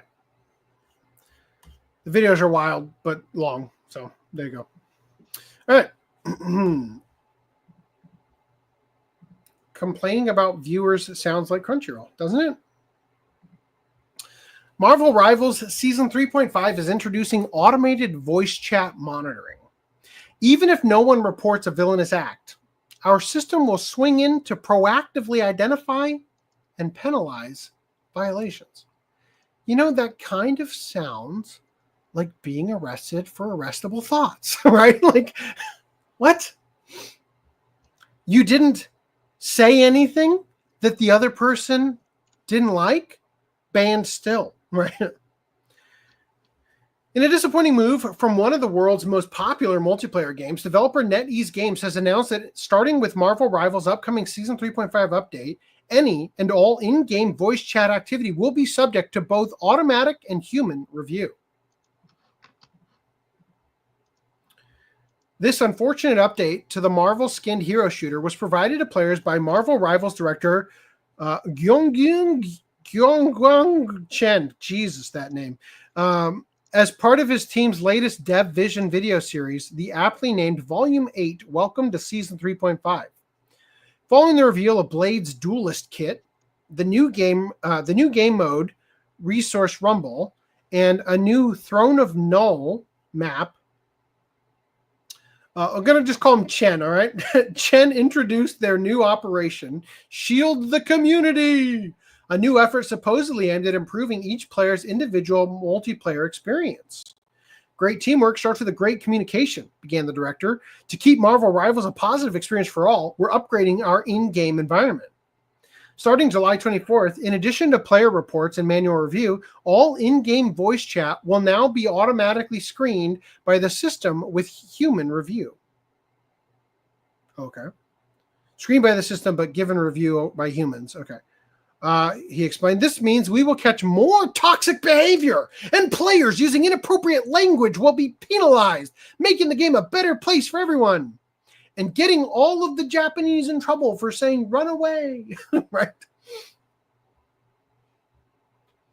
In addition to this two-pronged audio monitoring system, Chen also announced a change to the game's text chat mechanics, declaring with the Season 3.5 update, we're also adding a custom filter for test chat. If a message contains a muted word, you will be filter out just for you. Great phrasing. This feature will empower players to tailor their experience. Damn. Now no one can call me an F-slur, right?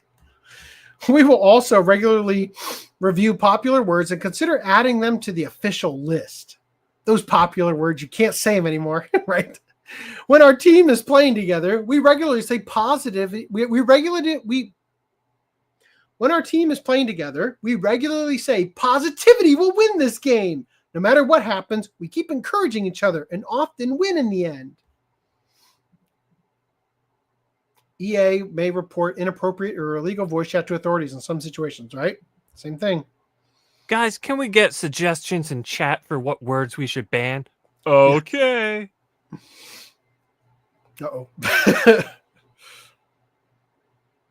I just said that, Luigi. I just said that. United we stand, divided we fall. I truly believe that if we work together, we will all have a great time in Marvel Rivals. Further information as to these communication changes was provided via an official blog post published to the game's official website on July 31st. Quote, we've observed that inappropriate content appears more frequently in voice chat than in text. First and foremost, we sincerely ask all our rivals to keep their cool. Stay composed and remember, even if a match looks hopeless, don't give up because a good strategy and mindset can turn the tide faster than Hulk can smash. Jesus Christ. Fucking cringe. Currently, our voice content review relies on player reports and manual review. But soon, we're rolling out automated systems that'll catch trouble faster than Spider-Man Spidey says, God, I want to die. Fucking kill me. This means even if no one reports a villainous act, our system will swing in to proactively identify and penalize violations. Our moderation team is on call around the clock to review ambiguous cases and make final decisions. Unlike text, voice moderation can't happen instantly, so there may be some delay before inappropriate content is addressed. However, we guarantee that every player report is treated with the urgency of an Omega level threat. Fucking kill me. For text chat, our automated filtering system already blocks most inappropriate content in real time. But now we're giving you an even more power. Players can now set up their own defenses against words that they'd rather not see in chat. If a message contains a muted word, it will be filtered out. This feature will empower players to tailor their experience beyond the official block list. We'll also regularly review popular muted words that consider adding them to the official list. We know it's impossible to eliminate all inappropriate language, but we're committed to protecting the experience of as many players as possible. We hope everyone will join us in this mission by watching your own words and actions, and by reporting any violations you encounter. You'll help keep our community worthy of its heroes. At current, it's unknown exactly what Chen means when he says that Marvel Rival chats will be automatically screened by the system. In particular, whether this will see all voice exchanges recorded and held for human review, or just a small amount of them, as likely selected by an AI model based on specific criteria fed to them by NetEase Games. Further, neither Chen nor any official Marvel Rivals documentation have yet provided any details regarding exactly which behaviors, words, or interactions could possibly land a given player in hot water. And given NetEase Games' headquarters in China, there exists a good potential that such punishable offenses could be far wider ranging than Western players are generally used to. Ultimately, Marvel Rivals' automated voice chat monitoring system will officially, as part of the games, whatever. It's going to come with the Season 3.5 update and currently set to go live on August 8th. So there you go. Cringe. You were the chosen one. You were supposed to destroy the Sith, not join them. Man, it's such a shame. I just have to deactivate voice chat and talk to you fuckers during Discord. Oh no. Fuck you. Discord bans us too. Guess what? Phone call. Reese, you want to do right stuff or you want me to do it? Yeah. It's just one thing. Okay. I was like, yeah, to which? Yeah, to which one, Reese? Well, I did sit in private chat when I stepped away, but I came back. It's just a Castlevania complete series thing. Okay. Butt raping scene. Oh wait, that's season 4. Oh wait, no, that does include the complete series, so that would include the butt raping scene. Wow, that thing nobody wants. Says this is what? Complete series. Okay. So seasons 1 through what? 3, 4? 4. Tarot card. Ooh. Wow. Just what I wanted. A Ouija board. Ooh. Wow. I just, this is Luigi everything. Metal 64 board. Wow. Yeah, fuck this. No way. 154. You insane. Nobody's going to pay $154 for Adi Shankar to get his pee-pee big. Moving on.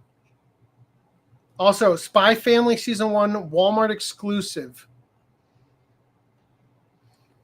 For anybody who didn't pick up season 1, part 1 and 2. So this is just both of them in one go. Is that all? Yeah. Using the visuals for part 2. Yeah, I was going to say, I'm like, I don't recognize. I just got the peace sign. Yeah, the peace sign for season 2. For part 2. Not season. Whatever. Because it was a split core. Yeah. Anyway, there's that. All right, you guys ready for more shilling? Yes, I'm always ready, baby.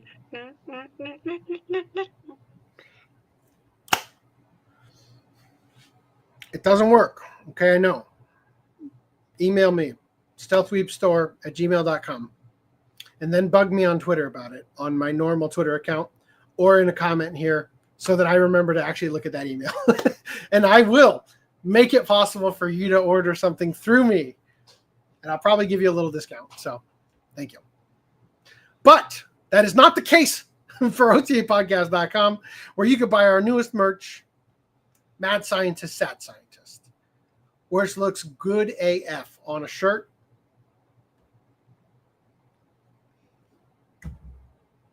Click, you whore.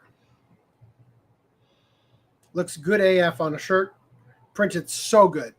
So happy with it.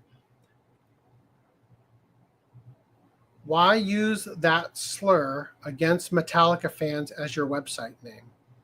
OCApodcast.com?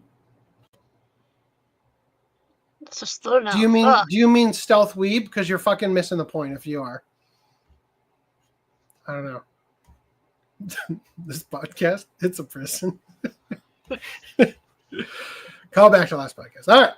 That new show about the geologist Boulders? collecting the boulders and the rocks, right? Has bikini art goods with high grade gems. Nice. Oh yeah, that's high grade, all right. High grade meats. Just I mean high grade material for the Nice poster. Yeah. boulders. Nice. It's boulder. nice of them to give you a pin that didn't crop it out. Anyway, there you go. All right. Also, Earthbound Shop and Art Exhibition open in The Tokyo. Stealth for Weeb fans. one has a slur? What? Luigi, you need to type this out. What slur is it? Tell us. Good night. I love you. But also, please go to bed. Please go to bed. Please go to bed. Thank you. I'm on a show. Please go. I'm reading this article. Please go. Just get out of here, please. All right. Earthbound Shop and Art Exhibition open in Tokyo for fans of Nintendo's quirkily charming classic. Why is it impossible for people to close my damn door?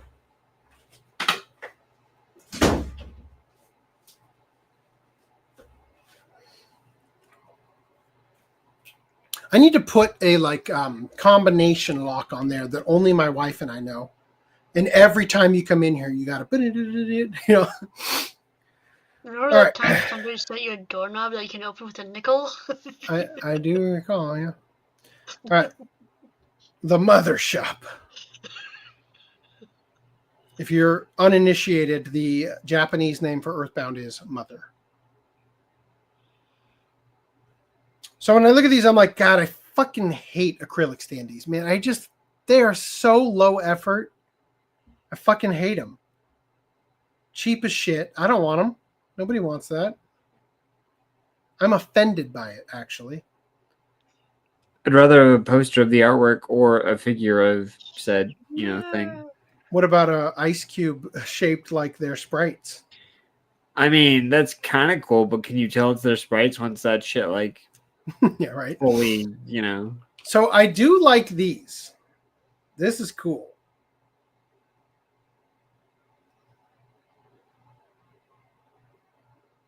I'm not buying them, but I like them. Anyway, moving past this. Azure Lane's Busty Cow, Kashino, is getting 3 new figures. Nice. I only counted 2 before. God milk. Unless that's the other one. I don't know. Okay, that's 2.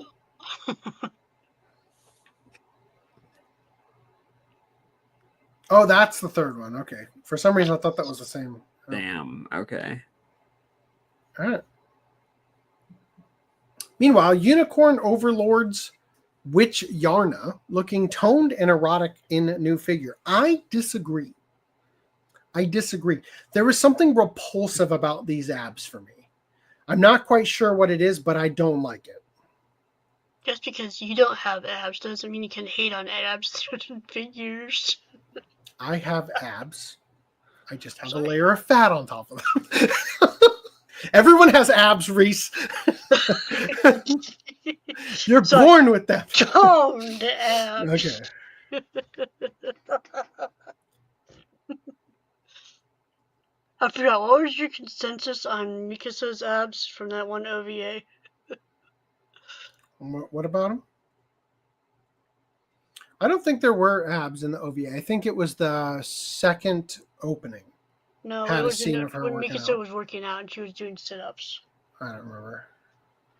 Not an abs guy. Don't know. Why don't you just leave with that? It's just something about it's the bending forward angle that just make like the rib cage and stuff just makes it feel like unhealthy. There's something sickly about it, right? Screams even though there's not. It kind of reminds me of when you see a video or a photo of somebody who lost a shit ton of weight, and there's those pouches that still cling to them of skin. That's what it kind of like gives me vibes of when I look at this angle. Like you can see like the tummy kind of hanging It just over the doesn't, waistband. it just doesn't quite look right, right? And I think what's happening is that they have a paint job on it that is accentuating the abs, but it's doing it in such a way where it now, from this angle with the actual lighting on it hitting it, makes it just look not like an ab anymore and more like an intestine like hanging into the skin flap or something. It just feels disgusting to me. Anyway, enough with that disgusting stuff. You're not going to like the figure I'm going to get in like a month then when I show it in the Discord. All right. Crazy expensive Evangelion statue, pre-production idols, and more from Japan's Wonder Festival.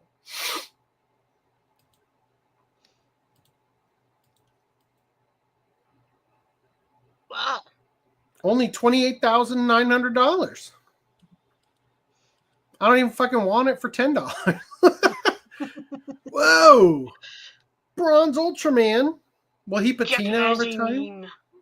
I want one that's gonna I want one that's gonna look like the Statue of Liberty over time.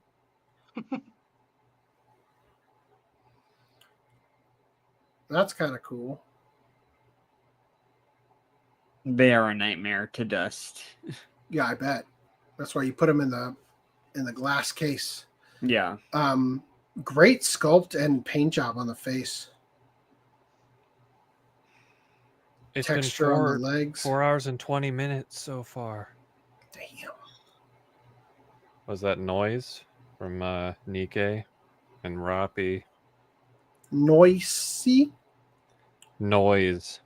There's a C in here. Well, idiot who wrote the article might have had a typo, or maybe that's the Chinese version. Rapi. Anus.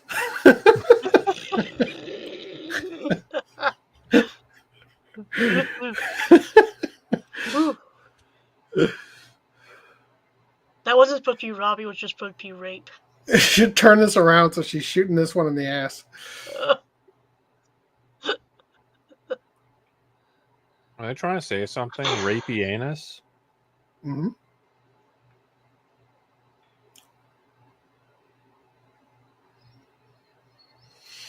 Whoa. Someone had a little too much. Suddenly color. I thought this looked like Falco from season 4 of Attack on Titan mixed with Nagatoro. Doesn't it?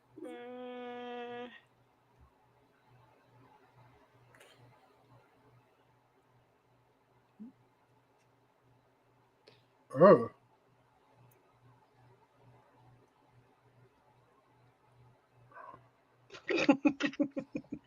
What? What's so funny? Them thighs. He's just really excited about them thighs. I'm just saying that the photographer just gave us what we wanted, the shot of the thighs. Pretty prisoner's thighs? Pretty prisoner. Never skip leg day, right? Is this lore accurate? I guess he's wearing the jumpsuit. Or the Garou. Get up. Guilty Gear strives Elfelt Valentine. It goes on forever. Holy shit. Come on. Licorice Recoil. Too Many Losing Heroines.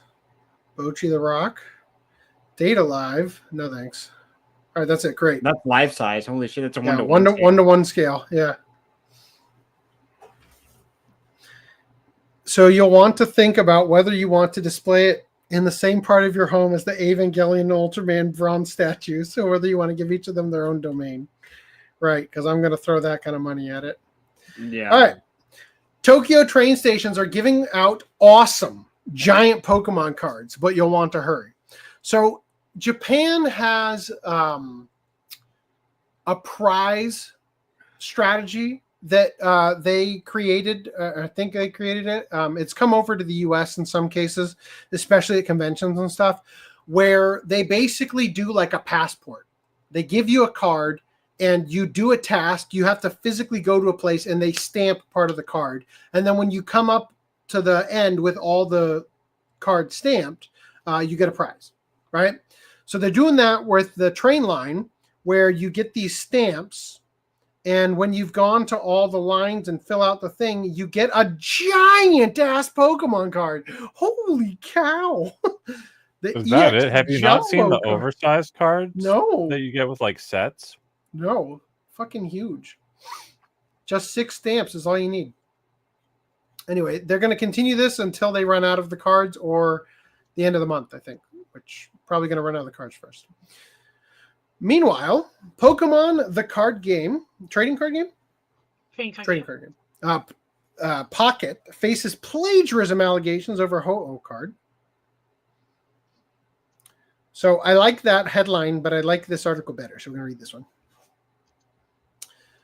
As unfortunately tends to happen from time to time when commissioning artwork, an apparent instance of plagiarism found in the respective Ho-Oh and Lugia EX cards released in Pokemon trading card game Pocket's latest set, Wisdom of Sea and Sky, has prompted the game to pull the card's original artwork and announce plans to replace them with new, soon-to-be-produced illustrations.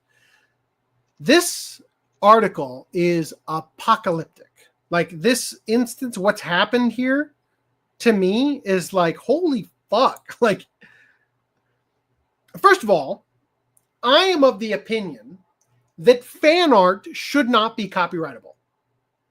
If you drew a character from my series and I like it, I'm going to use that shit. You can't stop me. Fuck that shit's mine. Yeah. When you sue me for plagiarizing your art, I will sue you. I'd say in that case, like the maximum you could really get legally should be something like a credit. Yeah. Right?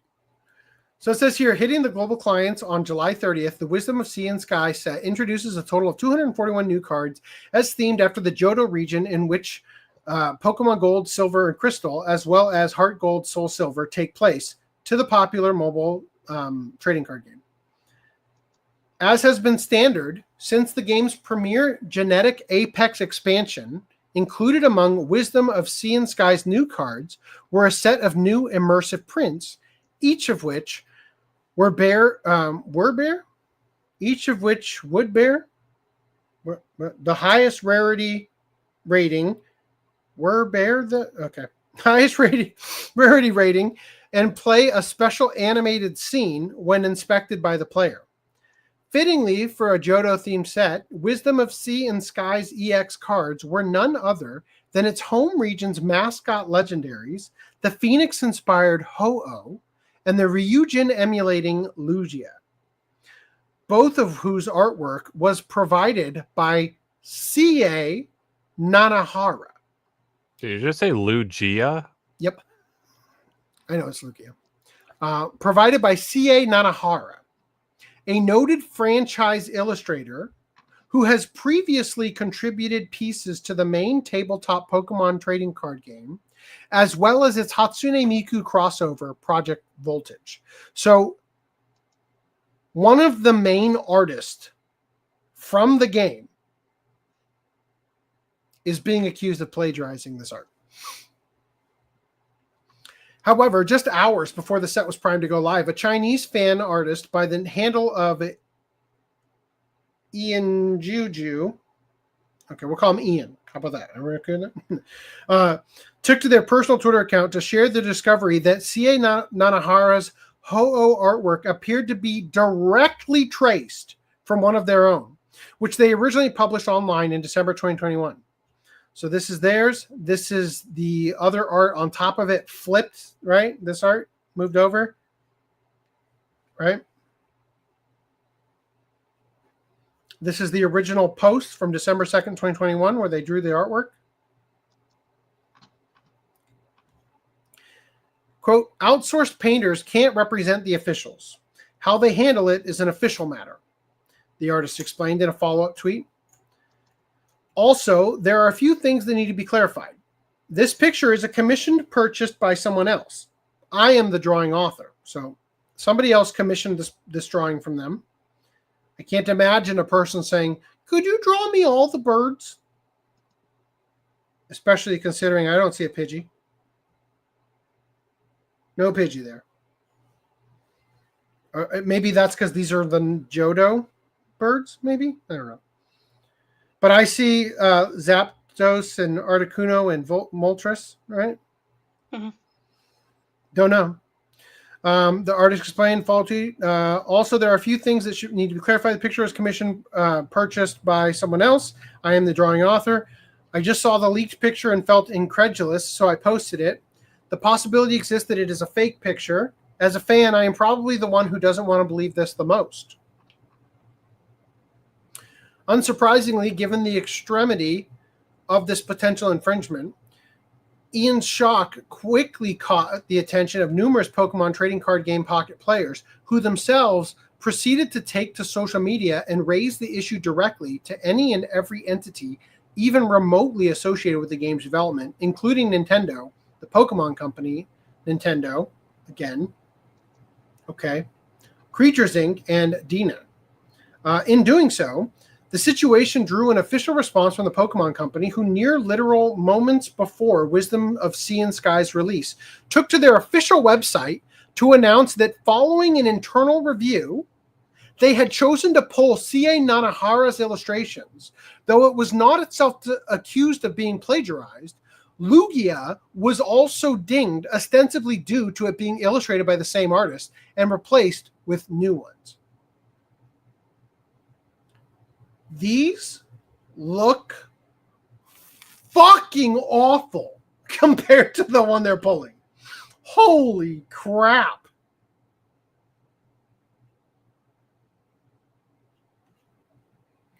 Prince used a picture of Dave Chappelle for an album cover.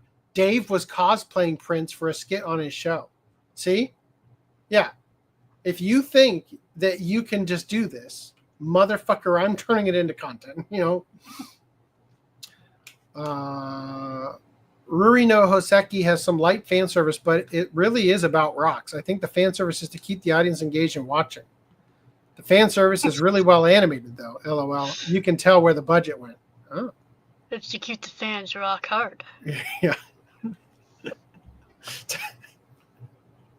Come excavate this rock, baby. This rock needs polishing, more like. You're going to have to dig for it. Chappelle took it as a compliment. Besides, it was funny as hell. It has come to our attention that there was a production issue regarding the illustration of Ho-Oh featured in the immersive card artwork for Ho-Oh X 3-star and Lugia X 3-star. After internal review, we discovered that the card production team provided incorrect materials as official documents to the illustrator commissioned to create these cards. Okay. So it sounds like the card production team submitted the fan art to the artist, C.A. Nanahara. Isn't that what that sounds like? After internal review, we discovered that the card production team provided incorrect materials as official documents to the illustrator commissioned to create these cards. As a result, both cards have been replaced with a temporary placeholder that the team is actively working to replace with new artwork as soon as it's ready. I mean, again, these look like butt compared to this, right? Oof. A big oof. Terrible. To all our players who have been looking forward to this expansion and to the talented illustrators who bring the Pokemon world to life, we deeply apologize for any inconvenience this has caused. We take this matter very seriously and are committed to strengthening our quality control processes to prevent this from happening again. Thank you for your understanding, patience, and continued support of Pokemon Trading Card Game Pocket. We remain dedicated to delivering an experience that you can enjoy. To this end, due to both the last-minute nature of this decision and the inherent time needed to commission new card artwork and subsequently finalize its addition to the game, while Ho-Oh and Lugia EX were both released alongside the rest of Wisdom Sea and Sky's full card list, they are currently being represented by nondescript blocks of color, which simply read, "New art coming soon." Damn. It should be noted that rather than any malice or laziness on CA Nanahara's, the fault of this error instead lies with the Pokemon Company, who appear to have incorrectly provided the artist with Ian's fan art as official reference material. For his part, Ian expressed gratitude for the situation's quick resolution and provided a further clarification regarding his side of the story. Quote, having seen the official announcement, I appreciate the prompt resolution and hope this matter rests here. Dude, if I was that dude, I was like, yeah, keep the card, but I want a little something, something. Honestly, even if it just put his fucking name on it, Yeah. you know, like seriously, this is the best. That would be like the best freaking publicity for Fuck it. yeah. Look at this, dude. I just want to point out again. This sucks ass. This feels like Pixar Toy Story 1 level crap compared to The Dark Knight Rises. Well, I mean, like the first couple cards were probably made like back in like 2005. Cool as hell, dude. What's up, the Lugia one? Yeah, it looks cool as hell. Yeah.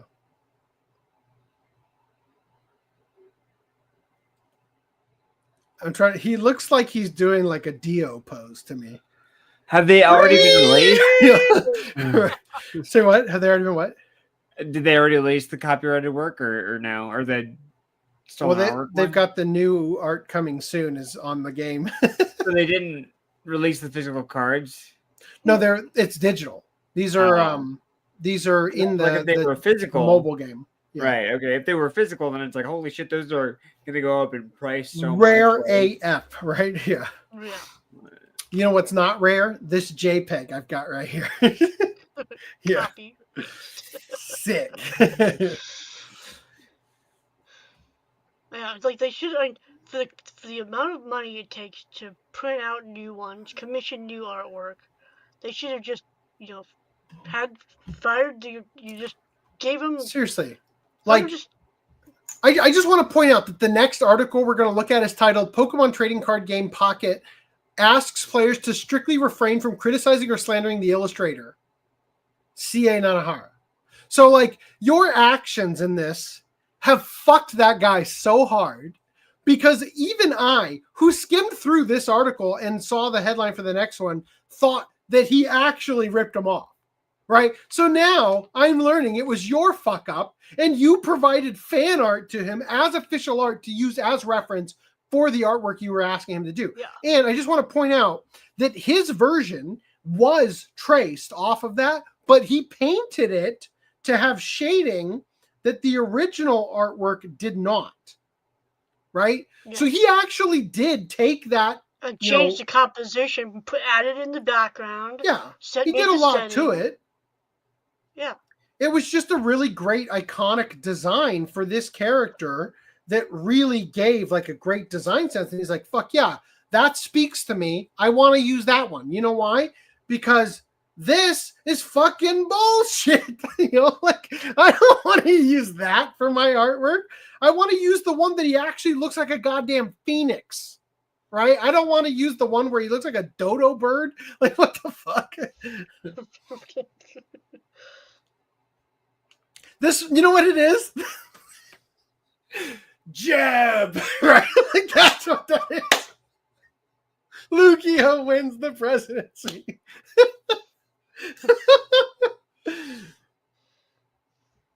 All right. Having seen the official announcement, I appreciate the prompt resolution and hope this matter rests here.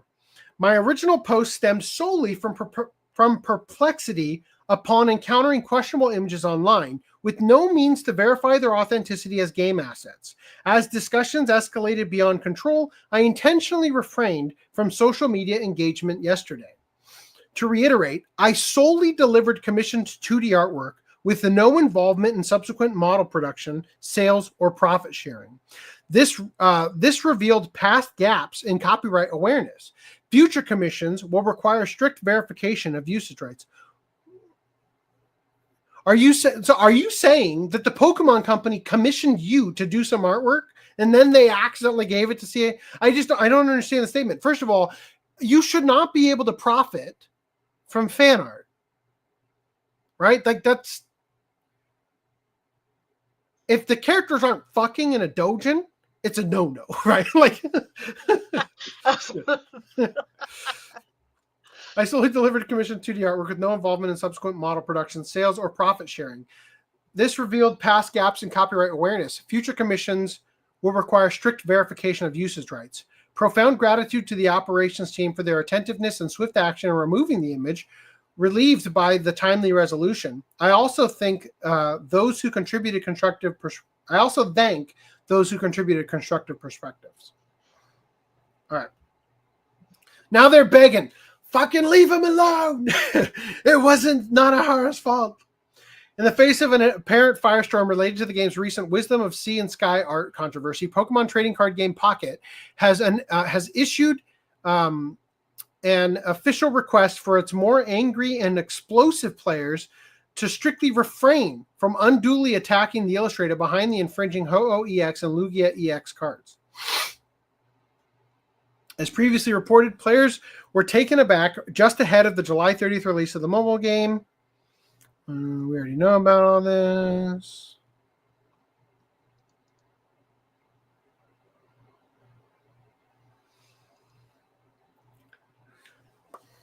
This is a repeat of what we just read.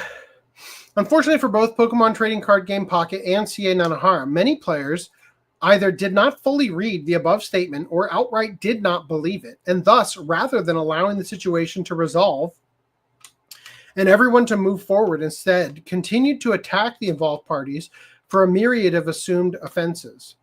So explosive was this continued backlash that the very next day, the official Japanese Pokemon Trading Card Game Pocket Twitter account issued a statement as directly asking said players to, in essence, chill out. We have become aware of some criticism of the illustrator.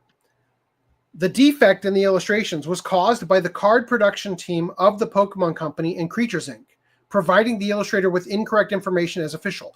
Motherfucker, say in plain text, we accidentally sent him fan art to work with. That's all you have to fucking say. But when you say providing the illustrator with incorrect information as official, it's like idiots look at that and go like, what the fuck does that mean? You know, like,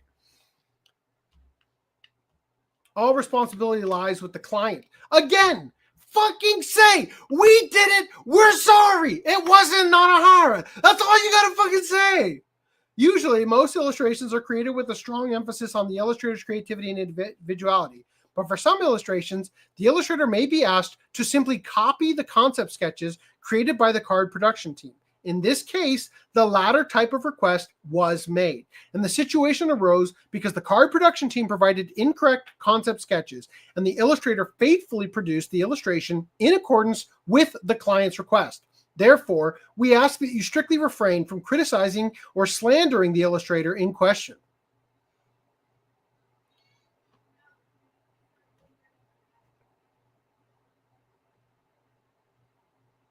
That's Hatsune Miku?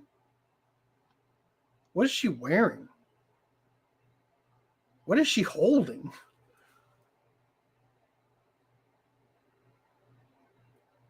What am I looking at? Oh, that's an umbrella. Okay, so that's an umbrella. Is this at the end of the umbrella? Looks like a microphone. Yeah, I don't understand what I'm looking at.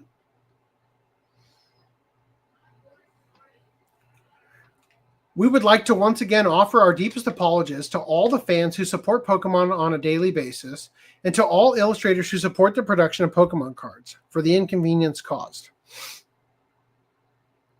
We hope that you will continue to enjoy the Pokemon card game with peace of mind. We will continue to work harder than ever to ensure thorough quality control and prevent recurrence. At present, Pokemon Trading Card Game Pocket has yet to officially update the immersive print variant artworks for the Wisdom of Sky, Sea and Sky sets, Ho-Oh EX and Lugia EX. I hope that they have Nanahara do whatever the remake one is. Or you get the other artist on board and you credit him and you give him a big wad of cash and you let this be the artwork in the fucking game.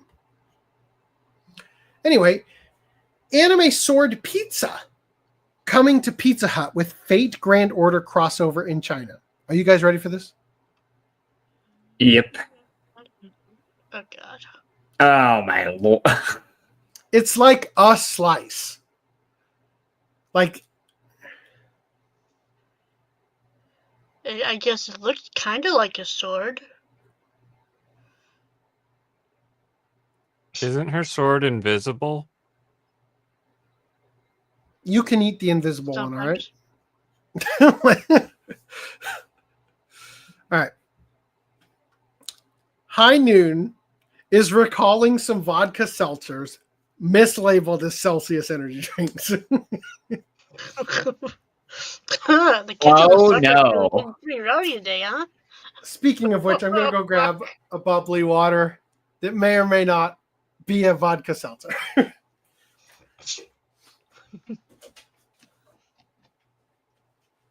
I just find it funny, the idea of it, like, oh, here, give the kids the Celsius energy drinks. Why are they beating each other up? What's going on? Why are they dropping like flies and vomiting? No. I guess that's just me talking to the void. Good times. Good times. No, I enjoyed it, Reese. I thought that was funny. Everybody's muted.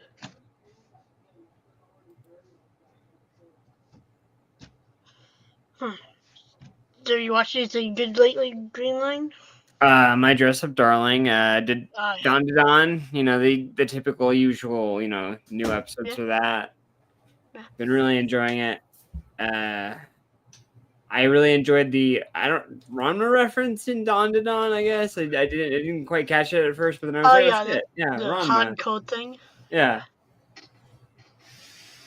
I thought that too. I don't have vodka. Only rum and whiskey.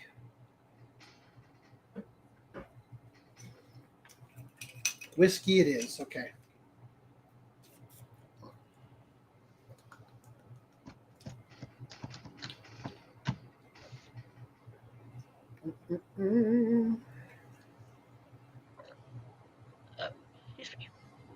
All right. Any chats? Nope. Nothing relevant. All right. Super awkward. Okay. Here we go. High Noon is recalling some vodka seltzers mislabeled as Celsius energy drinks. Fans of a popular energy drink may unknowingly be cracking open a can of alcohol thanks to a supply chain snafu. I don't understand how this fucking happens. Like, really. I can't imagine a scenario in which the part of your warehouse or your assembly line that fills the cans with vodka It's just accidentally gets put no, in. it's the labeling. It's the labeling got swapped. And I still can't. That's hard to believe. Because when they fill the cans are blank, and then they put the caps on, and then the label goes on. High Noon is recalling certain 12 packs of its vodka seltzers, which turned out to offer more than just a variety of fruit flavor. Where was the quality control? You didn't taste any and be like, feeling a little buzzed.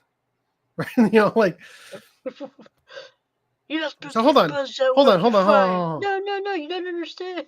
This doesn't make sense. High Noon is recalling certain 12 packs of its vodka seltzers, which turned out to offer more than just a variety of fruit flavors. The company says some of them also contains cans of the cocktail that were mislabeled as Celsius energy drinks, an entirely different brand. Ah, okay. Yeah, so he's a label. So you sold okay, so the real issue here is that the boxes contain cans that say Celsius energy drink, but are still the product you bought. Yeah. I see. My thought process was they needed to get this shit off the shelves because people are going to buy an energy drink and go crash their car because they're fucking drunk out of their mind. GT Vega says, so they made a fake version of the art.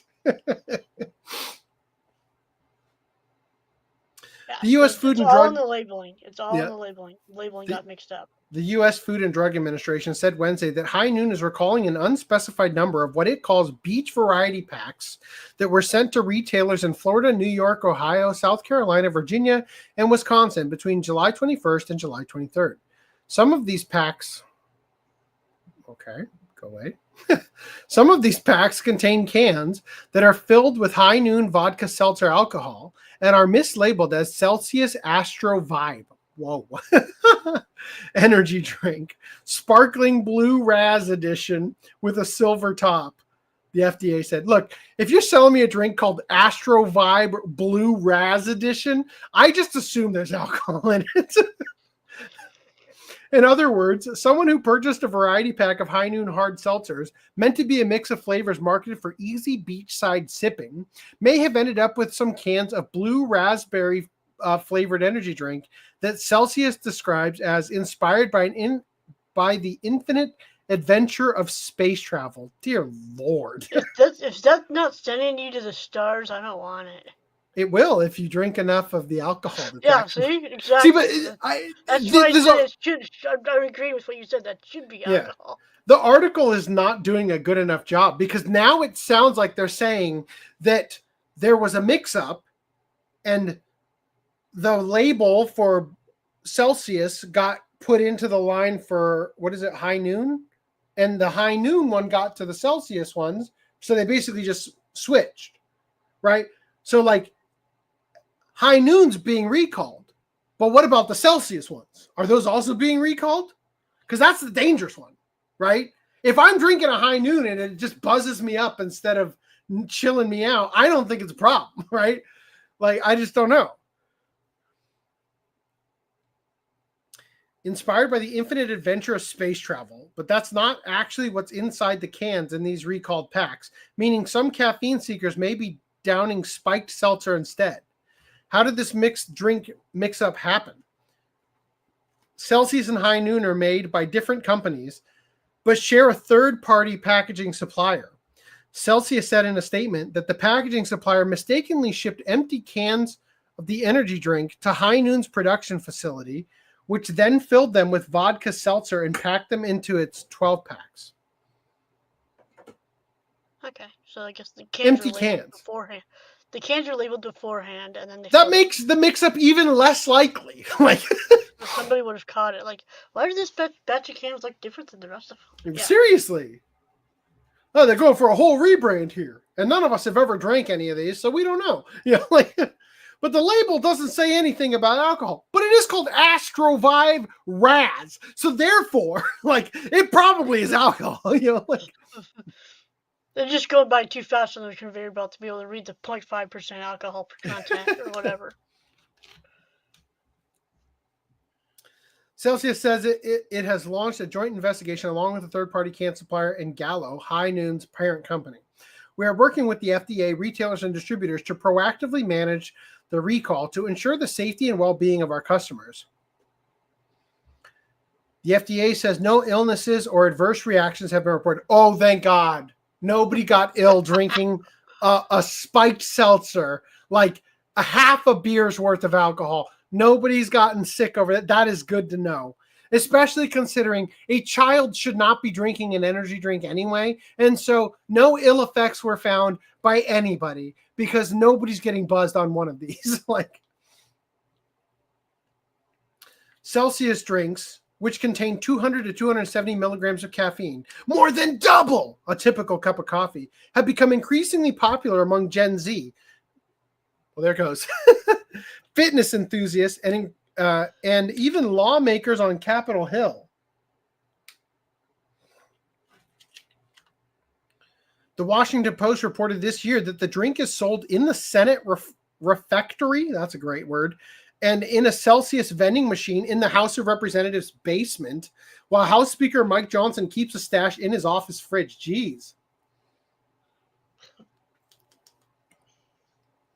Drinking on the job, Mike? Right. High Noon hard seltzers, which are marketed as containing vodka and real fruit juice, have an alcohol content of 4.5% alcohol by volume. Is that what that is? Yeah, ABV. They first hit the market in 2019 and by 2022 had become the top-selling U.S. spirit brand by volume, according to data from the Impact Databank. I hadn't even heard of them until I saw this article. Where's White Claw in this? The only thing I know of. What should consumers do? The recall affects only 2 production lots, which have the following codes, which can be found on the top of the High Noon box. There are also pictures in the FDA's announcement, but the FDA and Celsius say customers should check the lot codes and lid colors on all cans of Celsius Astro Vibe in the sparkling blue Raz flavor, even if they didn't come as part of the variety pack. Those are going to be collector's items on eBay. Check for the presence of a silver lid or the bottom of the can for the lot codes.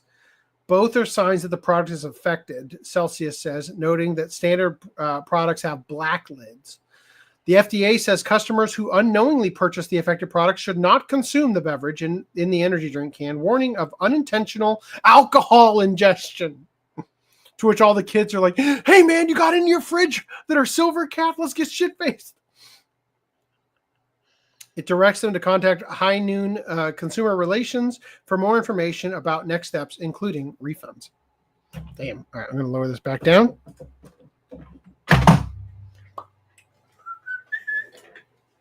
Wow. Yeah, oh man, I swear, I've only had energy drinks today. They should have called it high energy vodka. All right, you guys ready? Misc news coming on hot. Japanese school teacher losing job for misconduct after being caught in a convenience store working. Board of Education issues apology to children for emotional damage over their teacher having a part-time job. Emotional damage. It's hard not to have a sinking feeling when you hear about a middle school teacher being reprimanded for inappropriate behavior. Was the educator super awkward buying condoms from the convenience store? Oh, hey, Mr. B. Was the educator involved in some sort of sexual impropriety involving a student? Or perhaps it's a case of physical abuse, with the teacher taking out their frustration on their pupils by smacking them around following perceived disrespect. Finding out that the incident had landed the teacher in trouble took place in a convenience store is slightly reassuring, but really only a little. Possibilities such as being caught shoplifting or harassing employees aren't good looks for an educator either, nor are the myriad forms of alcohol-fueled mayhem that can happen in places that sell booze and are open all night long. Uh-oh. Oh. I have to start my going to bed in 1 hour ritual. Oh. Mine usually starts with me taking off my pants and... Yeah. And sending us a ceremonial dick pic. Yep. Hey. Oh, no, I felt to send that to Randy. Fuck. No. I advertised our Discord as a dick pic-less place. Stop it.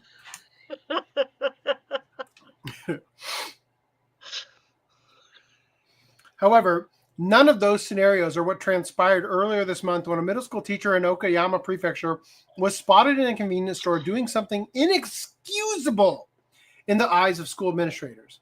Working. On July 4th, someone contacted the Okayama City Board of Education. You never believe this? Oh my God! You have to do something! Like, yeah, see this shit. To report that they'd seen a man in his 60s who's a teacher at one of the city's public junior high schools working at a convenience store in Kurashiki, the next town over. Okay. Do they have school through July in Japan? They start in April. I think they go through Tanabata. That's on July 7th, right? Yeah. Tanabata.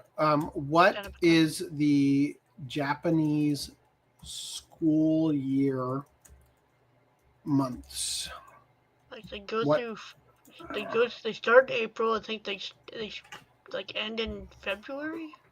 April to March. April, May, June. Wait, April to March. Yeah, they go. Damn. Yeah. All the way around, huh? So yeah. But they also have a shorter. Well, hold on. First term ends late July. Summer vacation is late July to late August. Second term starts early September and ends late December. Winter break is late December to early January. Third term starts early January and ends late March. Spring vacation is late March to early April. Okay. So the reason I ask is because I despise the argument that we need to raise teacher salary in the U.S. because everybody complains about how much they get paid for working 9 months out of the year. Right? Like, dear God, Get a spare part-time me. job. You know? Get a summer job. Yeah. Just like And so oftentimes teachers do line up, a job that they do on their off months, just like every other fucking adult works all year round, So if he is working during his time off, I'm like, this is some bullshit. But I guess class is in session. Honestly, though, it's fucking pathetic that you would reprimand a guy for having not a part. affecting his teaching job. Seriously, like it's insane to me because a person is not going, especially a guy in his 60s, is not going to take this job unless he needs it. And you saying, can't do that, is not going to change anything in his life. You give him a raise or you fuck off and let him do his thing. The teacher the very next day, the principal of the school the man teaches at made a trip to the convenience store and confirmed with his own eyes that the teacher was working there and confronted him about the matter. The exact location of the school and the convenience store the man worked at aren't clear, but it's close to a 20-minute train ride between Okayama City and Kuroshiki's city centers. To clarify, the man wasn't ditching the classes he was supposed to be teaching in order to go work at the store. The person who'd reported him to the Board of Education had spotted him at the store outside of school hours. And the day on which the principal caught him in the act of convenience store employment was a Saturday, the teacher's day off. Nor was the type of work he'd been doing an issue. Being a convenience store clerk is broadly seen as respectable, honest work in Japan, a country where the baseline image of service sector workers is the earnest, courteous individuals. No, the problem was that the man was doing any sort of work at all besides his regular teaching job at the school. It's not unusual for employment contracts in Japan to include rules prohibiting side jobs. These aren't necessarily non-competition clauses either, such as pledging to not concurrently work for another organization whose promotion and success would be detrimental to the primary employer. Instead, their blanket, across-the-board promises not to earn money doing anything else.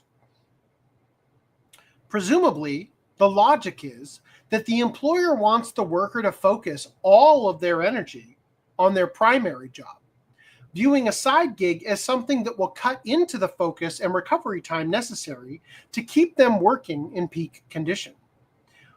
Or they worry that their customers/users will see things, or they worry that their customers/users will see things that way and perceive allowing workers to have second jobs as a lack of commitment to providing the optimum quality.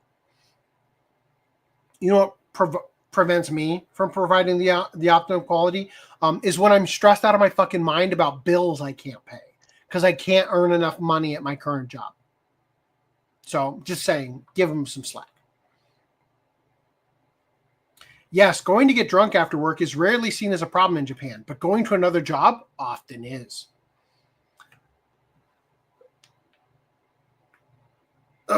Applied to this case, the school seemingly thinks that a teacher who's working a second job will do a poor job teaching his class, or at least wants to prevent parents from having such fears.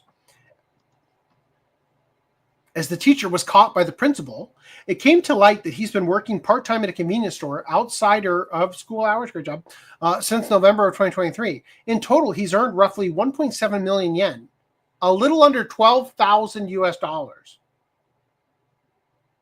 with his most lucrative months being around 130,000 yen. That's not exactly living the high life kind of money. And when asked why he'd taken on a second job, the teacher said that he'd been doing it to, quote, supplement his earnings in response to his living circumstances following his rehiring.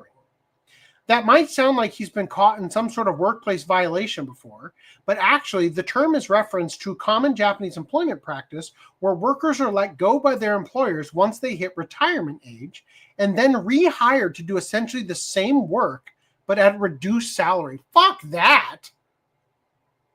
Jesus!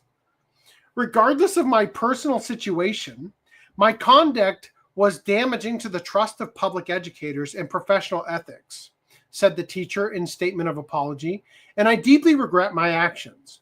Meanwhile, the head of the Okayama City Board of Education said, quote, we deeply apologize for the great distress and worry that has been caused to the children. Oh, they cared so fucking much. Their guardians and all the residents of the city. Vowing to take measures to ensure such an incident would not happen again and to make efforts to restore trust in the educational system. Now, I'll readily admit to having been a very cynical teen, and it'd probably be an exaggeration to say that I've shed all traces of that attitude after becoming an adult. Still, I'm having a hard time picturing middle schoolers lying awake at night, unable to sleep, not because they're worried about exams, bullies, or whether their crush likes them, but clutching their pillows as they whisper into the moonlight, their voices choking back tears. I just can't believe my teacher also works at a convenience store. How could he? God, that was visceral. So apologizing to the children feels like unnecessary grandstanding and what's really more of a move to appease possibly upset parents, especially when no criticisms have been made, at least publicly, as to the actual quality of the lessons the teacher was teaching. Nevertheless, the man has indicated that he plans to resign from his teaching position over the incident. He's also stopped working at the convenience store as part of the fallout. So he's about to go from 2 sources of income to none. And since he apparently doesn't have a large enough nest egg to just retire, it would seem he'll need to look for a new job. But at least he's established his credentials as someone who's a hard worker. Man, that is some bullshit. Fuck. Meanwhile, an Aichi senior and former fraud victim has been arrested for fraud. It's a good one. If you can't beat them. Despite the best efforts of law enforcement, government, and financial institutions, the problem of special fraud, tokushu sagi, is still rampant in Japan. This is where fraudsters pose as family members, police, rock stars, baseball players, astronauts. Each of these is its own article. And more via telephone or social media to convince people to give them money by bank transfers or by handing it over directly to bagmen. Another article. And not only has the problem not shown any sign of weakening, but it appears to be evolving in strange ways. This new development was discovered with the arrest of a 73-year-old resident of Nagoya City in Aichi Prefecture for his involvement in a special fraud scheme. On the 2nd of June, the man posed as a police officer and went to an 88-year-old woman's home in Kasugi City to pick up 2 of her bank cards. Prior to that, an accomplice had called her on the telephone, also claiming to be a police officer, and told her that a large amount of money used in the illegal activity has been transferred to her account and they needed to confiscate it. After his arrest, the man said this wasn't his first time acting as a bagman. Bagmen are the lowest rung on the fraud ladder since they're always the ones caught holding the bag. This case took a strange turn when it was also revealed that he himself was once the victim of special fraud and lost about 120 million yen or 815,000 US dollars in a similar scheme, involving a fake police officer claiming he had illegal funds in his account. Police are investigating whether the same group that stole his money scouted him afterward, knowing he was in need of money. Online comments were amazed by the degree to which fraud has affected this man's life in his senior years, but stopped short of expressing much sympathy since he did take it upon himself to become a part of the problem. Quote, fraud has completely destroyed his life. What kind of life is that? They squeezed him dry. Pardon, they're squeezing him dry. He made the choice to recoup his money through fraud, so I have no sympathy for him. I guess he felt he had nothing left to lose and went all in. They've started recycling their victims. Zero waste. How do people still fall for this? There are posters everywhere, and they always talk about it on TV. It always boils down to numbers and probabilities when it comes to fishing for fraud victims. And even if there is a 0.01% chance of finding someone unaware of special fraud, that's still about 10,000 potential targets in Japan. The only way to lower those odds is to continue sounding the alarm to this problem so everyone is aware of the signs while also keeping up with the evolving tactics of the thieves themselves. What? Ask me how I know. I say that because this is Iowa right now. Of course they're not fucking wearing pants. Well, no. He's calling you out because you said your routine is pulling down your pants. I know. That was the joke. I gave him an answer to make him think that, but this is the real answer. I've seen videos where foreigners teaching English in Japan say their pay isn't very good. I just can't believe that anybody would reach the age of retirement, get fired, and then rehired for less money when they're not actually taking retirement money. That's fucking insane to me. Some people in the US have multiple jobs because many workplaces are part-time and they also work side gigs. I have like 5 jobs, man. I'm surprised scammers aren't using AI to fake celebrities already. They are. We covered the Brad Pitt one. Yeah, right? I was going to say the Brad Pitt one where he's like in the hospital and shit. They could even simulate a family member's voice if there is public record of their voice, like on YouTube. Yep, that happens as well. My wife's grandmother got a call from someone claiming to be my wife, saying like, "I need money. Please help me," right? And she almost gave her the money. And then my wife happened to come in the house at the time. This was before we lived here, and or something like, I don't remember exactly how the story went down, but she like got her checkbook out and tried to like give money, thinking it was her granddaughter who needed it, right? And the person was just some random girl who knew probably through Facebook that she had a granddaughter and didn't know anything else. Probably not even the girl's name, right? I think sometimes people find that out through obituaries too. Maybe. Yep, idols are not allowed to be singers and models. Definitely not OnlyFans models, for sure. No, it means their voices will be inevitably become. Yeah. All right. You guys ready for the next one? Japan sees record high in serious driving while on smartphone accidents. Could be worse. So what game is this, Goonline? This is Nikkei, and her name is Naga, I think. And it's in the actual game that she has a cum-filled condom in her teeth. No. Okay, just double checking. Just double checking if that was a fan edit or not. Right? Like, I was gonna say I don't recognize the outfit. I didn't really. I mean, her tits are pretty much out, right? Like, I'm just saying, like. Japan has seen a near record low in overall traffic deaths this year, but a sharp rise in serious accidents caused by drivers using smartphones while behind the wheel has authorities sounding the alarm. According to Japan's National Police Agency, Traffic fatalities in the first half of 2024 totaled 1,161, marking the second lowest number since 1956. Sadly, that probably just means that the cars are getting safer, right? Better airbags.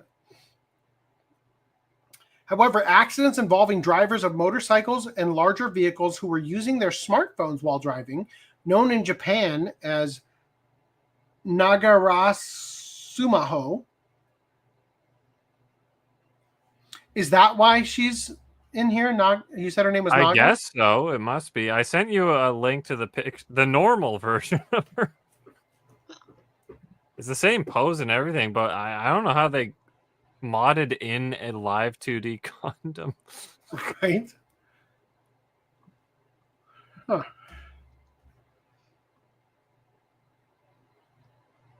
Yikes. Modders these days, man. This is what they want to take. This is what Visa wants to take from us. Yeah.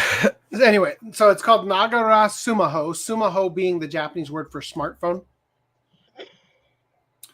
While on a smartphone, in this case, driving. Okay. Behavior. So it's known in Japan as Nagara Sumaho behavior. Reached 68 cases of death or serious injury, the highest since records began in 2007. Nearly 60% of these cases involved drivers in their 20s and 30s, highlighting younger generations as the most frequent offenders. Honestly, I find it crazy that anybody drives in Japan.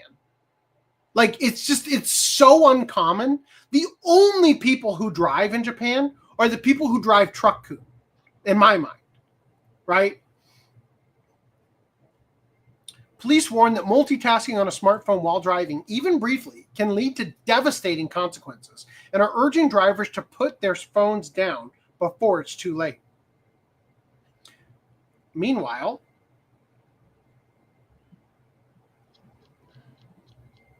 man arrested for drunk driving claims he chugged 100 liters of High Noon seltzer, right? No, of beer. 100 liters, huh?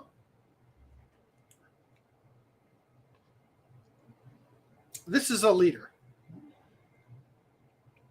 This is a liter. 100 of liters? these. 100. He might be lying. Like liter to gallons, 100. That's 26 gallons. Almost 26 and a half gallons. X to doubt. A 55-year-old man in Kitakyushu got himself arrested for drunk driving after reportedly downing a casual 100 No, liters of beer. he's fucking drowning. He's in that vat. You don't understand. You don't understand. I work at the beer factory. I fell in the 100-liter batch, and I had to drink my way to safety. Yeah. Have you seen Beer Fest? No. That's exactly what happens to one of the characters. He falls in the beer vat and drinks his way to safety. Wow. Reportedly downing a casual 100 liters of beer because nothing screams rational behavior like drowning your rage in a brewery's worth of booze and taking it to the streets. In the early hours of July 27th, residents of Kitakyushu's Kokurakita ward were treated to the sight of a K van reverse drifting down a one-way street.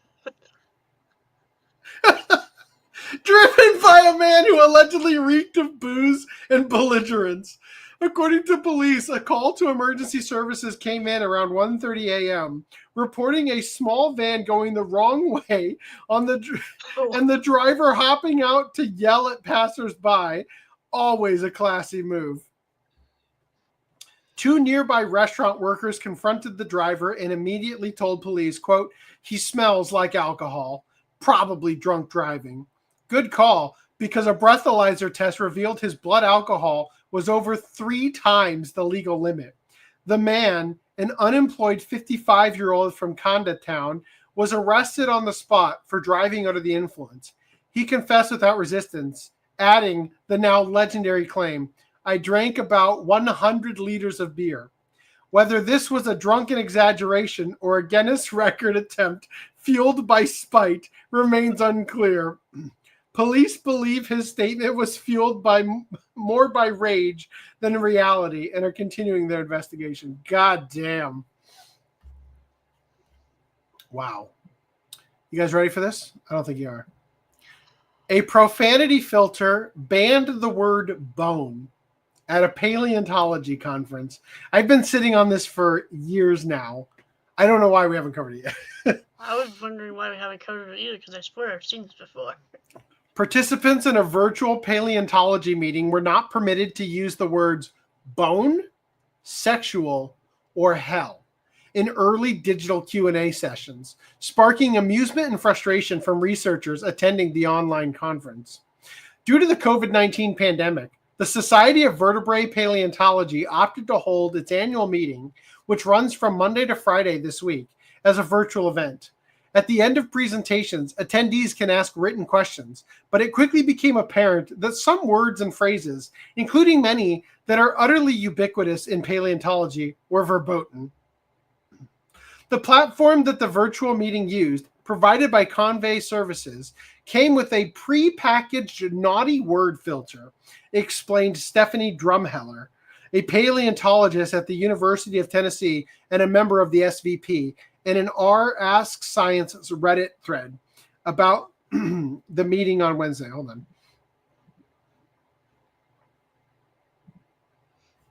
Why are there giant-ass gaps in this article when there's nothing being removed? Like, I think they're supposed to be like videos or something. Yeah, I just turned off Brave's shields for it, thinking it was going to load something, but it didn't. How old is this article again? 2020. After getting a good belly laugh out of the way the first day and some creative wording, my personal favorite was Heck Creek for Hell Creek. Some of us reached out to the business office, and they've been unbanning words as we stumble across them. It takes a little time to filter from Twitter to the platform programmers, but it's getting fixed slowly. Convey Services was not immediately available for comment. Thomas R. Holtz Jr., a paleontologist at the University of Maryland, created a spreadsheet of banned words so that meeting organizers could keep up to date on the issue. SVPers, I have put together a sheet of the banned words on the Q&A function so far.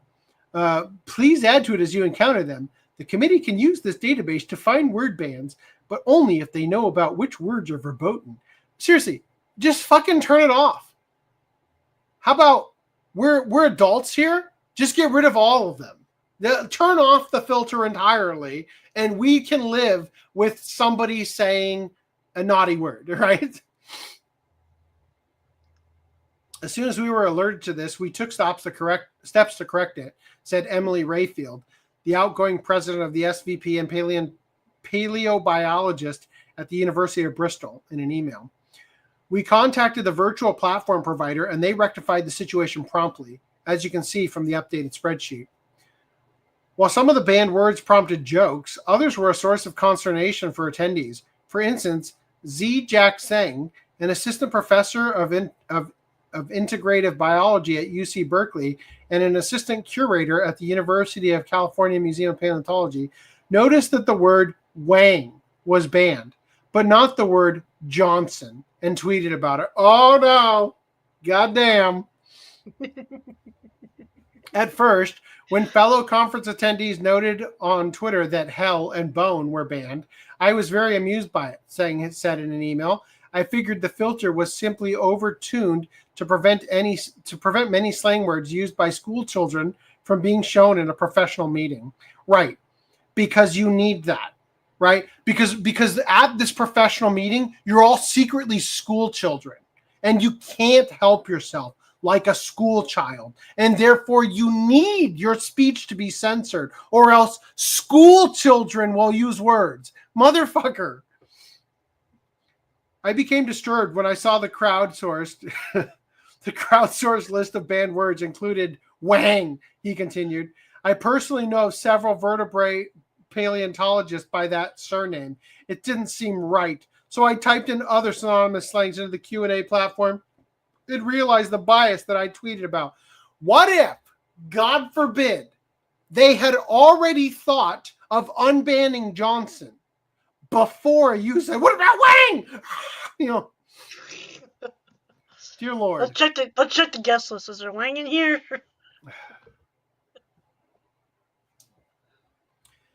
Content moderation and filtering on digital platforms is an important part of countless online exchanges and virtual events.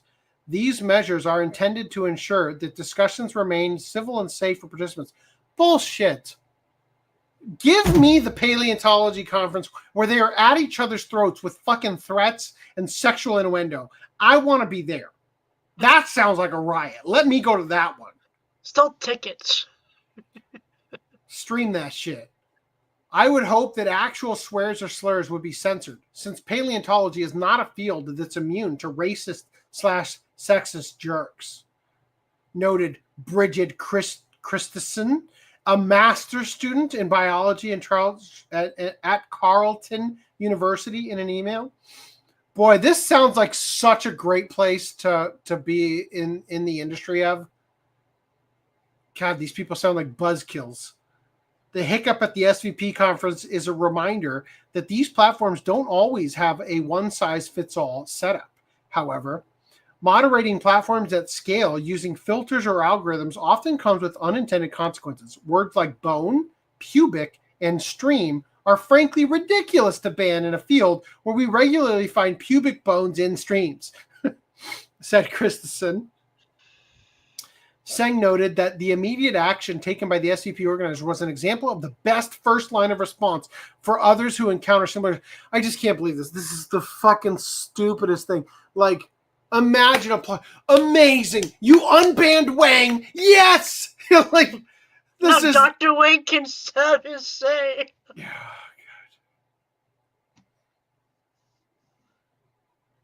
An example of the best first line of response. They unbanned Wang in 24 minutes flat. Like, come on. In general, text filter algorithms probably involve human decisions at some point in their creation and implementation. So recognizing these biases at the design level, even if it takes more time to develop, would go a long way in creating more. Listen to this fucking idiot. Like, next time, ban Johnson too. Like, fuck you. The solution is don't ban speech. But no, you're like, it isn't fair. Johnson should be banned. You know. So recognizing these biases at the design level, even if it takes more time to develop, would go a long way in creating a more welcoming environment for all participants, Seng said. We are in such a well-connected world today that our technology should continue to change with the times. While the banned words caused some spirited conversations on social media, the main focus of the SVP meeting, fascinating finds about fossilized vertebrae, continues uninterrupted. Dear God. Buzz Killington's over here. Mr. Johnson. Yes, Mr. Wang, do you see that bone? Oh, dear. If he chugged 100 liters of beer, his blood alcohol level should be 100%. More alcohol than blood. I remember that the word slave was also banned in some tech places. It was in reference to slave hard drives and old computers. Yeah, slave and master computers. Yeah. Okay, last article here. Male nurse arrested for indecent assault on woman in her 90s. Quote, I was aroused by her body. I mean, you think he asked the body of that granny that's on screen is, I'm definitely aroused by it. 10 picture choice there, Senkaku Complex. Do you think he asked for jerk off vids for this granny? 28-year-old male nurse. Back as if you're gonna go into surgery, okay, man. 28-year-old male nurse Katsunori Sato, resident of Shimizu Kameimachi in Kita Ward in Kumamoto City, has been arrested on suspicion of attempted non-consensual indecent assault on a woman in her 90s. On suspicion of attempted non-consensual indecent assault on a woman in her 90s. He might have, but we're not sure. Might have done it. We're not sure yet. We're gonna check her. We're gonna fire him anyway. We're gonna check her hymen to be safe. I thought it was attempted. According to police, Sato, then working as a licensed practically nurse at a hospital in Nishi Ward, Kumamoto City, allegedly assisted a female patient in her 90s with bathing in February this year. Following this, he lowered his pants, demanded she grab it, and attempted to force the woman to perform a sexual act. Holy crap. The act was attempted, but not completed, as the victim refused. Dear God. It was not to completion. The hospital reported the incident to the police after the victim's family raised concerns following her account. During police questioning, Sato admitted to the allegation, stating he got excited seeing her body. Police are expanding their investigation amid concerns there may be additional victims. Excuse me, ma'am. Did he ever drop his pants and have you grab it? Wow. All right. That's it for tonight. Why is this allegedly in here? You admitted to it. Come on. It was funnier that way. Yeah. Well, that's it.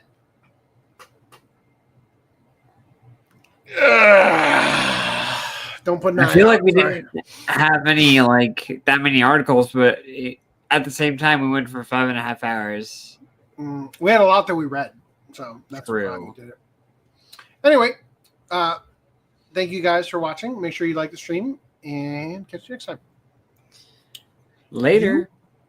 Do you think I don't see what you're doing?